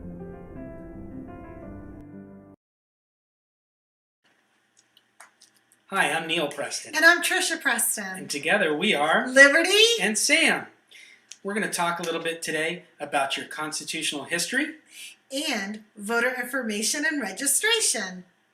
So we've been traveling the country coast to coast, passing out our pocket constitutions this year. And we were going to pass out the constitutions at this year's ComFest, but due to COVID-19, ComFest physically got canceled. But we now have virtual ComFest. Yay! So we're passing on our message through this medium. And have you ever wondered how we got here as a country? Well, it started off with the Declaration of Independence. We hold these truths to be self-evident, that all men are created equal and they have unalienable rights under the law, and these are life, liberty, and the pursuit of happiness. The Declaration of Independence was signed July 4th, 1776, and it was a treasonous document because it basically, the colonists said to the King of England, we're going to run our own show here, and this is our country. And so the Revolutionary War followed several years. Finally, the fighting ended in 1781, but it didn't really formally end until the Treaty of Paris on September 3rd, 1783, when the British finally conceded defeat. May 25th, 1787, the first Congressional Congress got together to start talking about, what we should do as a country, how we should live, and the rules that we should live by. And so, finally, on September 17th, 1787, the Constitution was ratified by the 13 states. On March 4th, 1789, the first Congressional Congress convenes in New York City. And on April 30th, 1789, George Washington was inaugurated the first President of the United States. June 8th of that same year, 1789, George Madison introduced the Bill of Rights. And the Bill of Rights were ratified December 15th, 1791. When the Constitution was written, it started off as we the people of the United States in the order to form a more perfect union. And then they got down to business defining what that means. Gave everyone legal rights, the right to free speech, the right to bear arms, the right to have a jury trial. All of that's written in the Constitution and all of the amendments. And so I would encourage you to go online and learn a little bit more about the Constitution and what it means to you. And you can buy this little pocket Constitution online for pretty cheap too. And if you ever see us around, we'd be glad to give you one. Now I'm going to turn it over to my partner, Lady Liberty. Hi, let's talk about voter registration. If you have turned 18 or about to turn 18 by November 3rd, you can register to vote. But you have to do so before the deadline of October 5th. Also, there's a couple of websites that you can go to check things out. VoteOhio.gov, Vote411.org, good information there. You can also pause the video at any time and scan this QR code with your smartphone, and that'll bring you right up to everything you need to know and to do to get registered, and also to make sure you were not purged from any voting rolls. On voting on election day, the IDs that you need to bring with you is an Ohio driver's license or an ID. It can have any address on it or military ID. And then along with that, you can bring a bank statement or a utility bill, pay stub, W-2, or any government-issued mail. And the only thing with that is that all of those have to be within a 12-month period. It can't be longer than 12 months. College students, you can go ahead and provide a dorm utility bill or a school statement of account with your current address on it. Those are good things to know. Also, let's talk about voting early at your county board. They have weekend hours, they have evening hours, and all you need to do that is the last 4 of your social security number. How convenient. Also, you can go to voteohio.gov to request an absentee ballot, but make sure you do that early. Give yourself enough time to receive the ballot, fill it out, and then mail it in by the deadline. Your voice counts. You need to vote. Let's do all we can to get everyone registered. And again, all you have to do is take your smartphone, scan that little QR code, and it'll get you everything you need to do to get ready to vote. Power to the vote. Uncle Sam says, I want you to vote.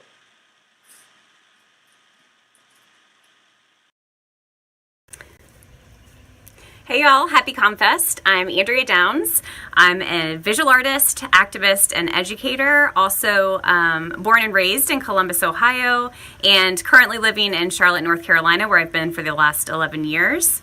I'm also the creator and organizer of Airing Out the Dirty Laundry, an ongoing community art movement that responds to the silencing of women by creating opportunities for all women to share stories and experiences of strength, unity, hope, and resistance of oppression, injustice, and exclusion through visual storytelling. Once women's anonymous or signed pieces are created, they are joined together on laundry clotheslines in pop-up and longer installations so that communities can engage with and reveal women's stories. In the last 2 years, more than 400 women from 10 states have participated in Airing Out the Dirty Laundry by creating pieces and sharing stories. And their stories have been joined together in more than 30 installations, both locally here in Charlotte and at ComFest, actually, for the last 2 years. I am inviting any woman that is ages 18 and older to participate in the next virtual laundry day, which is being offered on Saturday, June 27th from 11 a.m. until noon. And that virtual laundry day will be also happening in partnership with the Charlotte Mecklenburg Library and a local visual artist and spoken word poet, Shane Maynor. And in addition, it will be live streamed from the Mint Museum Uptown here in Charlotte, where the full collection of more than 400 women's stories are currently joined together in an installation and waiting for approval to be open to the public, hopefully in the next 3 weeks or so. But I would invite all of you to participate in this ongoing community art movement. If Saturday does not work for your schedule, you can go to my website for the project. It is aotdl.org. You can also follow me on Instagram at Women's Laundry. But the whole purpose and admission of this ongoing community art movement is to create space for women's stories. So please consider participating this Saturday if you are available, and if not, please look into how you might like to engage in being a part of this. But again, happy ComFest. Hope to see you all on Saturday. If not, please reach out anytime, and I'd love to talk to you in the future. Take care.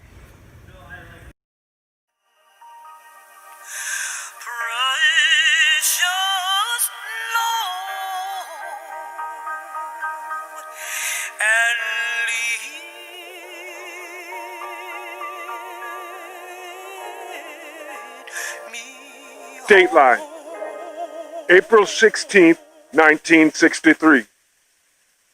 My dear fellow clergymen, while confined here in the Birmingham City Jail, I came across your recent statement calling our present activities unwise and untimely. Seldom, if ever, do I pause to answer criticism of my work and ideas. But since I feel that you are men of genuine goodwill, and your criticisms are sincerely set forth, I would like to answer your statement in what I hope will be patient and reasonable terms. I think I should give the reason for my being in Birmingham, since you have been influenced by the argument of outsiders coming in.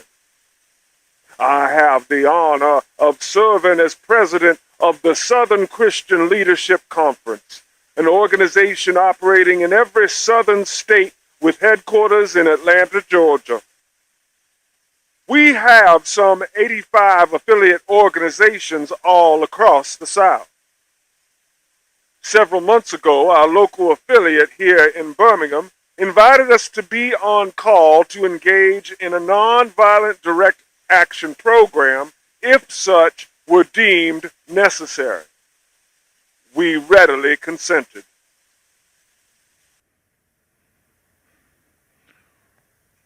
But more basically, I came to Birmingham because injustice is here. Just like the prophets of the 8th century BC left their villages and carried their "Thus saith the Lord" far beyond their hometowns. And just like Apostle Paul left his village of Tarsus and carried the gospel of Jesus Christ to the far corners of the Greco-Roman world, so am I compelled to carry the gospel of freedom beyond my own hometown. Like Paul, I must constantly respond to the Macedonian call for aid. Moreover, I am cognizant of the interrelatedness of all communities and states. I cannot sit idly by in Atlanta and not be concerned with what is going on in Birmingham. Injustice anywhere is a threat to justice everywhere. Injustice anywhere is a threat to justice everywhere. We are caught in an inescapable network of mutuality, tied in a single garment of destiny. Whatever affects one directly affects all indirectly.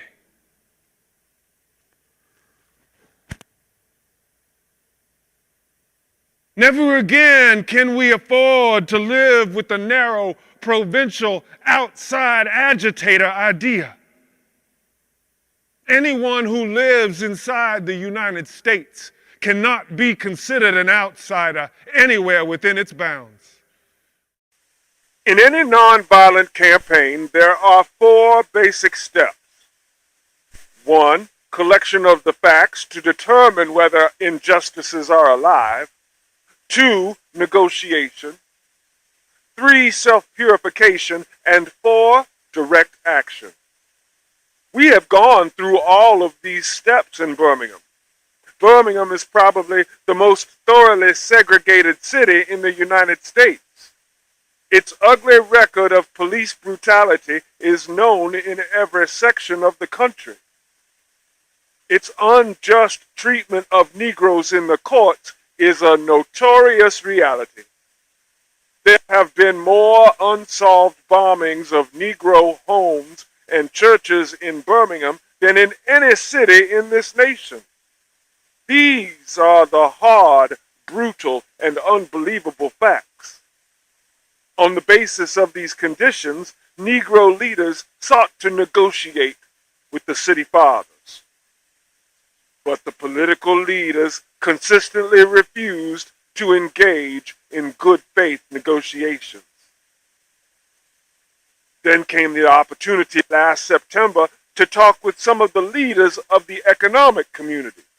In these negotiating sessions, certain promises were made by the merchants, such as the promise to remove the humiliating racial signs from the stores. On the basis of these promises, Reverend Shuttlesworth and the leaders of the Alabama Christian Movement for Human Rights agreed to call a moratorium on any type of demonstration. As weeks and months unfolded, we realized that we were the victims of a broken promise. The signs remained. As in so many experiences in the past, we were confronted with blasted hopes, and the dark shadow of a deep disappointment settled upon us. So we had no alternative except that of preparing for direct action, whereby we would present our very bodies as a means of laying our case before the conscience of the local and national community.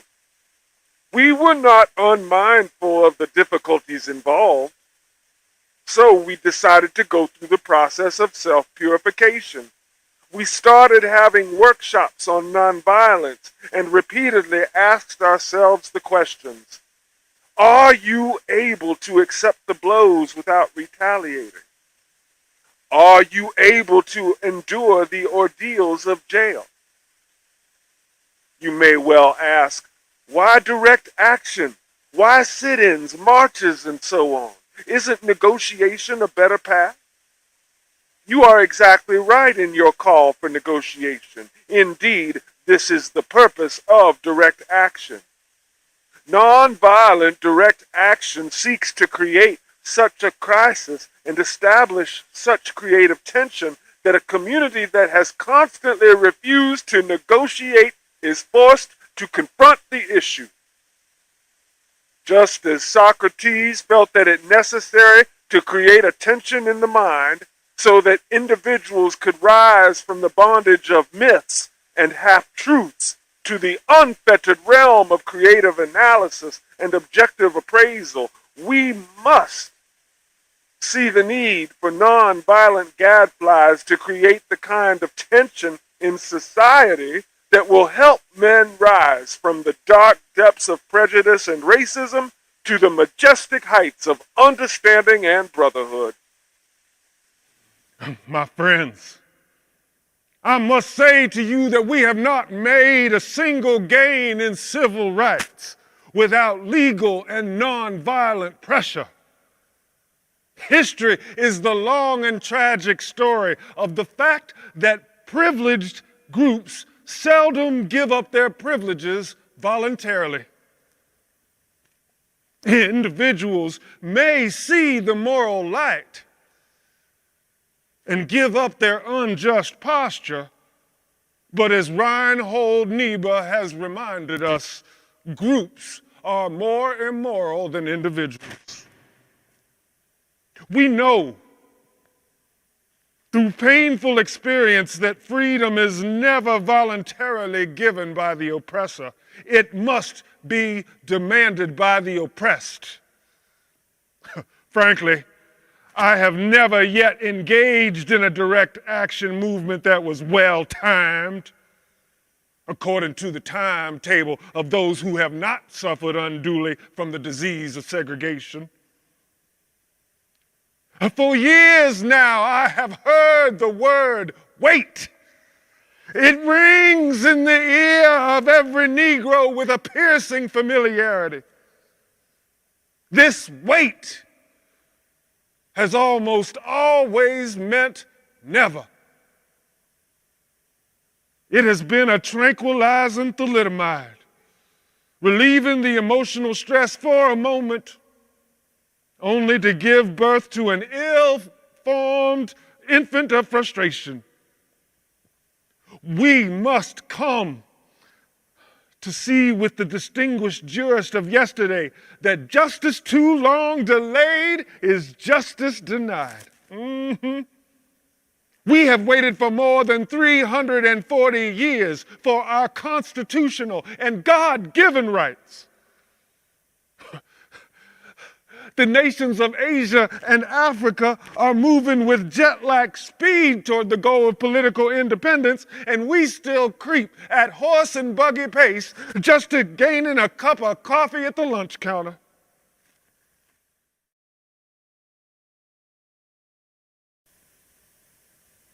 Perhaps it is easy for those who have never felt the stinging darts of segregation to say, wait. But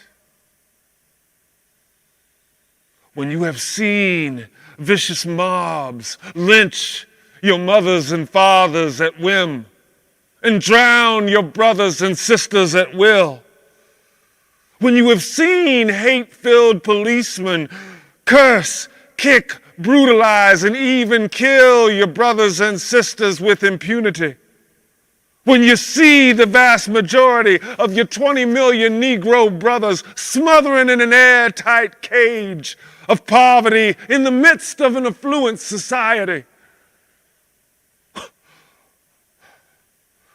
when you suddenly find your tongue twisted and your speech stammering as you seek to explain to your 6-year-old daughter why she can't go to the public amusement park that was just advertised on television, and see the tears welling up in her little eyes when she is told that Funtown is closed to colored children, and see the depressing clouds of inferiority begin to form in her little mental sky, and see her begin to distort her little personality by unconsciously developing a bitterness toward white people. When you have to concoct an answer for your 5-year-old son who is asking in agonizing pathos, "Daddy, why do white people treat colored people so mean?" When you take a cross-country drive and find it necessary to sleep night after night in the uncomfortable corners of your automobile because no motel will accept you. When you are humiliated day in and day out by nagging signs reading white men and colored. When your first name becomes nigger and your middle name becomes boy no matter how old you are. And your last name becomes John. And when your wife and mother are never given the respected title of Mrs. When you are harried by day and haunted by night by the fact that you are a Negro, living constantly at tiptoe stance, never quite knowing what to expect next, and plagued with inner fears and outer resentments. You are forever fighting a degenerating sense of nobodiness. Then you will understand why we find it difficult to wait. There comes a time when the cup of endurance runs over and men are no longer willing to be plunged into an abyss of injustice where they experience the bleakness of corroding despair. I hope, sirs, you can understand our legitimate and unavoidable impatience.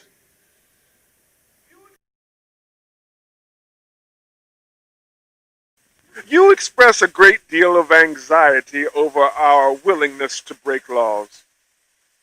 This is certainly a legitimate concern. Since we so diligently urge people to obey the Supreme Court's decision of 1954 outlawing segregation in public schools, at first glance it may seem rather paradoxical for us consciously to break laws. One may ask, how can you advocate breaking some laws and obeying others? Well, the answer lies in the fact that there are two types of laws, just and unjust. I would be the first to advocate obeying just laws. One has not only a legal but a moral responsibility to obey just laws. Conversely, one has a moral responsibility to disobey unjust laws. I would agree with St. Augustine that an unjust law is no law at all. Now, what is the difference between the two? How does one determine whether a law is just or unjust? A just law is a man-made code that squares with the moral law or the law of God. An unjust law is a code that is out of harmony with the moral law. To put it in terms of St. Thomas Aquinas, an unjust law is a human law that is not rooted in eternal law and natural law. Any law that uplifts human personality is just. Any law that degrades human personality is unjust.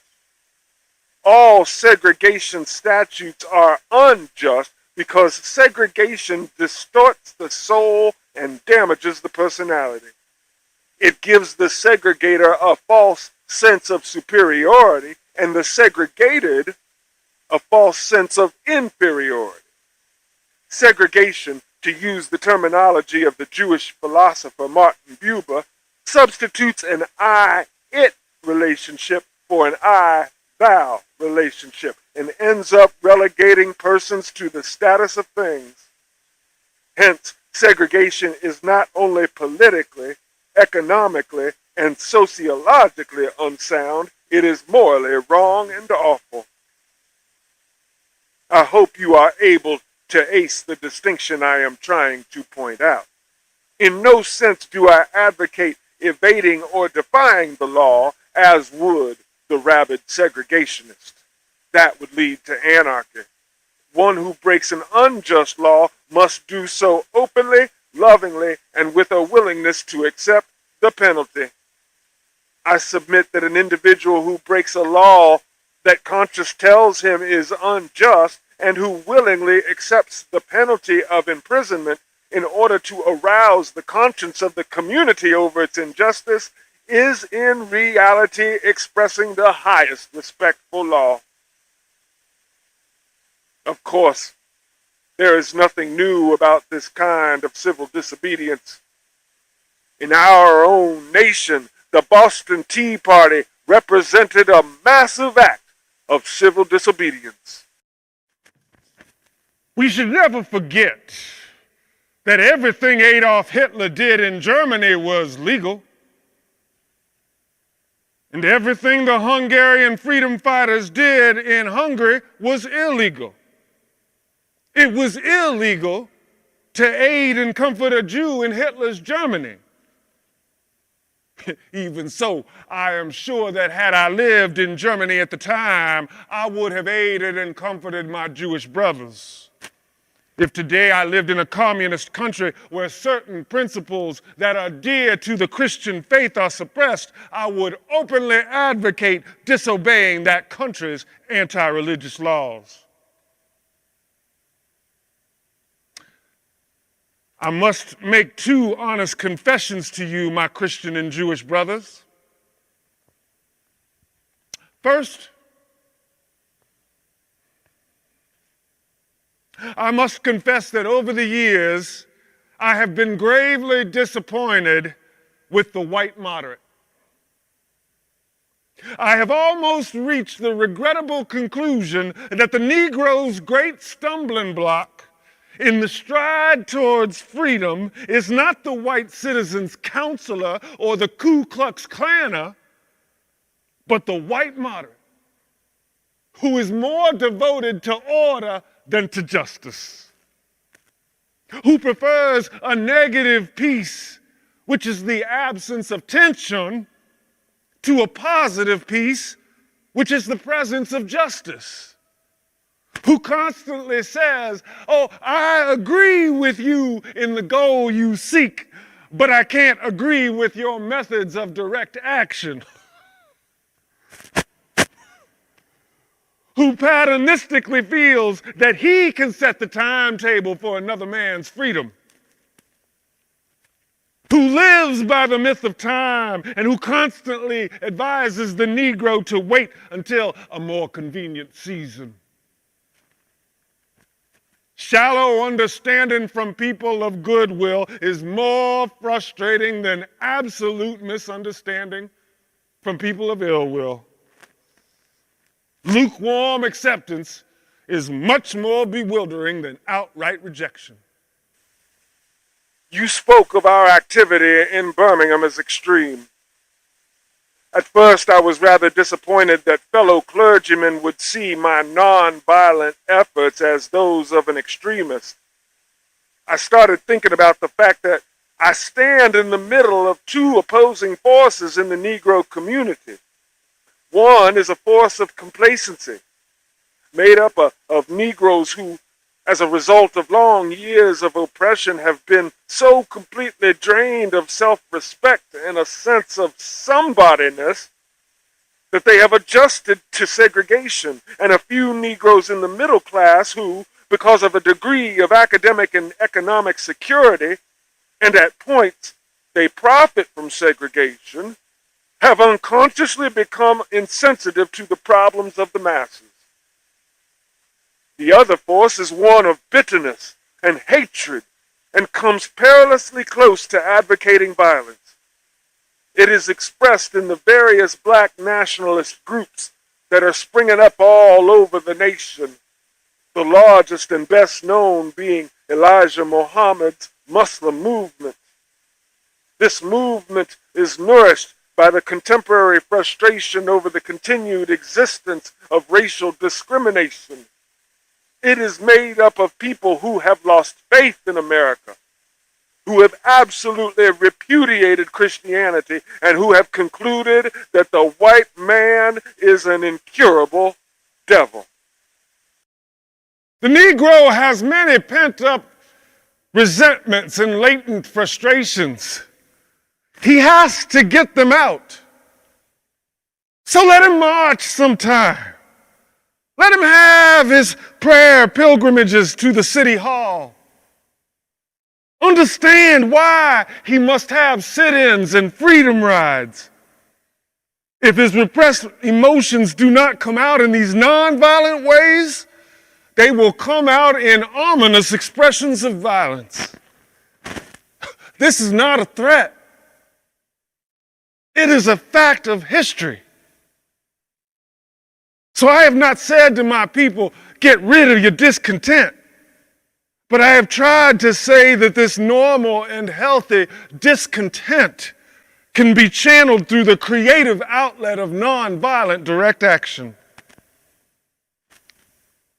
In spite of my shattered dreams of the past, I came to Birmingham with the hope that the white religious leadership in the community would see the justice of our cause, and with deep moral concern serve as the channel through which our grievances could get to the power structure.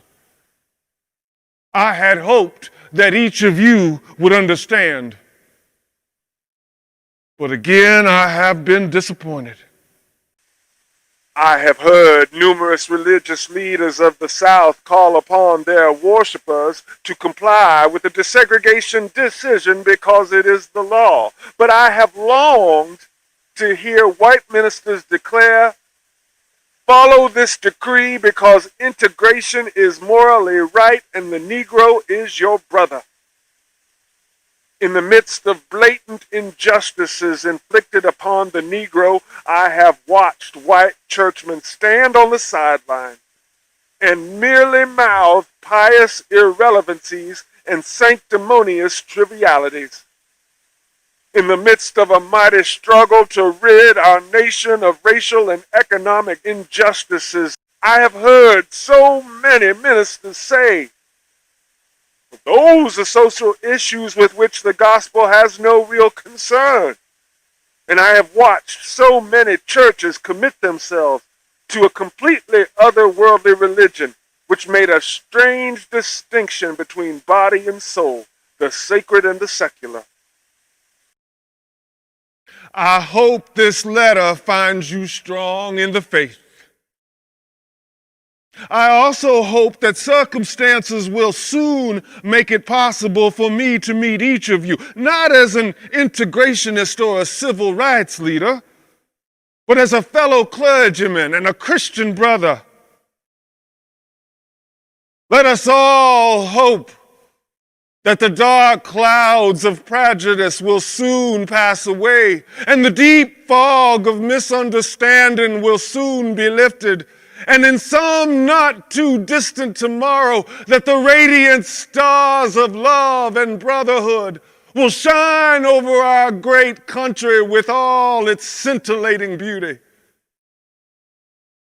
Yours for the cause of peace and brotherhood, Martin Luther King, Jr.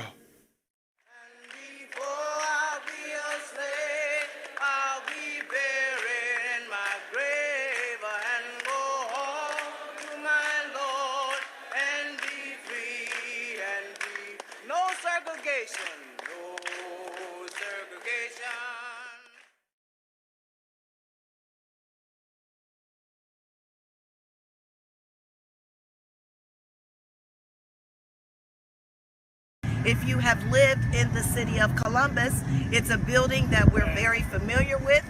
It sits in the center of downtown. But what you may not know is the history regarding African Americans in the State House. So you won't want to miss any of this information. We're going to talk about the history of the State House. We'll talk about how African Americans helped build the State House, literally. And we'll also dig into the question of what can we do to begin to change the visual trajectory of the State House. Now, I know that may sound like we're saying a lot, but I'll break it down just for you so that you can understand what it is that I'm going to talk about. I have a small little clip, or I should say our opening.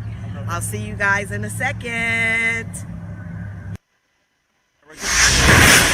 Columbus has always had a rich African-American history. From the late 1800s to present day, we've always been on the move. It's as if every street has a story to tell. And our very own community historian, Rita Fuller Yates, is here to tell it. Go girls, do your thing. Go girls. That's right, your homegirl's on the scene. She's out here uncovering the facts and sharing the history in the streets. Let's go.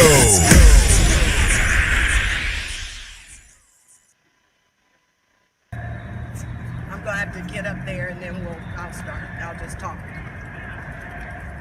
Hey you guys, I'm at the State House that is in between Broad Street and State Street. I'm trying to get you to a place. We're on the side of it, on the side of State Street right now. But I'm trying to get you to a place because I have to show you what it is our story is all about.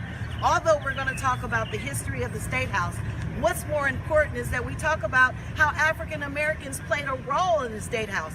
But we also want to talk about some of the visual statues that are on the front lawn of the State House currently, as well as some of the memorable, I should say, landscapes that's on the front lawn as well from other cultures. So I just want you guys to take note.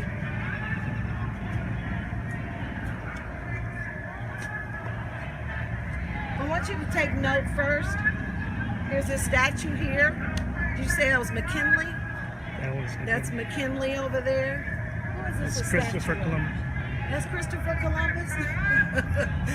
That's Christopher Columbus. There's a statue over here, if you want to show the camera over there. That is the Star of David, which is the representation of the Jews. And then if you look over here, you see some statues that are veterans. I think one of them is called Doughboy, which was a statue that was at Ohio State University in the 1920s, I think. And then you see the statues up at the front. That is a representation of politics here in Columbus, because again, the reason why we have a state building is for government. We want to make sure you guys know some history here before we get started. Now, it's safe to assume Let me get this started. Sorry, you guys. For those of you that grew up here, it's safe to assume you're very familiar with the building. Maybe you visited here as a child for a school trip, or possibly you attended for an event or two. Many of us have walked by this huge Greek-influenced design unaware of its rich history. African Americans have played a huge role in this building, and we'll talk about those details.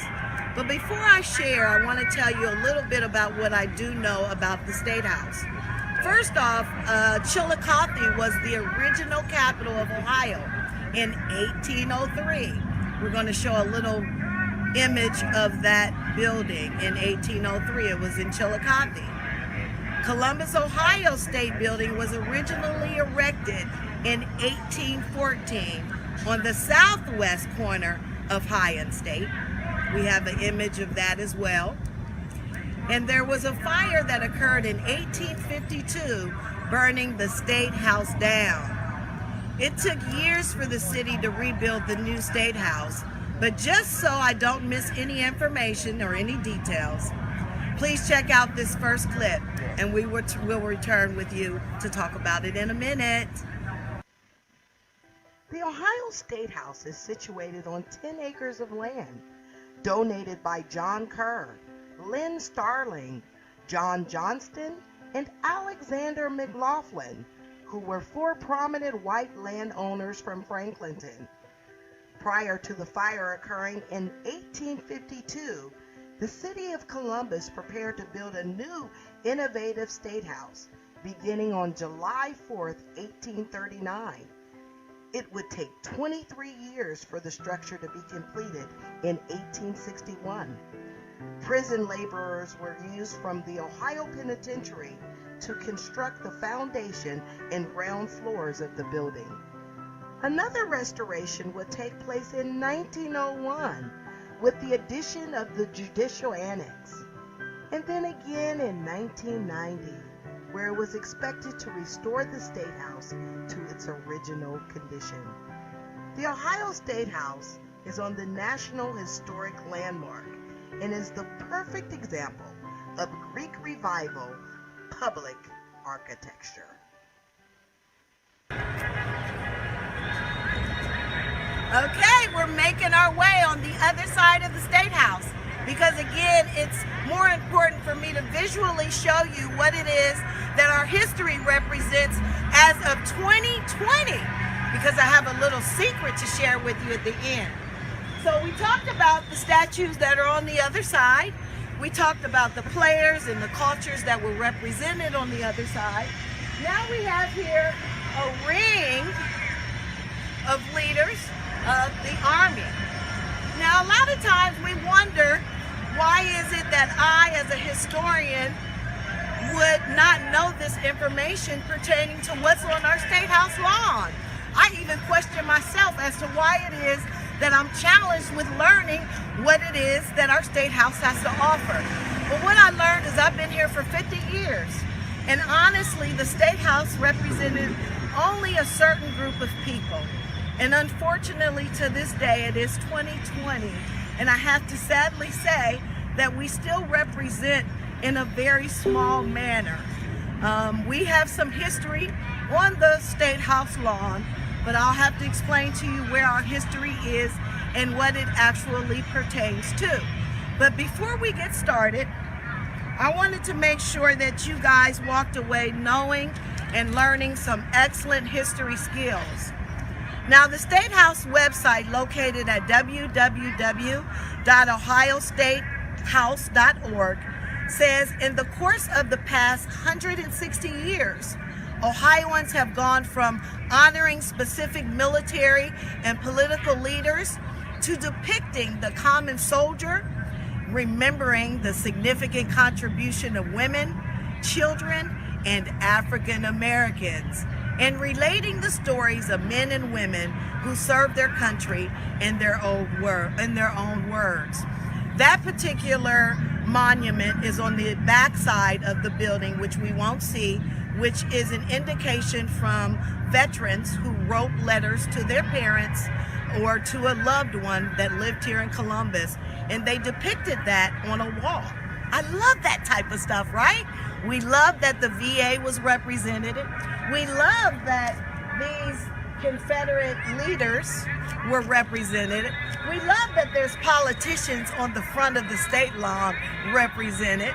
Now on the side over here, what you may not know is that there's women's suffrage. There's a women's suffrage statue that represents equality in women. Of course, we're important in the world as well as leaders, and we want our name on the table. I think it's important that every person in every culture is represented on the front lawn of the State House, right? That's what it's all about. If we live here, if we sold into the city of Columbus, we should be represented on the state lawn of the Ohio State House. So, one challenge I have, and I want to make sure you guys understand what our story is about, is our story is not only about teaching you the history of the State House, but I want you guys to visually see some of the attributes that are acknowledged on the State House versus some that are not. And I'm going to show you the ones that are first, and then we'll talk about the ones that are not. As you can see here, this is a representation of a suffrage movement for women, inequality. It says peace. We definitely want something like that, right? Now, as we make ourselves around to the other side of the building, I wanted you guys to take note of all the memorable history that we will pass, and let me know if you see any other representation of African Americans. Did you see any? I just may have missed it, and I know I'm a historian, but I'm not perfect. So if you've seen something that I may have missed, please let me know. Now, before we go too far, I do have a story to tell you about that building that we passed, which is called the Ohio Theater. It's on the other side of the building. Did you guys remember seeing that? Maybe you attended a show at the Ohio Theater at one time or another. Well, I have a little history to tell you about regarding the Ohio Theater.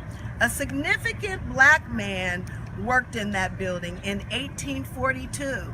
His family legacy remains in Columbus to this very day. That man's name was John T. Ward. John T. Ward was born a free black man in 1820 in Richmond, Virginia. He and his wife, Catherine, came to Ohio in 1836 and built a home on a 16-acre tract of land in 1838. It was located in between what we know now as Whitehall and Reynoldsburg. John was a farmer, a conductor for the Underground Railroad, and worked as a clerk in his early age at Zettler's hardware store here in downtown Columbus. During the Civil War, Ward had contracts with the federal government to haul supplies to Camp Chase. Through the Second Baptist Church, John and his family helped slaves escape to Canada. Once the church felt like they were scared of the process of the Underground Railroad, Ward and his friend, who we know, James Poindexter, developed the Anti-Slavery Church to help with runaway slaves. Ward in 1880 worked for the City Hall as a janitor and remained a significant patriot for Black Columbus as a leader until his death on November 3rd, 1897. Ward's legacy remains today, as I mentioned before, through his son, who was the innovative company owner, better known as E.E. Ward, the longest running black-owned operation entrepreneur in the nation to this very day. Pretty cool, right? Now, I know you may be asking, why are we talking about John Ward and the State House? Well, at the same time that the State House was being built, as the clip had explained, the State House was being built by prisoners from the Ohio Penitentiary. So it's safe to assume, considering that there was blacks in the penitentiary, that blacks helped build the State House. So we've always had a staple not only in the city of Columbus, but in the building of the foundation of our State House. We have always been a leader in the city of Columbus. James Poindexter, as you mentioned, the Poindexter Village is named after him. He also was a part of the Underground Railroad. John T. Ward is a part of the Underground Railroad. He had a farm where he helped runaway slaves. But what's important in today's conversation is the lack of African American history on our state lawn. I've passed this all of my life, and I've always wondered why it is that I wasn't really interested in it. And it's probably something that you probably need to ask yourself. Why don't we know the history about all of these wonderful people on our state lawn? Well, a lot of times what I realize is that we become more attracted to things that are more like us or something that we can relate to. And if something isn't there relatable, sometimes we just miss it. And our state lawn isn't very relatable to the African American experience, unfortunately. But I don't want to mislead you and say that there was not a discussion or a conversation at the table. There was a discussion that African Americans do play a part in the State House. And if you remember, we did mention in the website, it did say, let's read this again, and I'll tell you this, that the website, www.ohiostatehouse.com says, remembering the significant contribution of women, children, African Americans, and veterans. We saw a huge representation of women. I showed you the suffrage. We saw a huge representation of children. There were two statues that sat right on the front lawn, which we didn't really get to see, but you can look them up on the website. And we saw a huge representation of veterans. What was the common culture that was missing? I'll let you guys tell me.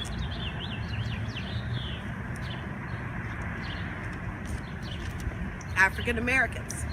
Now, we don't want to discount. Let's go this way, probably shorter. Nope, you can't get that way. Is it there? It's right here. Oh, okay. We don't want to discount that the information that you've heard today is incorrect.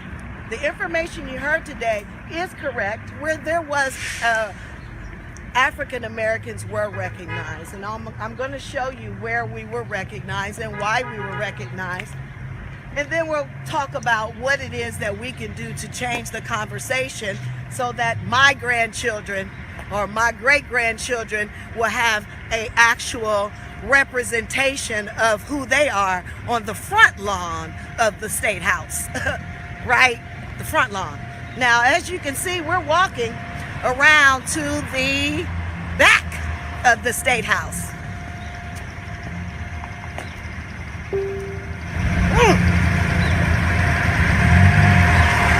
Now my spirit is changing a little bit because this conversation is a little difficult for me.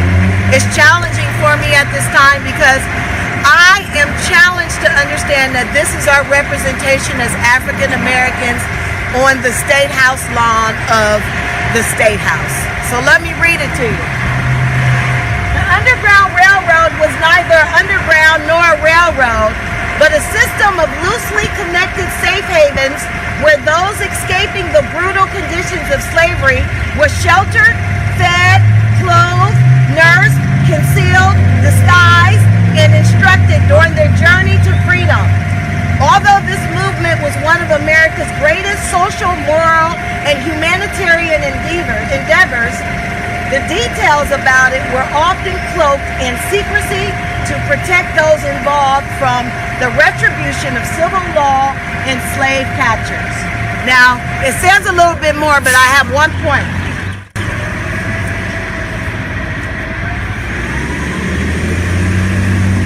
In 1842, John T. Ward began assisting Shepherd Alexander to convey runaway slaves through Columbus. William Washington, William Ferguson, Jeremiah Freeland, and others were involved as well. Someone or the other of us was with Alexander on every trip, stayed at Ward. So the city of Columbus is very familiar with who John T. Ward is. His history reads very well, so well that he is acclaimed in the history marker here. But one big concern I have, and sometimes history represents itself visually when you're talking about an outdoor experience, because again, they're driving past High Street. They've only got 10 seconds to decide what is this state about, is all about. They only have 10 seconds to decide who are the key players that helped create the city. Where is the African American's visual perspective on the State House lawn of Columbus, Ohio? That's my challenge to you today. That's my question to you today. And my correction to you today, or what I'm going to suggest to you, is John T. Ward be acknowledged not only as a person who helped the Underground Railroad, but be acknowledged visually on our State House lawn.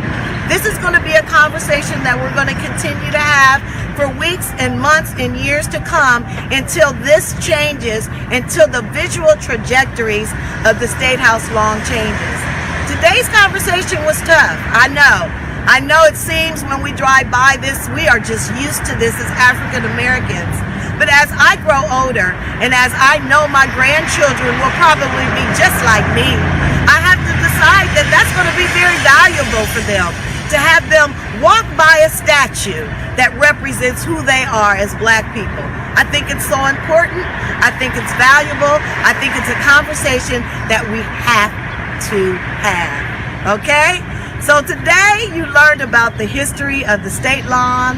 You learned about why and who the African American players were that helped build the State House. And then you also learned what our opinion is about the current state of the State House and what it is that we can do to continue to evolve and add diversity. I think that's so important. In the next 10 years, there needs to be an Indian, there needs to be a Chinese or Oriental, whatever the correct terminology of their culture is. That should be represented on our State House lawn, okay? So everything I try to do, y'all know I try to do to teach y'all so that we can be better.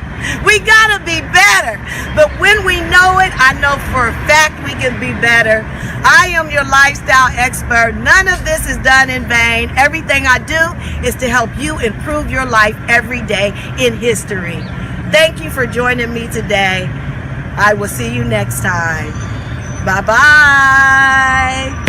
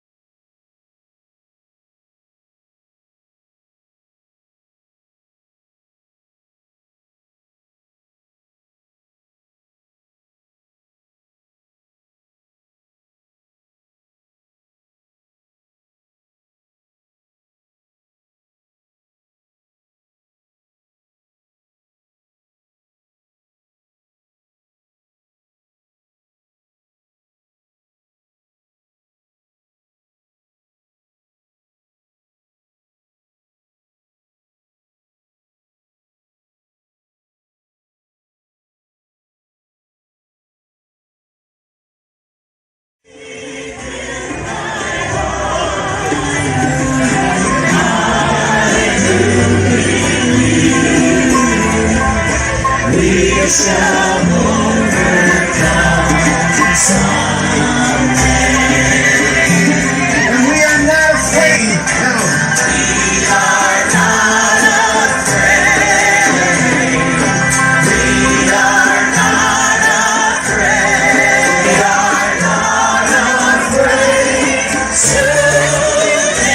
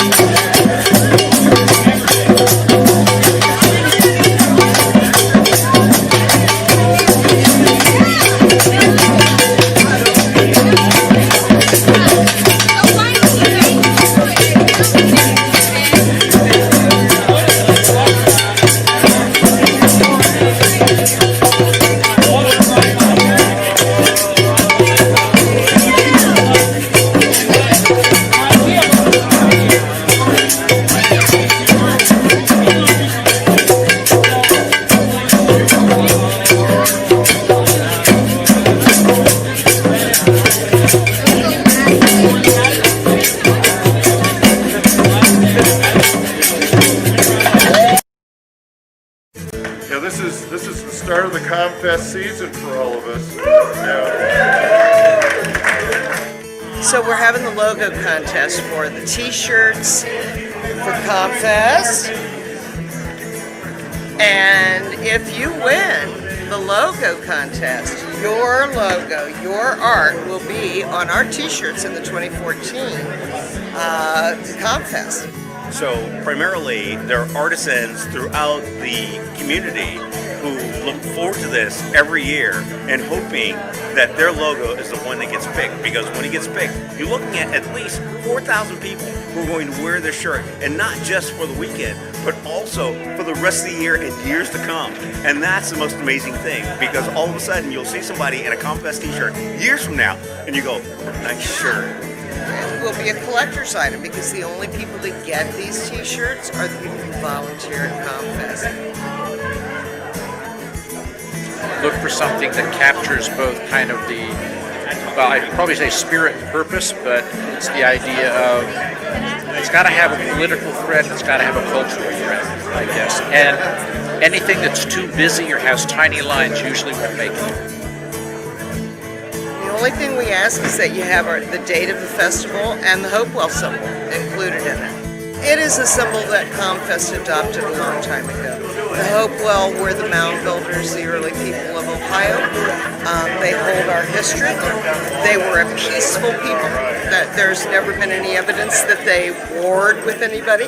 The first round, you have 3 votes. So hopefully when you went around, you jotted down your 3 favorites at this stage. We just got through the first round. They're going to tell us right now, the next round, who we get to vote for. We're going to go through these one at a time. Each entry will be held up as we vote for that entry.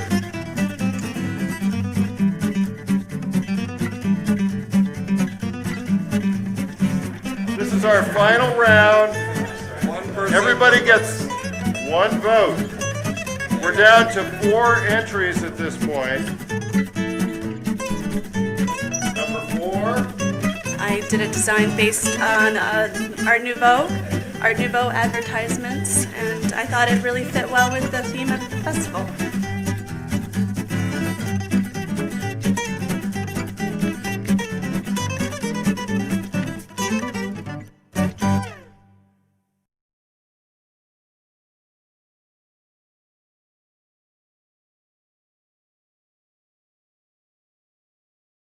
Already distilled the free press perspective to Washington, D.C.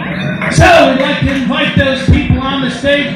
Also, there's Dan Dugan. Dan and I do a show called The Other Side of the News, 5:30 live on Friday. And we cover WGRN 94.1. So, let the walkers come forward. I understand they put in 25 miles already today, and we're honored to turn our time over to them. Also, I'd be honored to turn over a lot of land in Ohio as Native American land, and that should be one of the things we fight for, the return of Native American land to the state. So let me hand you over to one of the longest walkers, and that tradition will continue. Good afternoon. We'll walk. My name is Michael Lay. I'm from the Menominee Nation, and we're going to introduce some of the other walkers that are with us today, and then we're going to explain to you what we're doing, why we're doing it, how we're doing it, and hopefully some of you may want to come and do it. Anyways, here's this is my wife, Sharon. Greetings. Tēnā rā koutou katoa, nā mihi kia koutou katoa.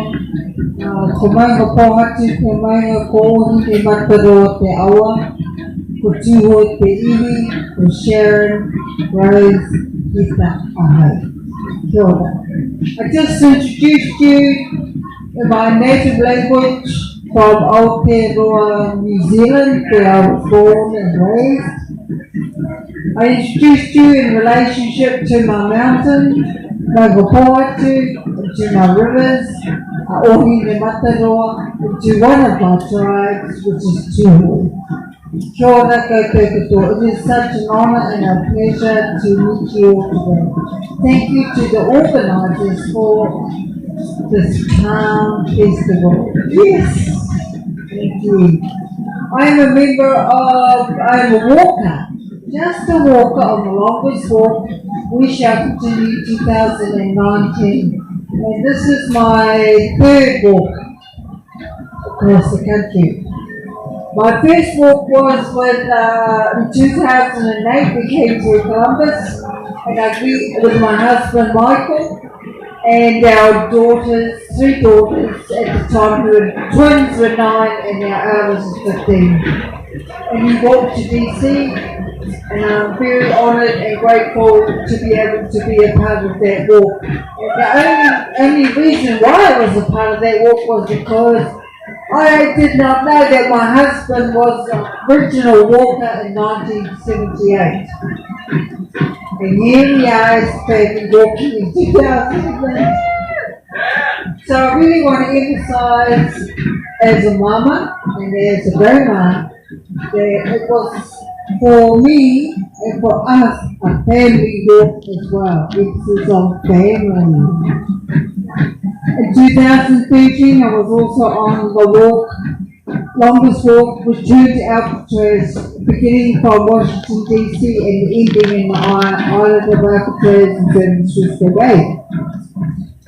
With the family, the twins had grown up by then till about teenagers. Yeah. So I've been a part of that walk as well. And now this is my third walk, 2019, and all our daughters are grown up. They're 26 and 20, so I'm naughty. There it goes. One of the issues that I walk for on this walk, one of the 11 issues, and it's the first issue, is that I walk and pray for native, to support the native children of this land, especially the native children who are locked up in cages in the southern border. As a mother and as a grandmother, I cannot sleep very good at night time, and so I have committed and sacrificed 5 months of my life right now to walk and pray for those children who are locked up in cages at the border. And for me, this is about bringing a healing and bringing justice to your calm festival. Thank you so much for listening.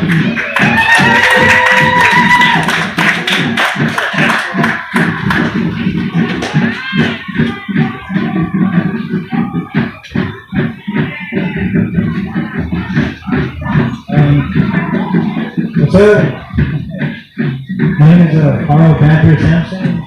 I'm fighting in Western Shoshone from Nevada, Northern Nevada, and I started in California a week after they left Alcatraz Island, and I've been on the walk ever since.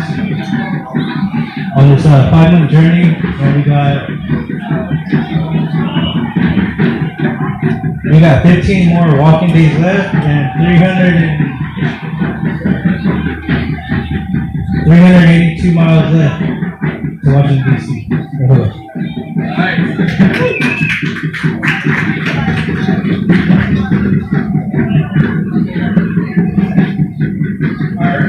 Our side walker here, Abigail, just joined up a couple days ago, so she's a little bit shy from date, but she agreed to move some of the way, so that's always appreciated. So what I'm going to talk a little bit about right now is what we're walking about. Some of you may have heard of the original longest walk in 1978.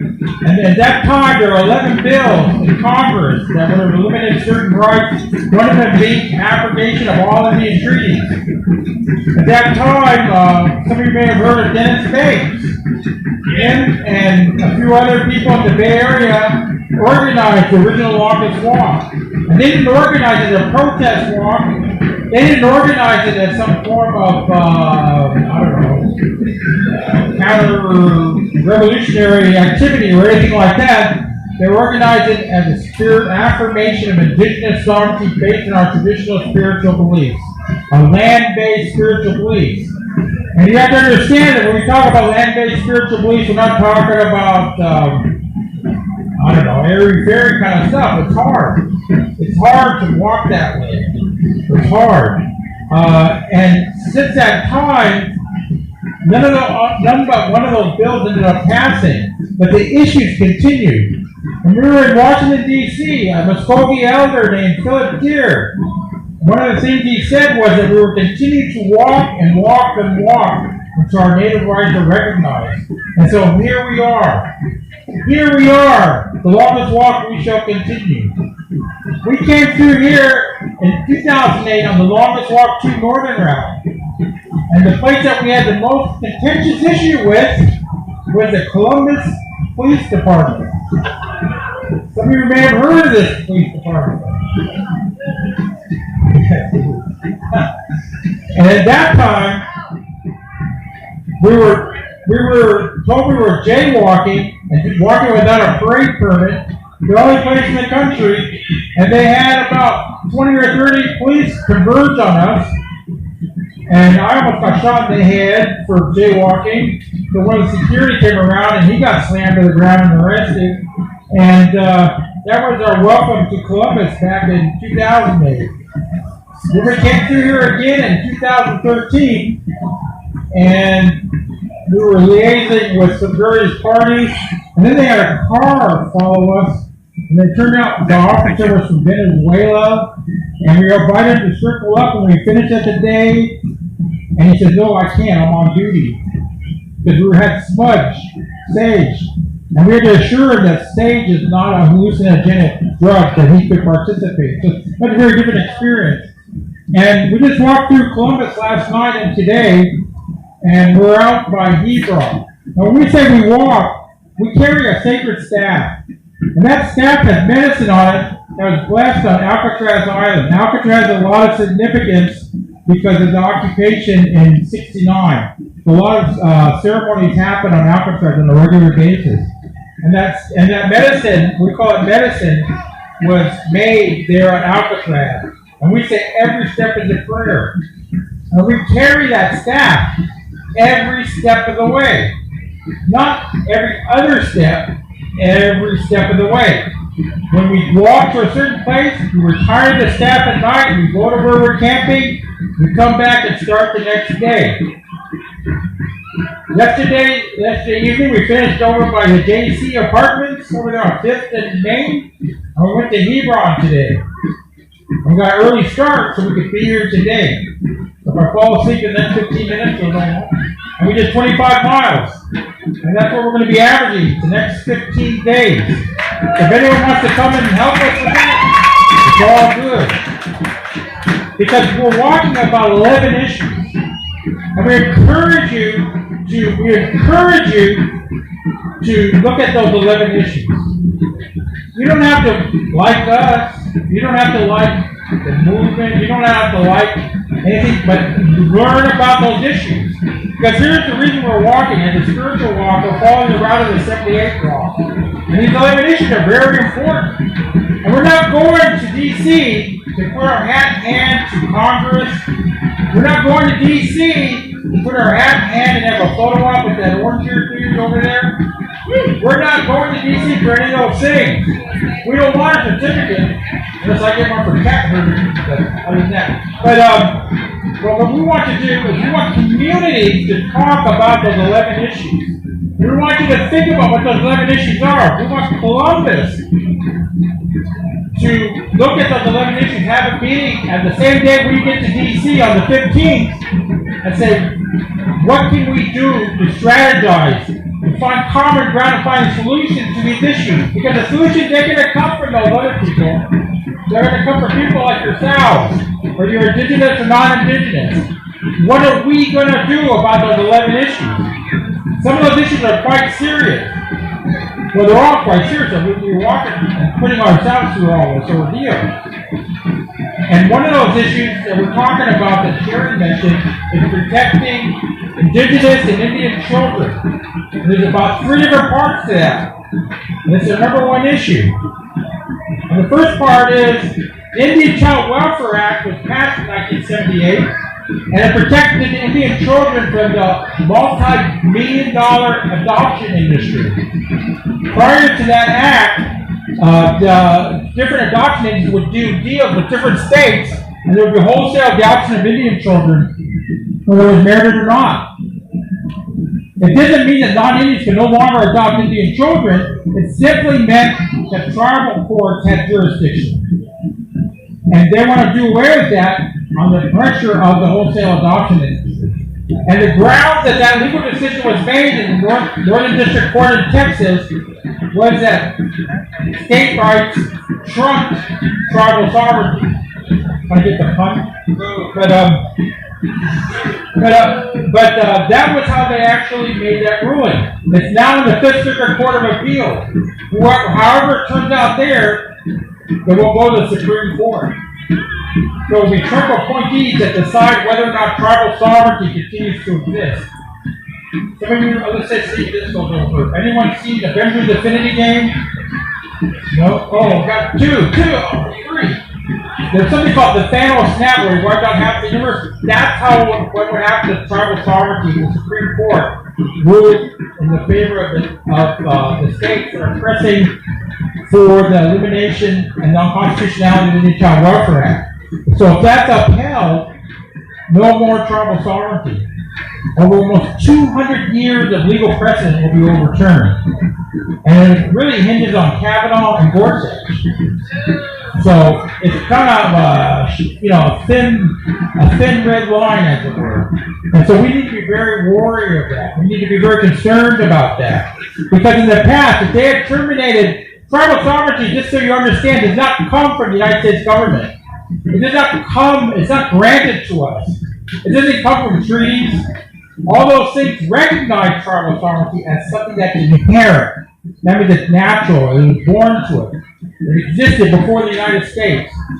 And the legal decisions I'm talking about were called the Marshall Trilogy, and those legal decisions established that the United States recognized tribal sovereignty, but did not create tribal sovereignty. It's important to understand because this is what they want to overturn. This is what they could overturn in one fell swoop. And this is why we're walking. And I'm tied to that. When we talk about defending Indian children from that rapacious industry, we're also talking about almost 15,000 children being held in prison camps on the southern border. They're held in prison camps for no reason that it can possibly validate they're being held in a prison camp. It is obscene. It is an obscenity. And most of those children are indigenous. They may not be from the United States of America, but they are indigenous children from these lands in Central and South America. And when they turn 18, they go to a regular prison. It's a very serious issue. And yet, it's way under the radar. We just noticed recently it's starting to come into the news cycle when the Alexandria Ocasio-Cortez went down there. But it's something that we encourage you all to learn about, try to do something about it. We're encouraging people to find that common ground on July 15th and get to D.C. And it's not about us, it's about you, the community. That's what we're really wanting to emphasize, about you, the community. What are you going to do about it? What are you going to do about it? We're working for some other issues too. The usual ones about alcohol and other drugs. There's some obscure legal stuff going on that people don't know about. I'm not going to bore you all with that stuff or anything, but learn about those issues as well. But some of them are environmentally related. Some talk about just transition to a renewable energy economy. And one of them talks about protecting indigenous knowledge, which is under threat because they're trying to turn it into a commodity, something that can buy and sell so they can do carbon trading, which is probably the next big issue out there in terms of environmentalism and climate change. So all these issues are important. And when we walk, we're walking along a certain route. We're walking along history. And it's about reclaiming that history as well. Because when we were through Kansas, which used to be Indian territory, we went to places with Indian names where there were no Indian people left. They've been moved. And where were they moved from to get to Kansas, to get to Oklahoma? They're removed from land in Illinois, Indiana, and Ohio. And where are they now? They're no longer in Illinois, Indiana, or Ohio. They're removed. So we're literally walking through history. How many of you have been on Highway 40 and know that it was called the National Road, that they assured how it supported westward expansion and the settlers going west? We had a ceremony into the arch in St. Louis, encountering Manifest Destiny. And then we went to Coquia Mound, the sacred site. And these walks aren't easy to do. When we were in Kansas, we went to one place and it was flooded. We had to find a way around, and we walked through the back roads, and the back roads turned into really back roads, and then we climbed a flooded creek, and then we were across country. And we also discovered something else in Kansas. Open range still exists. We're walking with hundreds of cattle, not fenced in. And that was kind of interesting. And then we got stuck in a creek, and you know what we said? We shall continue, because I can assure you, AAA wasn't coming out there. And we hit the next flooded area, and with the same thing, we had to find a way around it. We were in the Sierra Mountains. We couldn't get over a certain pass on Highway 50. One of our walkers snowshoed over that. So when we say we carry that staff every step of the way, we ain't kidding. We take no shortcuts. We take no shortcuts, because this walk is about we shall continue. No matter what they do to us, we shall continue. And this is an important thing to understand what this walk's about and why we're doing it. And it's important for you to start thinking about why we're doing it, not for us, but for yourselves. Because if they start taking our children, whose children are they going to take next? It could be yours. It could be your grandchild. It could be your niece or nephew. So just be aware that this is not the end. This is the beginning of certain actions. And unless you stand up for it now, your family could be next. And something to think about. It's quite serious. The other major issue we're talking about is honoring and respecting Indigenous women. A lot of you have heard of missing and murdered Indigenous women by now. Why are they missing and murdered? Because of an institutional disrespect and dishonoring of Indigenous women that dates back centuries that have been institutionalized in American society. It's time we change that mindset collectively. We're not going to do it overnight, but it needs to happen in our families, it needs to happen with our relatives, it needs to happen in our communities. We have to change the mindset. And that's one of the other reasons we're walking, to change that mindset. We faced some other obstacles because we had some people that were LGBTQ on the walk. Never been an issue before, and all of a sudden some people are trying to make it an issue. And we stand with those, our relatives who are LGBTQ as well, because there's a lot of room in American Indian traditions for people that happen to be what we call two-spirit in various different ways. And so that's another issue that's come up when we've been on this walk. In any event, we're used to questions and answers, but this kind of format doesn't really do that well. But at the end of the day, I was going to ask, I know his name is Rudy, and I was asking to pass the hat if anyone's interested. Now, we're not one of those people that will ask for your last $20. 18 will do us just money. But if you're interested in learning more information, we encourage you to go to our Facebook site for the longest walk we shall continue. And because it was an experiment that didn't work out, or someone doing an individual site, look for the one that's a closed group with the picture of 3 men walking forward. That's the site you want to go to. And then you will be admitted to that site. You want to look at the 11 issues. If you want to find out where we're going to be, if you want to come out for a day, if you want to come out for a week, 2 weeks. I'm sorry, I can't do much more than that. It's like 15 days left. You want to come out to DC. We want to organize a community meeting. We're organizing a webpage for that, for the 15th, where communities can submit their thoughts and their strategies regarding 11 issues.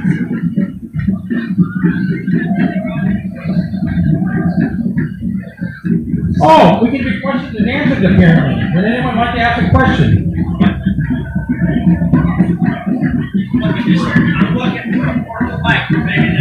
All right. Anyone with a question? Really, don't be shy. And I was looking for a sound engineer, and maybe they might have a portable mic with wireless. Is there one? Oh, good.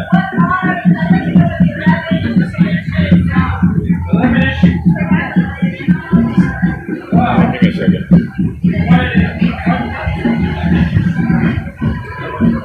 Okay, just be aware, I don't have a little pamphlet, but the first issue that we're walking about is protecting Indian and indigenous children. The second issue is honoring indigenous women.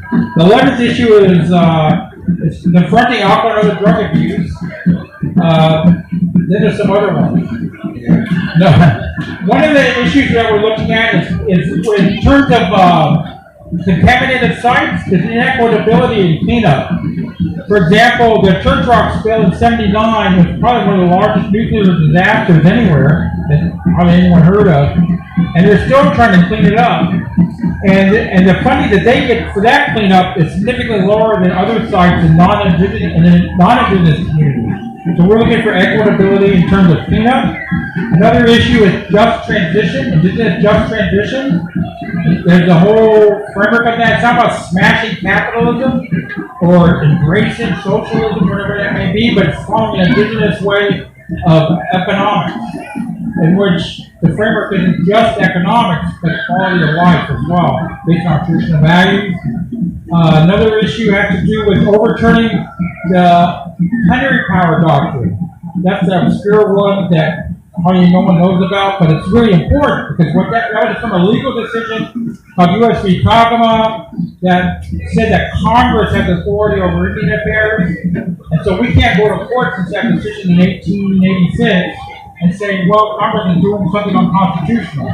For most people, if Congress passed an act, you can go to court, it can be found unconstitutional. Not in Indian country, we can't say something's unconstitutional because it's assumed under that legal doctrine that Congress has Indian best interest at heart no matter what they say. So that needs to be overturned. People need to learn about that.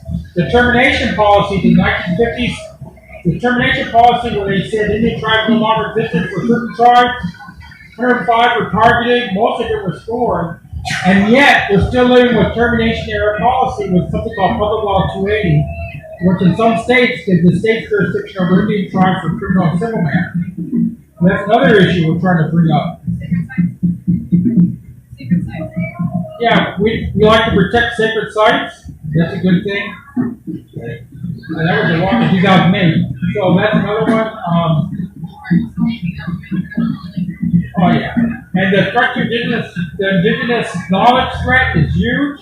It's tied in with the carbon shredding stuff and what's going on in the United Nations work, where they're trying to say that indigenous knowledge can be bought and sold. So if they say, well, before when they would say, we don't believe in your indigenous knowledge, now they say, we believe in your indigenous knowledge, and we're sorry we're going to trample over it, so here's the money. They're trying to turn it to compensable right so that you can't make a claim. Looking at indigenous sovereignty and the threats to indigenous sovereignty, so what's called the termination agenda, where 4 nation states, Canada, New Zealand, US, and Australia are determining indigenous policy to turn us into corporate and municipal entities rather than as indigenous sovereign nations. That's another issue. They say some of them are kind of complex. I think that's most of it. Yeah, we want spiritual freedom. That's all good too. Okay.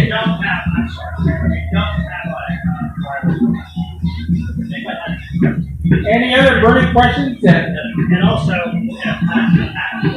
oh yeah, and we'll see if a rabbit comes out at the end.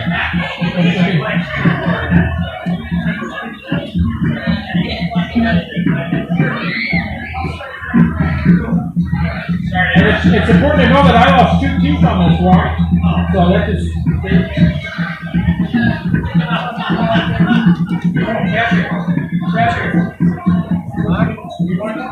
I'm just going to sing a song.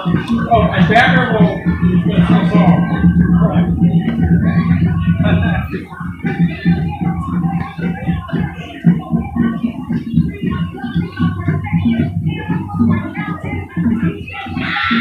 Getting ready. Is there any other questions? Any other questions? Remember, it was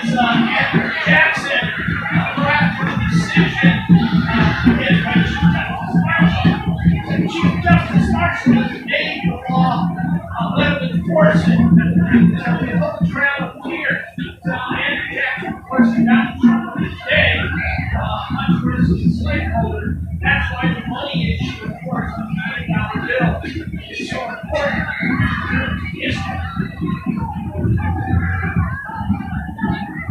Other questions for the water? In 1992, when Dennis Banks and Logo were here, we attempted to seize the Santa Maria, Columbus, Ohio, built a replica, spent a ton of money on a slave ship. Also, a few years later, the Native Americans in this area went down there with chains and demanded to be chained in the hole because the Santa Maria represented the first slave ship.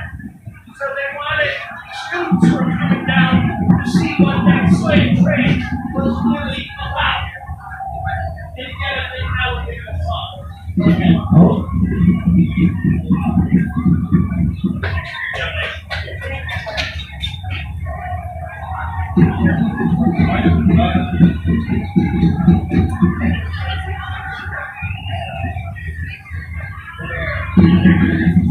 So then it comes here. Yeah.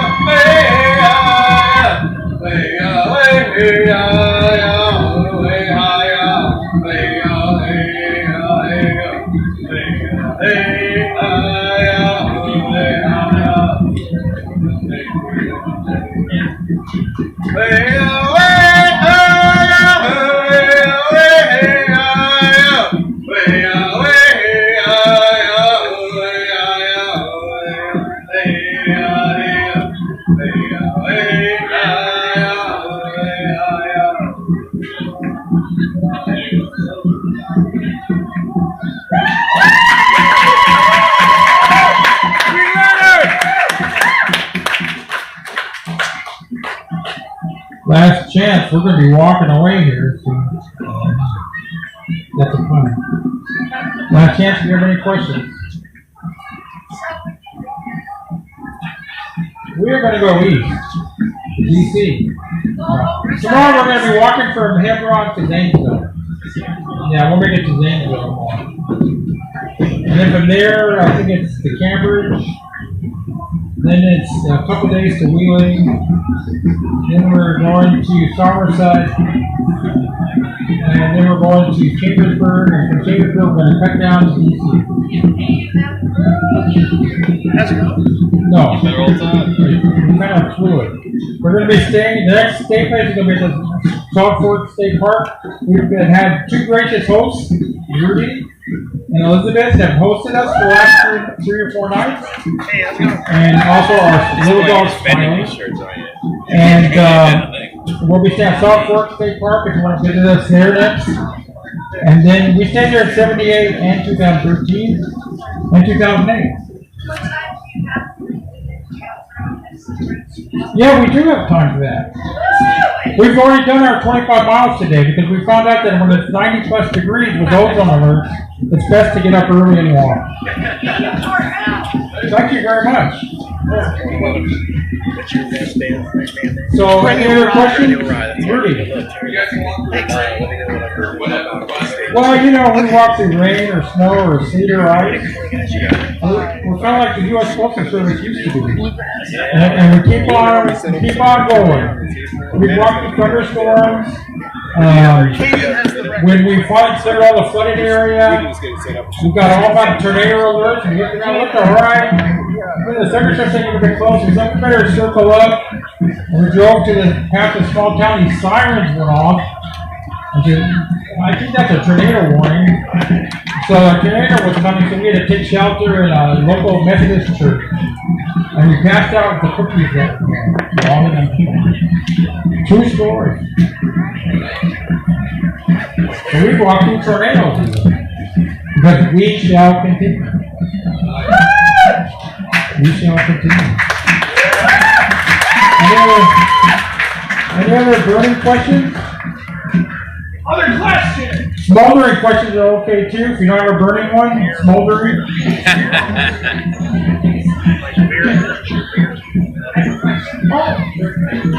The aspect of the no DAPLA for the pipelines, I know that one of the issues that has concerned me is the actual charging people and changing laws at state levels to actually be able to arrest and charge people that are protesting, which actually seems a violation of our Constitution, and getting support at judicial levels of GOP conservative administrations to do that. How, as a community here in Columbus, which supposedly is supposed to be Democratic driven, but our council members and county Democrats party doesn't seem to represent the people. But barring that, as a community member, what can we do in regards to what's going on in other states? The issue is that they're passing laws in certain states to make it basically a criminal behavior to protest against pipelines and such. Well, a lot of that is symbolic action. It's doubtful that someone could be held up in court. What's important to remember with DAPO, the Dakota Access Pipeline, is a lot of people were arrested for rioting.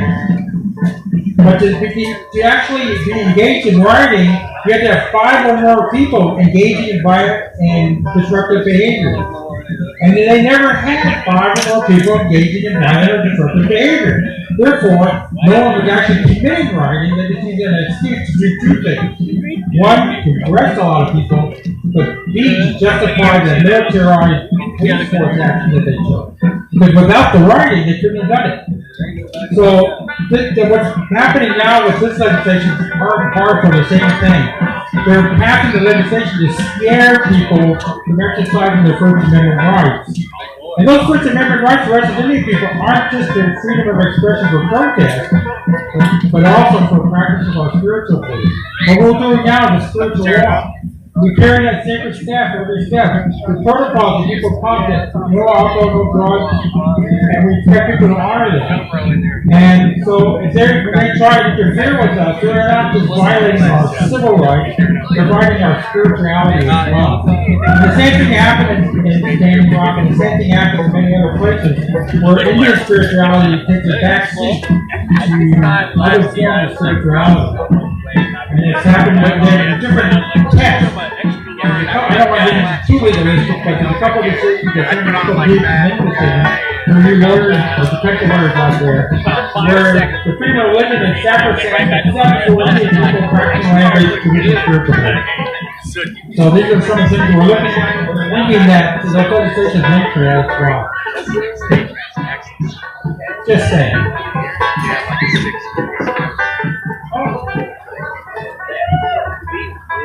First, can we give a lot of noise for these people that have been watching?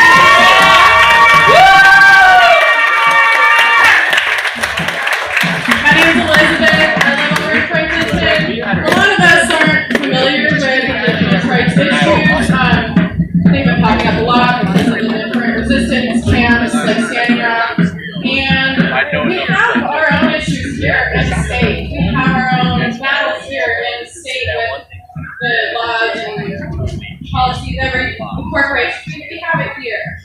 And we have organizations here who are empowering individuals of our community, like the Columbus Community Bill of Rights Workshop. They have that going on. And that's about like a few hours of your time to really get into what is the history of our state and like how we've gotten entrenched in these issues.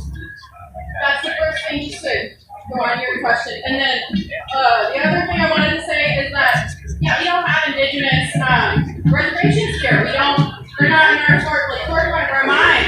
So we don't, a lot of Ohioans think that Native Americans are gone. And that's not true. We just have them as our emblems, that are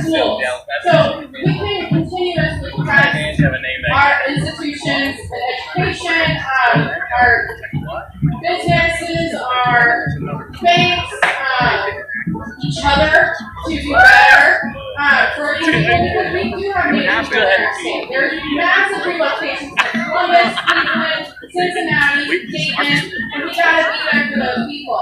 They are here, and we have data centers around the state, so you can send your money, send your time, and they would be super appreciative. Well, that's all I wanted to say. Hi guys, I met our walkers. We just had an event called Grandparent Peace Day near Fort Ancient, and I met them there because I was the youth coordinator there, and we had a walk in Cincinnati on the Purple People Bridge to bring our people together and to bring our children and our communities together to build our communities stronger. We brought people from South Dakota, we brought people from New Zealand, we brought people from Australia, we brought indigenous people from all over, so that way that our communities, not just here in Ohio, but our communities everywhere across the country, or Mother Earth, to bring all of them together so that we can become strong. I grew up in Columbus, Ohio. I was born and raised here, pretty much been here my whole life. And the one thing that I struggled with the most was being an indigenous person and learning how to use my voice in a good way. And to learn how to use my voice and to get other people to follow me. And the opportunities that we have to have these people around and the opportunities that we have to learn from not just the longest walk and not just about Leonard Peltier, but also about how our communities here, our indigenous communities here are affected. A lot of the people that I grew up with, a lot of the people that I say that are my family and that, they help raise me just like my mom. We struggle with drugs and alcohol and just outside images of who we actually are. I went to a high school where their mascot was a bird, but I refused to actually say that I went to that high school. I refused to play sports there. I refused to do all of these things because I knew that the image of myself and my people was more important. And, if we come together and we start, when we keep fighting the good fight and we support the longest walk and we support, all of our people, then that's all that's going to matter. And if we focus on our future generations and we focus on our children and we teach our children, what's right and what's a good way to be respectful and to be honorable to everybody on this earth, that's where we start. We don't have to start, in a year, in a month. We can start today. We can leave this tent today with a new mind, saying that we need to teach our children how to love one another, because that's the only way that this is going to change. You need to tell me. All right, wrapping up, check out Malcolm J in the back, a local artist, and thanks for continuing the longest walk.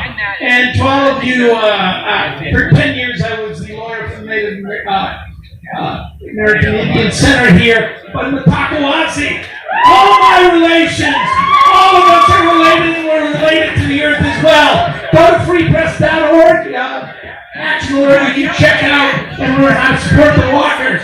Last word, Rudy.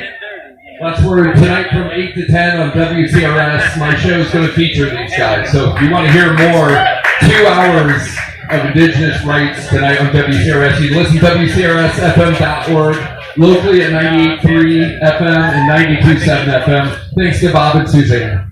Happy ComFest. Let's hear it one more time from the Indigenous people of the longest walk. Great to have them here. Anybody who's around now and wasn't around when we passed the hat, and go over to the hat and give them some money. To grow the movement for community rights and rights of nature.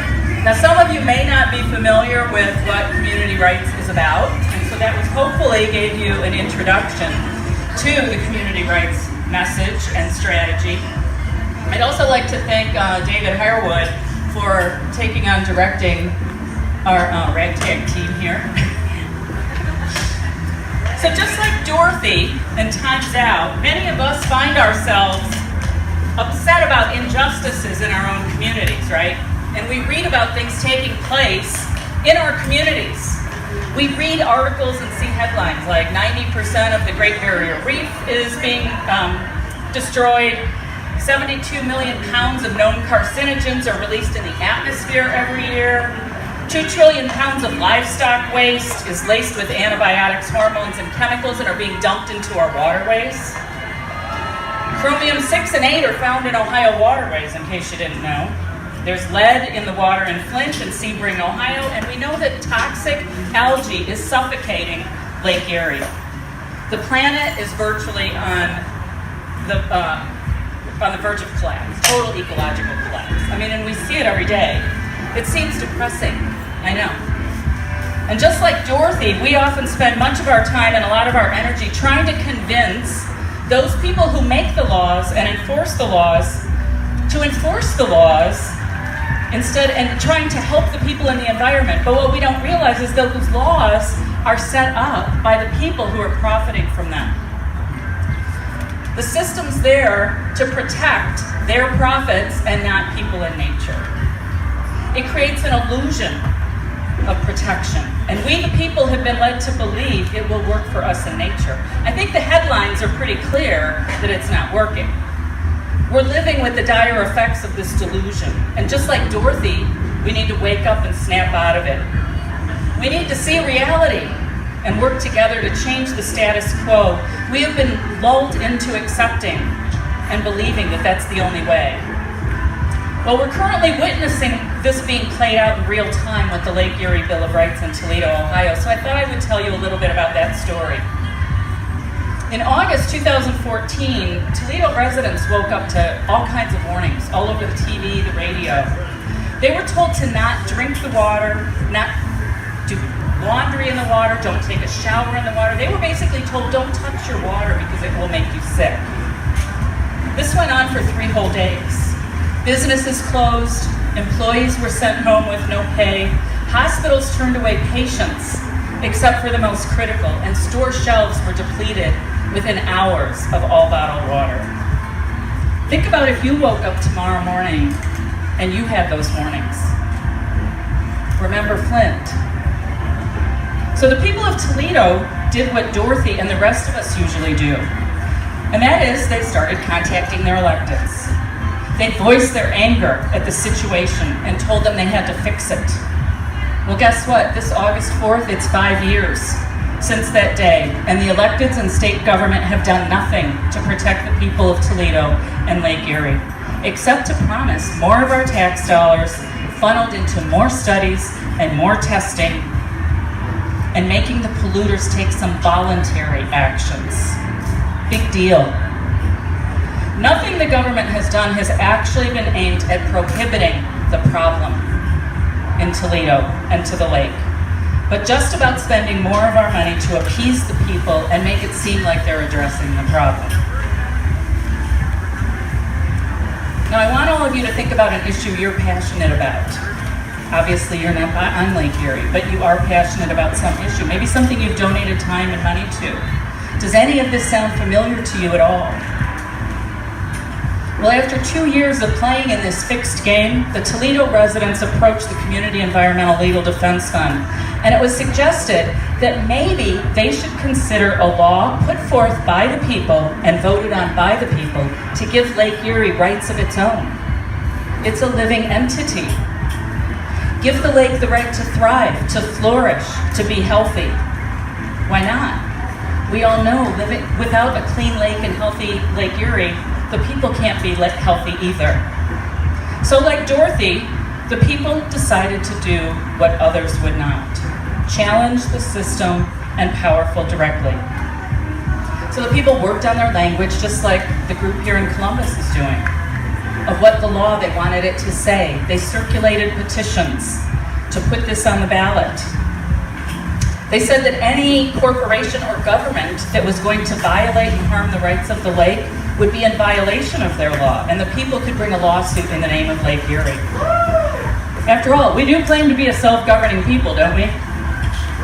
Well, believe it or not, against all odds, the people did collect enough signatures, they turned them in, and then guess what happened? Some of you know the end of the story. They were kept off the ballot. Because that sound familiar, Columbus activists? Yes. Well, the stars were aligning in Toledo, I guess, that month. So due to other events going on in the city with another initiative regarding the location of a new city jail, and this is an initiative that the electeds were actually in favor of, the electeds found a way to put the jail initiative on the ballot, and it was a special election. So the activists for Lake Erie decided, hey, we need to take advantage of this. So they went to their electeds too and said, hey, you got a special election going, why not put ours on too? And that's exactly what happened. So the Lake Erie Bill of Rights was put on this past February special election. I believe it was February 26th. So they decided, okay, we need to do a campaign now, and it's in February. Not the best time to go out campaigning, and it was a pretty cold winter this past winter. So, you know, these Toledoans realized no one, just like Dorothy, was coming to save them or their drinking water. But they kept doing it, and it was funny because all of a sudden, midway through, they started hearing the beginning of Toledo. Their airways were taken over by opposition ads like you've never heard. I mean, you couldn't go up there and not turn on the radio and not hear an ad. And the things they came up with, they said if the law passed, it would cost everyone in Toledo their jobs. Utility rates would skyrocket, and somehow it would be detrimental to all churches in Toledo. I don't know, we never did figure out that one. I know, we didn't figure that one out either. We don't get the connection. But in spite of being outspent by $300,000, and a little side note, they found out after the election that money came directly from BP North America to a phony citizen PAC that was set up. The people won the election anyway. 61%. They only had $6,000 to spend against the $300,000, and they still won. I have a feeling the people in Toledo, the voters, remembered what it was like to not have water for 3 days.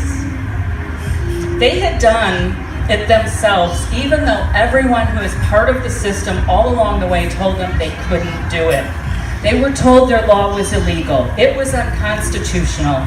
It would make all businesses close up and leave the city. Like not having any clean water is really great for business. Again, let's remember Flint. So the celebration of Lake Erie Bill of Rights passing went on at a local bar that evening. The very first rights of nature law in the United States recognizing the rights of a specific ecosystem. Huge accomplishment. Yep. The celebration lasted a whole 12 hours. Within 12 hours of passing their law, the residents learned that a huge industrial farm of 7,000 plus acres in another county had sued the city of Toledo to have the Lake Erie Bill of Rights invalidated and overturned. And what's ironic is that while Toledo is getting global recognition for passing this groundbreaking rights of law, and it really, I mean, if you aren't familiar with it, I mean, you can just Google it. The New York Times, CNN, U.S. News and World Report, Mother Jones, the BBC, Le Monde in France are all writing about this phenomenal event that took place, this groundbreaking event in Toledo, Ohio. In fact, several Toledo residents and activists who worked on the Lake Erie Bill of Rights were invited this past Earth Day to the United Nations to speak about the Lake Erie Bill of Rights. And at the same time that all that is happening, there is a lawsuit filed by the corporate entities to have that law overturned as soon as possible. So what you have to understand about this lawsuit is that this farm sued the city of Toledo, and that's different than the people. The people wrote and passed this law. The city government was never behind it. They didn't write this law. They didn't pass this law. They actually spoke out against this law.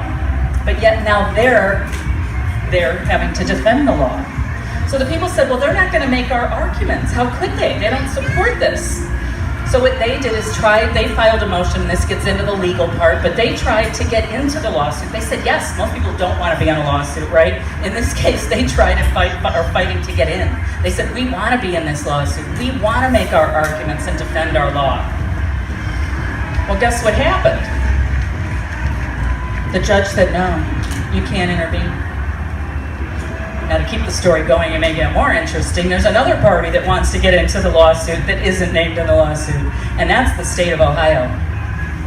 They want to get in, but guess what side they want to get in on? The side of the big industrial farm. Against the people. And now think about that, really. Here the people passed a law to protect Lake Erie. And the state of Ohio should also be wanting to protect Lake Erie, right? They claim that they are the sole protector of the lake, that they are the only ones with authority to protect the lake. Well, they've had this authority all along, and if you ask me, they're doing a pretty shitty job. They're not protecting it so well. But of course, the court ruled in the state's favor and said, yes, you can be a party to the lawsuit. So again, it just shows how the whole system, we believe we're being protected, that there's justice, things are fair, and you find out every step of the way that it's not set up for us. So now the state of Ohio, I look at them like the wizards in the play here, right? They're in there claiming to be the trustees of the lake. Well, you know what? She's an ecological collapse. Between the phosphorus, it's not just in Toledo, right? And just the big farms in Northwest Ohio. And the manure. We also have open lake dumping of dredged toxic wastes. We have the application of toxic and radioactive brine on our roads. And the possibility of being a guinea pig for industrial wind projects in the lake, because it's never been done in fresh water before. Lake Erie is in real trouble, and this is all with her great protector, the state of Ohio, looking out for her. But let's also remember that the state is also the trustee of the Ohio River, which has been listed as the most polluted river in the United States for over a decade. So I really think they're derelict in their duties, if you ask me. So on Thursday of this past week, just 2 days ago, 3 residents in Toledo filed a pro se lawsuit against the state of Ohio. And what pro se means is that they don't have a lawyer. They went into the courthouse and filed a lawsuit saying, this is our law, it's our water, and we're going to file to keep it and to protect it using our law as our enforcement mechanism. What's interesting is there's an article in the Toledo Blade yesterday, and it quotes our Attorney General Yost, and he says that the lawsuit by the people is junk. He calls it a junk lawsuit. I said, funny that he believes that the people's lawsuit to protect the lake is junk, but the lawsuit brought by a corporate farm is somehow legitimate and okay. So what does this all mean? It does seem as though Libor is going to be overturned because the system, we all know, is set to have that happen. It's fixed. That's what's supposed to happen. And that's the truth. I'm just being honest with everybody. But the truth has to be very far away. You can't think about that truth. And the people have to remember a message that this is a movement, and a movement for systemic change. That's what Libor is about. It's what the Columbus Community Bill of Rights is all about. It's what community rights is all about. The people have to challenge the system itself, a system that gives corporations more rights than people in nature. The people need to challenge a government that is no longer representing their best interests, but rather the interests of profit and greed. The people need to refuse to obediently follow unjust laws written by corporations for corporate benefit. So if more communities follow the lead of Toledo, of Columbus, of Broadview Heights, Medina, Athens, and Williams County, and just start drafting the just and legitimate laws that will protect people and nature. Even if you're told you can't do that, it's illegal. Do it anyway.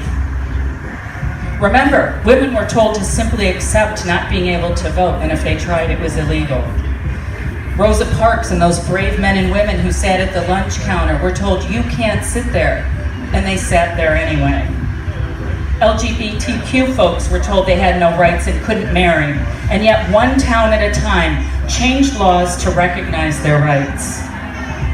You see, once the genie of change has been let out of the bottle, it becomes very difficult to shove it back in, so to speak.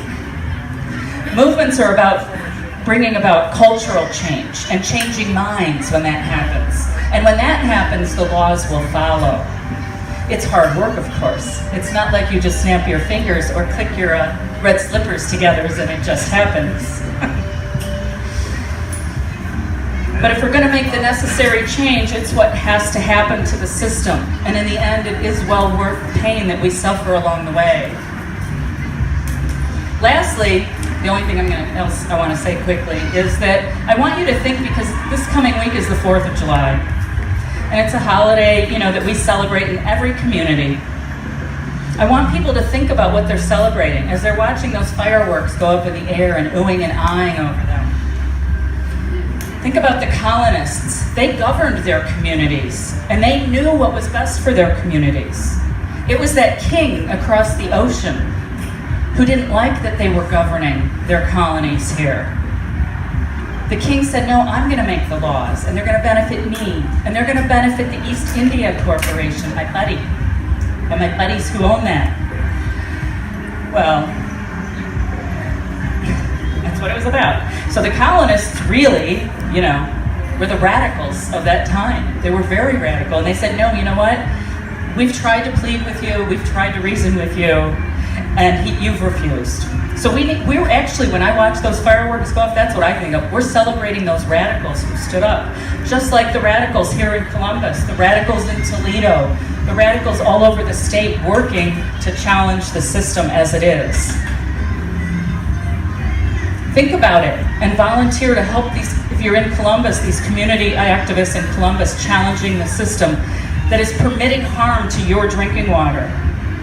Think about Dorothy in the play if you have to, realizing no one was going to save her in Time's Out, but that they had to do it themselves.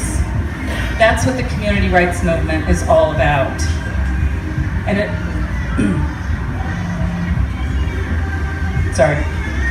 even in the face of opposition and naysayers, because you know and believe in your hearts that all power is inherent in the people, and that the people do indeed have the right and the duty to alter, reform, and even abolish any government that is no longer protecting their rights, their safety, and their happiness.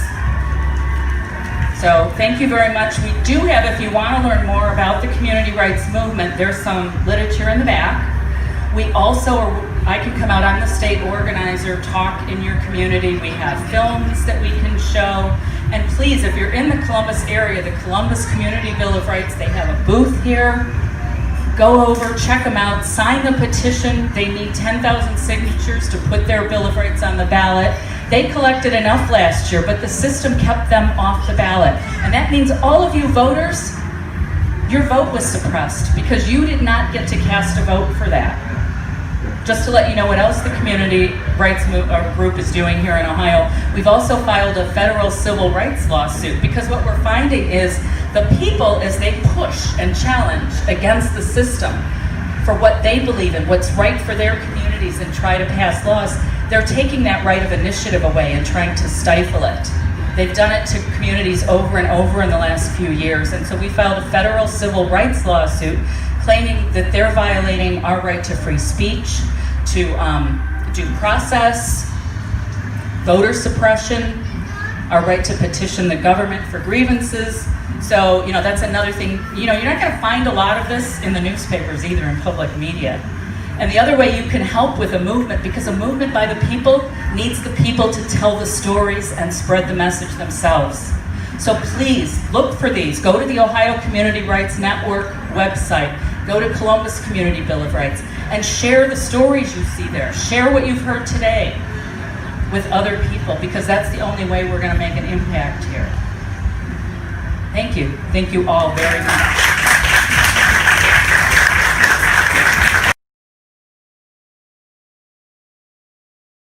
Here is the definitive version of the seminal classic Ba Ba Black Sheep. Oh, Ba Ba Black Sheep, have you any wool? I have a name, you know. Oh, do you? What is it?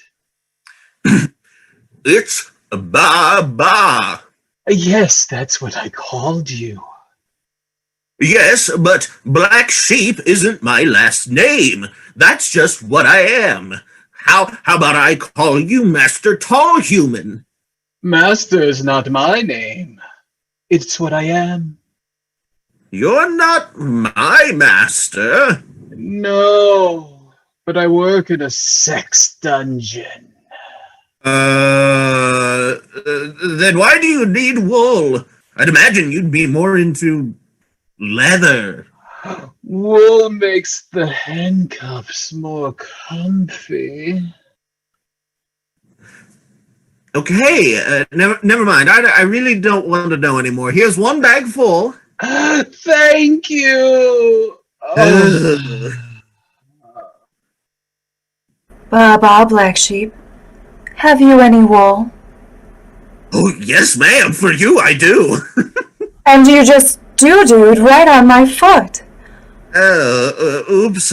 Sorry, Dame Judy. May I have the wool now? What are you going to do with it? I thought that I would knit my boyfriend a sweater. You've never knitted in your life. Never knitted in my life. Well, maybe I will litter on my knife with your guts. Just take it. Thank you. Papa Black Sheep?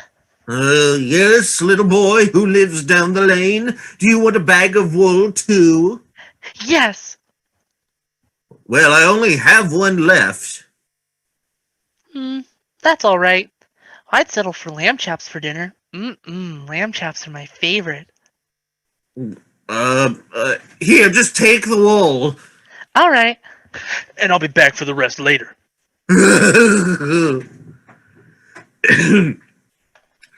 And that's where we'll end the story, because we certainly don't want to see that fine and handsome lamb meet with a grisly fate.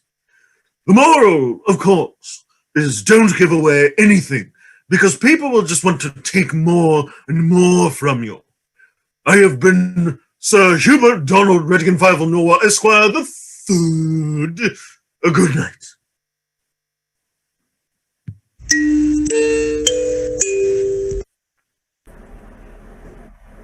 This is Universe Journey. It's 2428. The ASS Thrifty has been destroyed. Its captain demoted, and its core crew have finally reunited on Eastwood Station near the planet Surreptitia, where they hold off the invasion from the Echo Dimension, a twisted version of their own universe.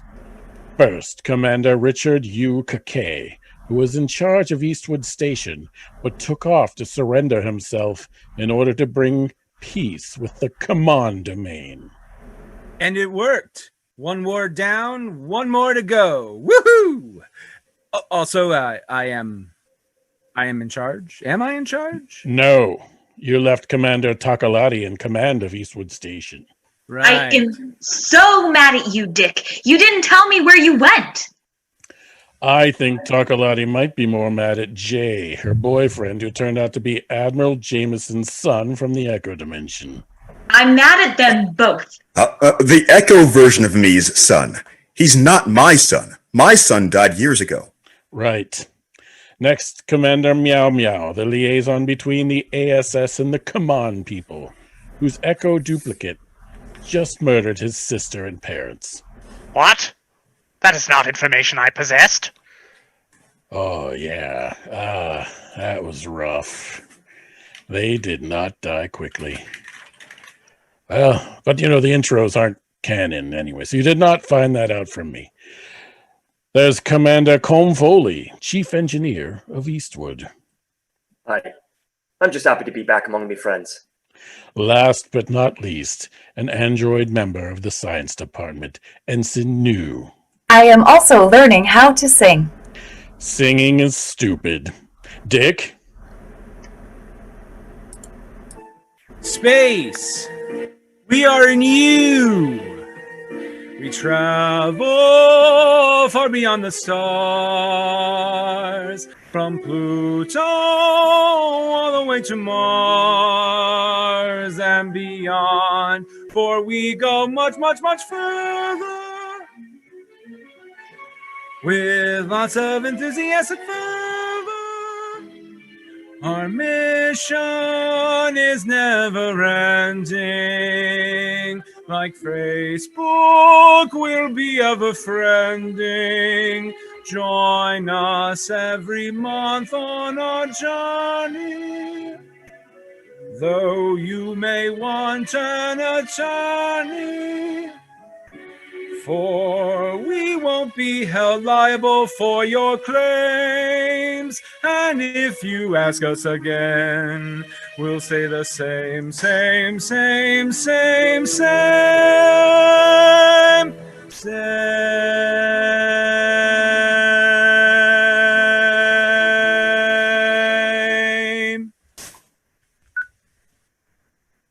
Tonight's Season 5 finale.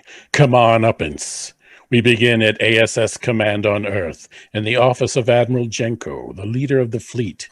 She is speaking via video call to the head of the Echo Dimension Project, Admiral Jamie Jameson, who is on Eastwood Station. And so the surreptish are refusing to drop the murder charges against Commander Meow Meow, despite the evidence we presented proving he was on Eastwood at the time of the murders. Ridiculous. Yes. They believe the DNA evidence putting him at the scene, but not the evidence we presented to them. That doesn't make any sense, Jamie. Nor do the Surreptidians. Fair point. Perhaps we should bring Meow Meow back to Earth for his own protection. I suggested that. He thinks running it will only make him look more guilty, and he would like to remain on Eastwood. Well, we'll certainly need to replace him as liaison. He'd like to keep his position, too. How the hell is he supposed to do his job if he can't set foot on his homeworld without being arrested? I don't know, Admiral Jenko, but I trust Meow Meow. If he thinks he can, if he thinks he can continue to serve while he's fine, we won't replace him for now. But still, no sign of the Echo, Meow Meow. No, sir. I don't like this. I don't like this one bit. Well, Lieutenant Sochi is dead, and so Lieutenant Commander Tharn... Yes, I remember. Bastard took a suicide pill when we went to arrest him. 3 invaders left. I'd say 3 individuals couldn't do a whole lot, but... Well, we'll find the unknown infiltrator. We've got ASS ships and bases scanning for her DNA on a regular basis. It makes me uneasy. Echo Meow Meow and Echo Janus Jameson are known entities. They're limited in their movement, and we've got Meow Meow pinned down to Surreptidia. Yes, sir. No ship is leaving the planet without us scanning for him. At that last one, not knowing who she is, where she is, I don't like it, Jamie. Me neither, Admiral Jenko. Keep me updated. If there's nothing else... One more thing. I know it's none of my business, but Commander Kake is... You're right. He's none of your business. I have to decide what to do with him. Have you decided, sir? Yes. And? And you'll learn soon enough, along with the rest of the fleet. All right, Admiral. Jameson out. All right. Let's get this over with.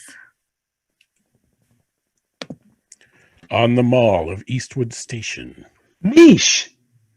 Jay, They let me go. I know. Luna told me. They couldn't find anything to charge you with. Yes, they decrypted my file from the OSS and it backed up what I've been saying all along. I'm not a threat. She told me that too. Mish, I am so sorry No, that Jay, don't. I didn't mean to hurt you. But you did. You get that, right? You get that however good your intentions were, you did lie to me. But I didn't mean... Yes, I get it. Good. Do you think there's any chance we might be able to just To just forget about what happened? I don't think so. You don't have to forget. But can you try to understand my position, why I did what I did? I do understand, Jay. That doesn't make it any easier. So, where will you go? Well, the wormhole's closed. I can't go home. Oh, right. I thought I'd stay here for now, if you'll let me. The ASS protects a free society and Eastwood Station has civilian apartments. I have no say over if you stay on the station or not. You do. Listen, if you want me to leave, I'll leave. It's up to you, Jay. But you must have an opinion. Do you want me here? It doesn't matter what I want. It does. I'm still in love with you, Mish. Nothing that has happened has changed that. Do you still have feelings for me? I don't know. Then I'll stay. All right. Can we just maybe find... Don't think that's a good idea. I'll see you around, Jay. See you, Michelle. In the conference room of the station. You're awfully brave, Commander Meow Meow. Bravery has nothing to do with it. I will do my job until I can't do it any longer. I think I'd be looking for a new job. I am glad you are staying, Meow Meow. Thank you, New. I don't know, lad. Seems mighty dangerous. I've got most of the booby traps dismantled, but who knows how many other back doors they built into this place that I haven't found yet. I have confidence in you, Chief Foley, and your ability to make sure the station remains safe. Aye. But I'd feel more comfortable if you put a wee bit of distance between yourself and the planet. I can't leave now, I cannot. Not with him lurking about. I'm sorry, lad. I didn't mean to upset you. I am not upset! Oh. Are you sad because your family has perished? Of course I am, New. But you did not get along with them. That doesn't mean I wanted them dead. I do not understand. Aye, lass. Families can be pretty complicated. Don't I know when I was growing up on the...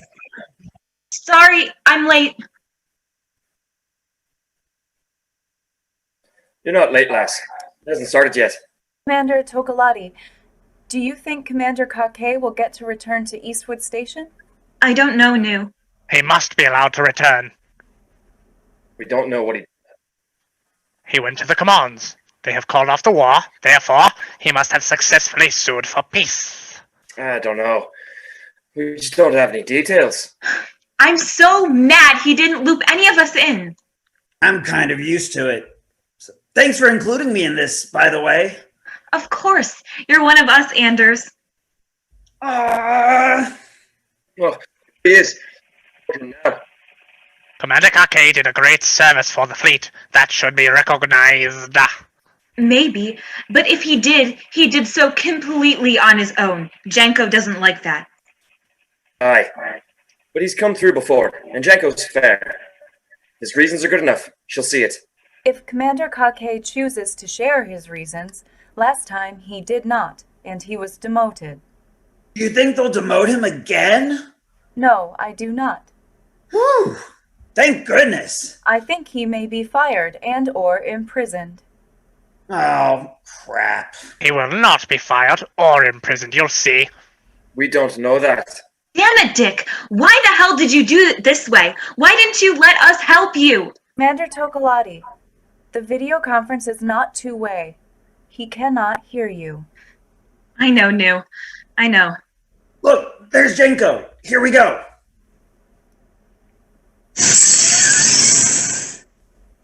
Am I late? Nearly.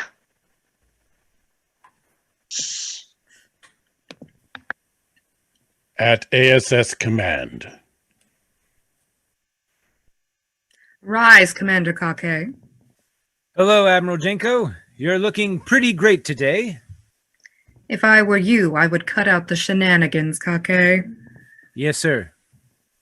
Before I make my ruling, do you have anything you wish to say for yourself? Yes, I have prepared a statement. Proceed.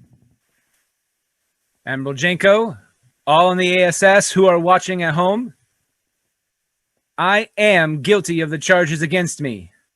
I did go around the chain of command, and I did disobey the standing orders about approaching the commands without permission. I did abandon my post. But I had good reason. Millions of good reasons. Those that were dying every day in this war. You wish to evoke the brave souls who have lost their lives in this conflict as your excuse? It isn't an excuse, Admiral. Each and every one of them weighs heavily on me, and I'm sure it does you as well. You are correct in that assumption. I was there when the war started. I did my best to stop it, but I failed. It was my mistake. Not my first one, and certainly not my last, but one that really haunted me. I can imagine. I was hoping you were going to say it wasn't my fault, but okay. Look, I had a plan that I thought might put an end to this conflict. I knew it was risky, and I didn't want to give you the chance to say no. I would not have approved your mission. Right, and that's my point. But I had a real opportunity here. A chance to stop all the bloodshed. And we needed to stop it, because God knows we have other threats to worry about. Look, I know I was arrogant, and I know it was borderline stupid. Borderline? Fine, it was stupid. But I had to try, and I'm glad that I did. But if you had failed, who knows how you may have exacerbated things. Plus, you just left the station you were supposed to be running with zero notice. Yes, but I left Commander Tokolati in charge, and she's at least as good as I am. That was not your decision to make. You're right. I'm sorry. I throw myself at your mercy. You have no choice in the matter. True, but I throw myself anyway. I have just one question for you, Kake. Are you sorry? No. No. Whether it worked out or not, I had to do it, and I'd do it again. It is within your right to fire me, jail me, whatever you want to do. But if I hadn't done it, sir, I just had to do it. I had to do it, sir. That is the correct answer, Kake. It is? I want to make this very clear to all who are listening. I do not approve of officers going off on their own and trying risky, idiotic stunts like this. The typical punishment will not just be losing rank, but a long jail sentence. This blatant bucking of chain of command will not be tolerated. However, in this specific instance, and in this instance only, Dick Kake did a very good thing for all of us that will likely save countless lives. In fact, we are in negotiations with the Commons now for their help against the Echo Dimension, so the total number of those Kake's actions have saved won't be known for some time to come. And so, I offer the thanks of the entire fleet and all the worlds we protect to you, Dick Kake. You have our sincere and deepest gratitude. Thank you. I accept. You will also accept the consequence of your actions. Of course. Which are that you will be reinstated to the rank of captain, retroactively effective to the date of your demotion in terms of services and benefits. What? You will receive your back pay within 30 days. Okay. Also, working with Admiral Jameson, you will command not only Eastwood Station and the ASS Thrifty, Too Fast, Too Furious. It was Tokolati's idea. It doesn't matter. You will command not only the station and the Starship, but serve as fleet commander under Jameson for all tactical movements against the Echo Dimension. Wow, Admiral, I don't quite know what to say. I never thought I'd see the day, Captain Kake. To be honest, me neither. I have ruled this case is dismissed. As the cameras go off, Kake approaches Jenko privately just before she exits the empty chamber. Admiral Jenko? After all this, there's still something else you need to say to me, Kake? Yes, sir. Since we're past all this now, it probably doesn't matter anymore, but there's something I should tell you. What? The destruction of the Thrifty. I did it to protect Captain Yee's cover in the command domain. He was suspected of passing the ASS information, and I needed to make sure the commands didn't think he was doing it. Though he was. The whole time. A lot of those leaks that were passed along to the ASS intelligence, that was Yee's. Through me. Why didn't you tell me? I was worried about some mole in the ASS that would expose Yee's. Did you ever see any signs that a mole existed? Well, not personally, no, but I couldn't be sure, and it was likely.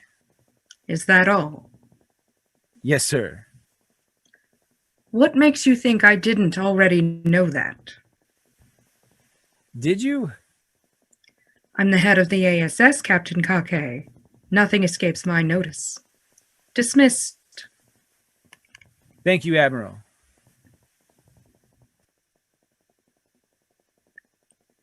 Admiral's diary.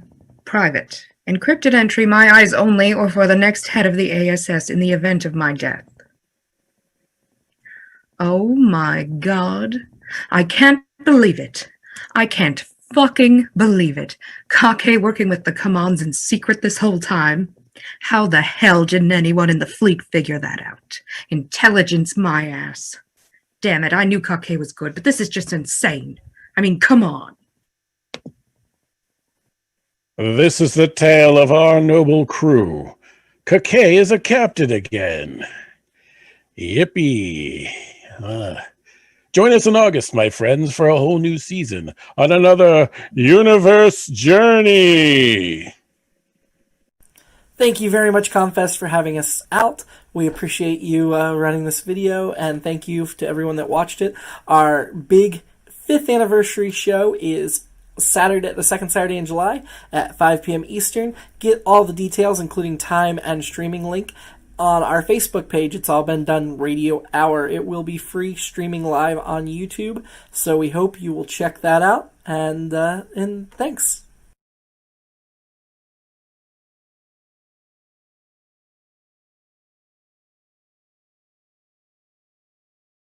Dos olhos dos lusófonos. É a que tem potencial da Nigéria. É a que, se for mobilizada, pode ser de lá um movimento enviador. O pastor Santareno está nos ajudando muito nisso. Nós vamos poder agora pegar líderes estratégicos desses países para fazer o curso online. Então vai ser algo maravilhoso. Próxima pergunta, por favor. Se nós não tivermos, vamos encaminhando para o final. Vamos lá. A Miliane Maria, tá? Bom, a Miliane, se eu não estou errado, Angra dos Reis, né? A data dos encontros das aulas pode ser alterados para não cair no dia da aula seguinte ou da data fixa, mesmo que respeitando a data limite?